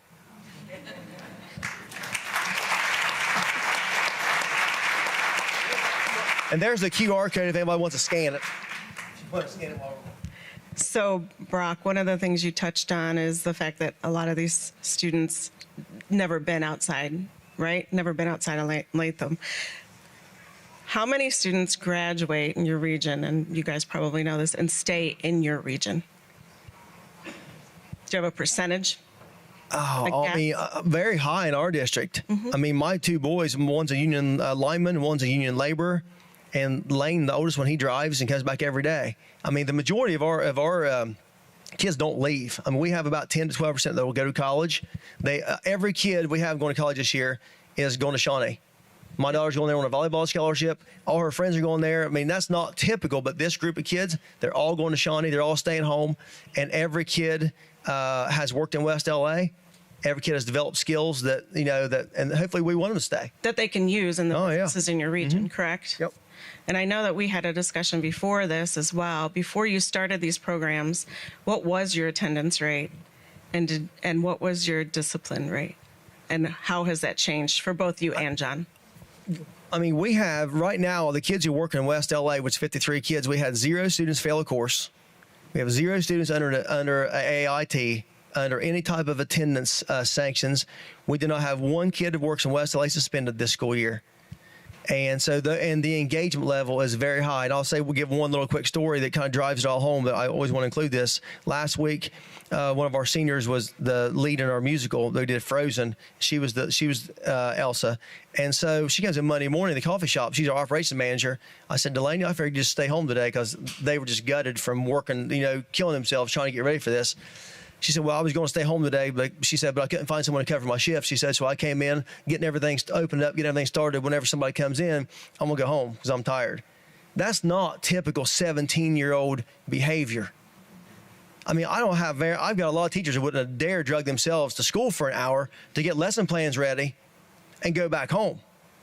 But at 17 years old, she did. So that's what this program is developing. Most of our students came originally to get into the Career Center because they wanted to get to the Career Center. And nothing about our partner schools, but as you know, kids get disenfranchised from their home schools for whatever reason, friends, whatever, family issues. So I can guarantee over 50% of our students, when we surveyed them, I can't tell you the exact number, but were coming because they were going somewhere and they were looking for something. They didn't have success in the middle school. They weren't highly successful in what they were doing. And so, to your point, these students were not headed in a very good direction. Very low the attendance rate. Was typically very poor. Most of them were on some type of disciplinary plan at their home school, that 50% of that population. And I would say the 50% said, I absolutely want to go to biotech. My dad's an aircraft mechanic. I want to get in there. There was a variety of that. But those stats to those students that came, they didn't leave, and that's to a credit to our teachers. When we had that 100, we have 100 finish unless they moved out of the district. I think last year we only had 2 students that didn't make it, didn't finish out the year. The rest of them, you know, if we did have kids, we had kids that obviously moved away, moved out of state or something. But good. So do you think some of the programs have helped to retain students in your communities getting jobs with your local employers? Have you heard back from your employers? Yes, our students stay local, surprisingly, because the Mahoning Valley is really growing. We've had several companies move into the area, and I've given the same speech. Actually, my principal's joke, but I like it because it's a good speech. I said, if you come here, when they come in as either 8th graders to the freshman year, or when the juniors come in or the sophomores come in for that orientation that don't know me and don't know our school, I said, if you come here, do what we ask you to do, and I guarantee you a job. Or if you want to go to the military, or if you want to go to college, you're going to have an opportunity. I've not had anybody come back and say, you know, and that's the kids joke with me by the time they're seniors, because, and most of them stay local, to your point, because there are such good opportunities. Unless they had a family move, I would say well over 90% stay. So one question, did you have any pushback from your boards starting these programs? No, my board was thrilled to death. I mean, we have a new board now. I have 4 new board members. I'm probably the only superintendent that has 4 former students on my board. I was their high school principal. I have a girl who graduated here behind me and 4 former students on my board, and they are wonderful. But no, I mean, from the beginning, when I told the board, I think our issue with our kids, we come from an area where I always remember this conversation I had with a high school senior when I was principal. When she was missing a bunch of school, and I called her in the office. I was chewing her, which is that's what you did back then, ripping her butt about not coming to school, which now I probably think that probably wouldn't make her want to come. But anyway, so I said, you know, I was giving her all the reasons that she should come to school. I said, don't you want to have a new car someday? She stopped me. She said, whoa, I will never have a new car. I said, why? She said, you get a new car, you lose your job, you can't make the payment, your credit's ruined. And then where are you? I said, or you don't lose your job, you don't lose the car, and you pay it off and you drive it, you have a nice car. Well, in her mind, she never even considered that as an option. And so some of our kids won't try to go to college because they can all go free. When your median income is $33,000 a year, they can all go for free. And so our kids won't try it because it's too out of their comfort zone. What if my car doesn't make it? You know, what if I sign up and I'm halfway through and the car breaks down and my mom can't get me there, I can't get there. Well, so I'm just going to try it. It's just not worth the risk. Or I'll try later. Well, it's the same thing with good careers. They settle so much, but what we're really trying to do is get them integrated in something and get them involved in high school. I've never had anyone, I have always said, no one with hope for a better tomorrow will ever stick a needle on their arm for the first time. It's counterintuitive. It doesn't make sense. Everything's going great. You're not going to do something that could end that all. And so our thought is get them involved working as students, get them earning money whenever they're freshmen and sophomores, get them CCP classes if that's what they want to do, get them a certificate, get them in, hook them up with manufacturing companies and do internships and job shadowing and all that stuff. If you do that, they're not just going to all of a sudden at 18 years old graduate and say, you know what, that was fun. I think I'll just go ahead and try to get on a welfare check the rest of my life. That doesn't happen that way. And my daughter she thought she wanted to be a radiologist. She was trying to decide radiologist or exercise physiology. Well, so she did a pre-apprenticeship. So she went both places equal amount of time. She said, you know what? I've decided after exposure, I want to be an exercise physiologist.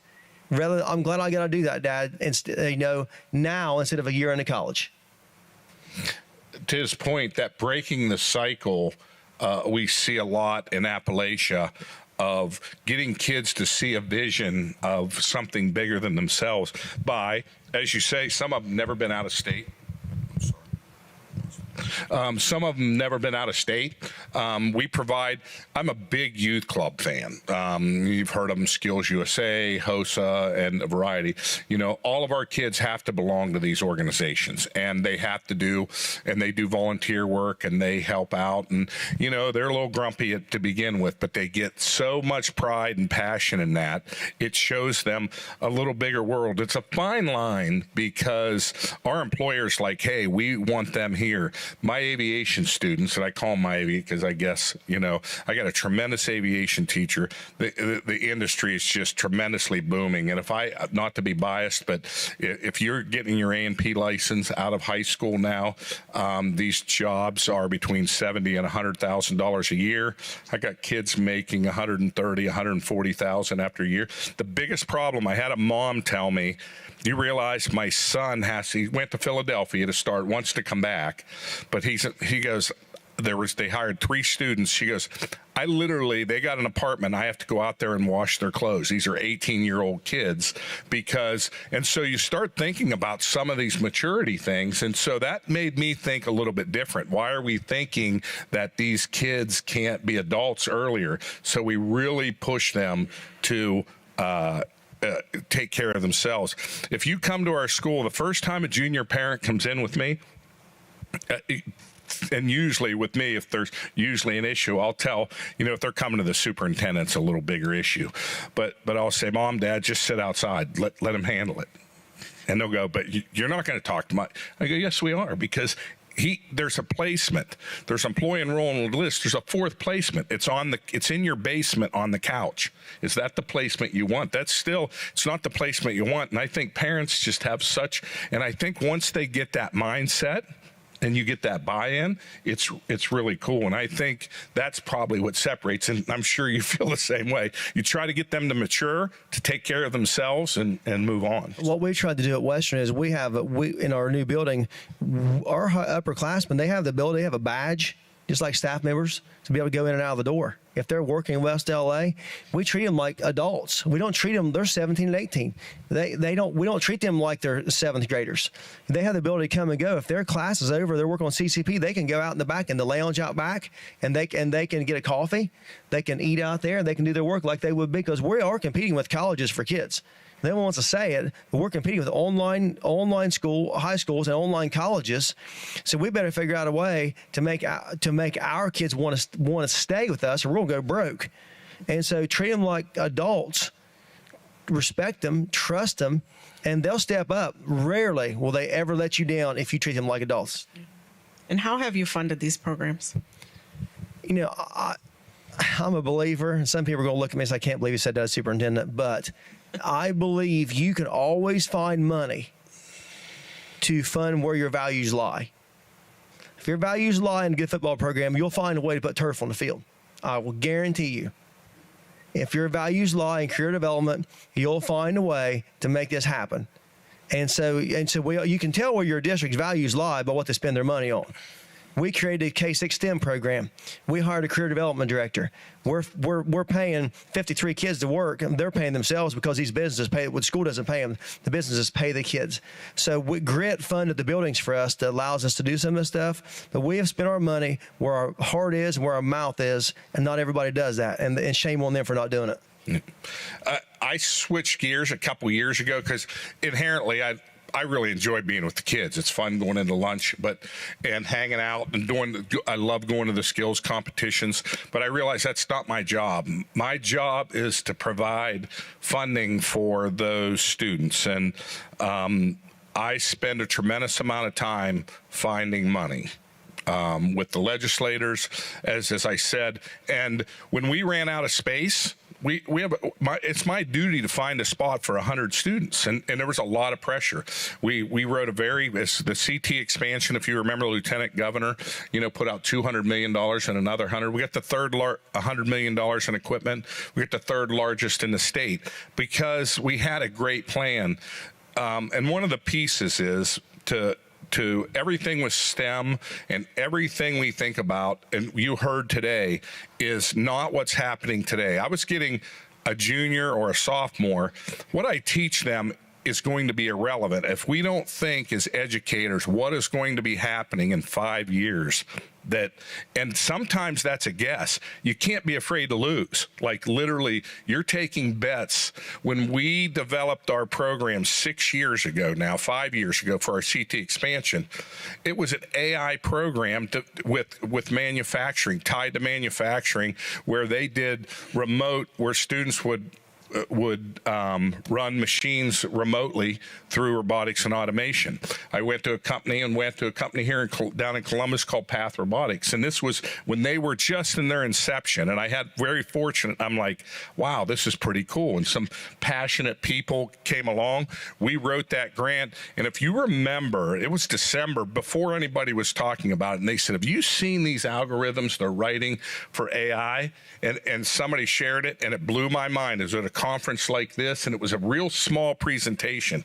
And I said, my gosh, it's not, we took a gamble on it, but writing that, it paid off tremendously. And by the time it comes around, here we are 3 years later, it'll be opening up, and it's very well developed. And we're very fortunate to get that type of funding. Well, that's one of the questions from the audience is how do you see AI for high school students? A tool, a resource, a threat? It's funny you say that, because I went through the stages of AI, like many of you. When you first get ChatGPT or Gemini, you're like, hey, I overused it. I became 10% dumber because of it, I honestly believe. And they talk about the dumbing down of students about it. So we realize that it's here to stay. It's integrated in everything we do, from medical. I traveled to the Cleveland Clinic with a family member, and if you've been to the hospital, what do? You knew it was coming.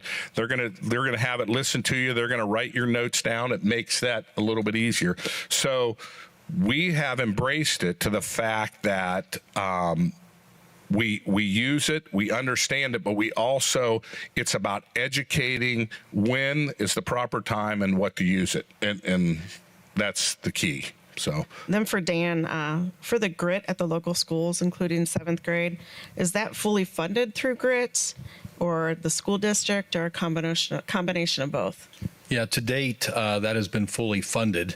Our middle school pilot is a little bit different.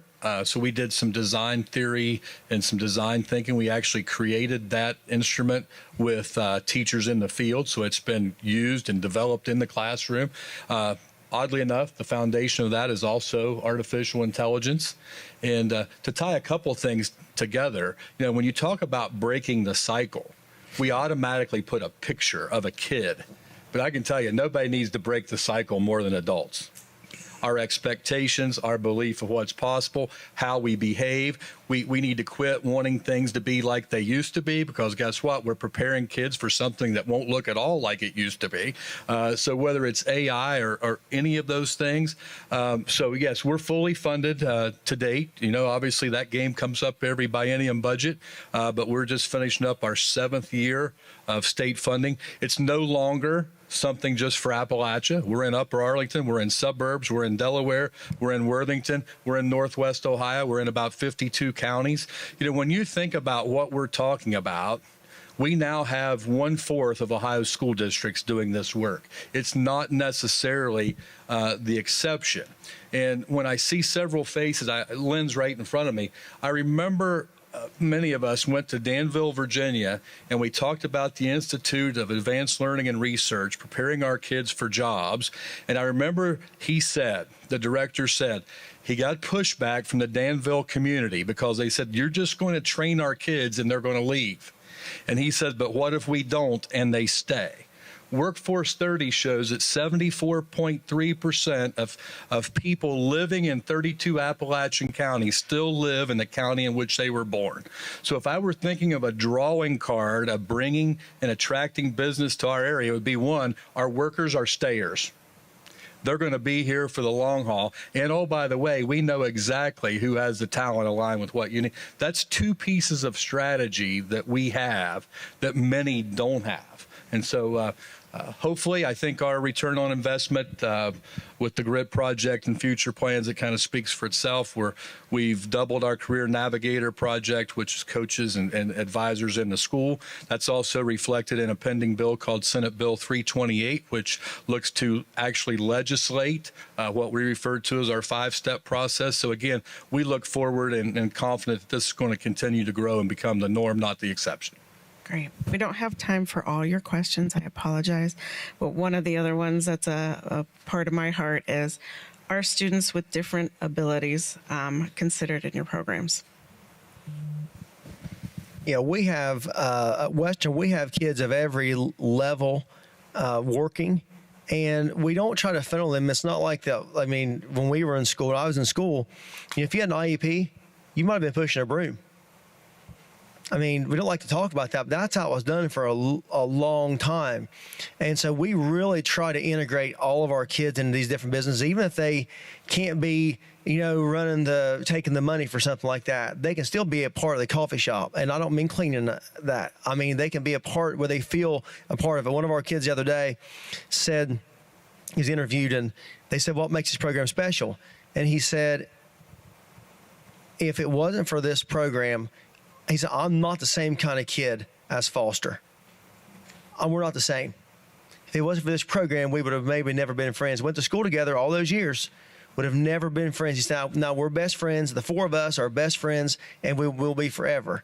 But this kid came from a rough background, never had all the advantages of some of the other kids. And so that's what, and he had the ability, but he would have never felt like a part of that. And so, yeah, we try to integrate kids of varying abilities into each of these businesses. And some of them have excelled, and they want to do more. They feel good. They feel proud. They may not be great in class, but if they're the best auto detailer, or they're the one that does the final inspection on a car, they are just as valuable as the kid who just made straight, who just got all A's all year. And so that's a big part of our job, is to make them believe that, because I believe it. Over 30% of our students are students with special needs. Over 50% are on free and reduced lunch. So we have a variety of, we have a very diverse population when it comes to those levels, and they thrive. I honestly think I go back to, I think once they find their passion, sometimes it with math limitations and English or something that put them in that situation, but mechanically, or, whether it's biomed or whether it's arts, whatever it is, they've excelled. That's awesome. Thank you, gentlemen. I truly appreciate your time today and look forward to you continuing this great work. Thank you.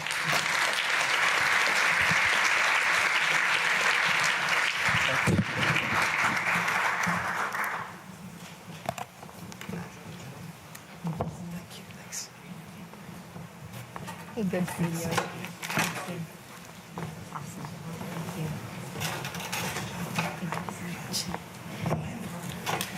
Whew, I'll tell you what. Okay, so I'm married to a preacher, and his daddy was a preacher. And he used to say, if that doesn't light your fire, then your wood's wet. And I'm here to tell you, if that didn't light your fire, then your wood's wet. All right? That was power right there. So thank you so much. We really are just so unique, I believe, in this region, in that we are so rich in educational institutions and workforce training providers who are really diligently aiming to bridge that workforce gap. And they are designing these employer-informed training programs, and all the while we have these employers who also are offering career immersion and exploration opportunities across generations. And we obviously have incredibly inspired and impassioned educators and educational administrators who get it. So we're just so fortunate, so blessed. And I'll tell you what, folks, for 14 years, speaking of fortunate, for 14 years, we've been gathering here to celebrate what's possible in the region, and we're here to collaborate. We're here to strategize how we can turn possibilities into realities. And as we consider what's possible, what's next for the region, I have to borrow one of Dr. Brewster's comments that he said, and that was, what are we going to do about it? Okay, so here's the information. So what are we going to do about it? And recognizing that we're real people from real communities with real challenges, but still making real progress, I think that's what today's challenge and gathering really comes to be, and what is the pinnacle. That's what it's all about is, yes, this is a genuine sense of pride for all of us. We're all doing important work, but now it's time to challenge ourselves for, what are we going to do about it? What are we going to do next? And what are we going to continue to do? So as we consider that, and as we wrap up, I, for one, on behalf of the entire committee and just everyone involved in this incredible program, want to thank you for your passion, and thank you for your participation in the Appalachian Ohio State of the Region Conference Jobs That Last, but also just in the service that you do, the service that you provide every single day. I know that we're in thankless jobs. We're challenged all too frequently, but at the same time, we're here because we know we have a job to do. We have people to serve. We have things to get done, things that we're going to get done. And so thank you for that. And just a few last minute pieces as we wrap up here. Number one, we would ask you to remember to complete the evaluation. There's going to be, here it is, right on cue, the QR code. We would ask you to scan that, if you would, please, to complete the evaluation. It's a summary evaluation of each of the programs and of the overall program of events from today. So please scan that. And then also the Voinovich School will send out a link as a reminder later this week. And then also, one final note, they've asked if we would be so kind to please return our name badges to the registration table on your way out so that we can repurpose those for future events. And then finally, we thank you again for joining us today. We look forward to seeing you next year for the 15th annual State of the Region event. And we would just wish you a blessed day and safe travels home. Thank you all.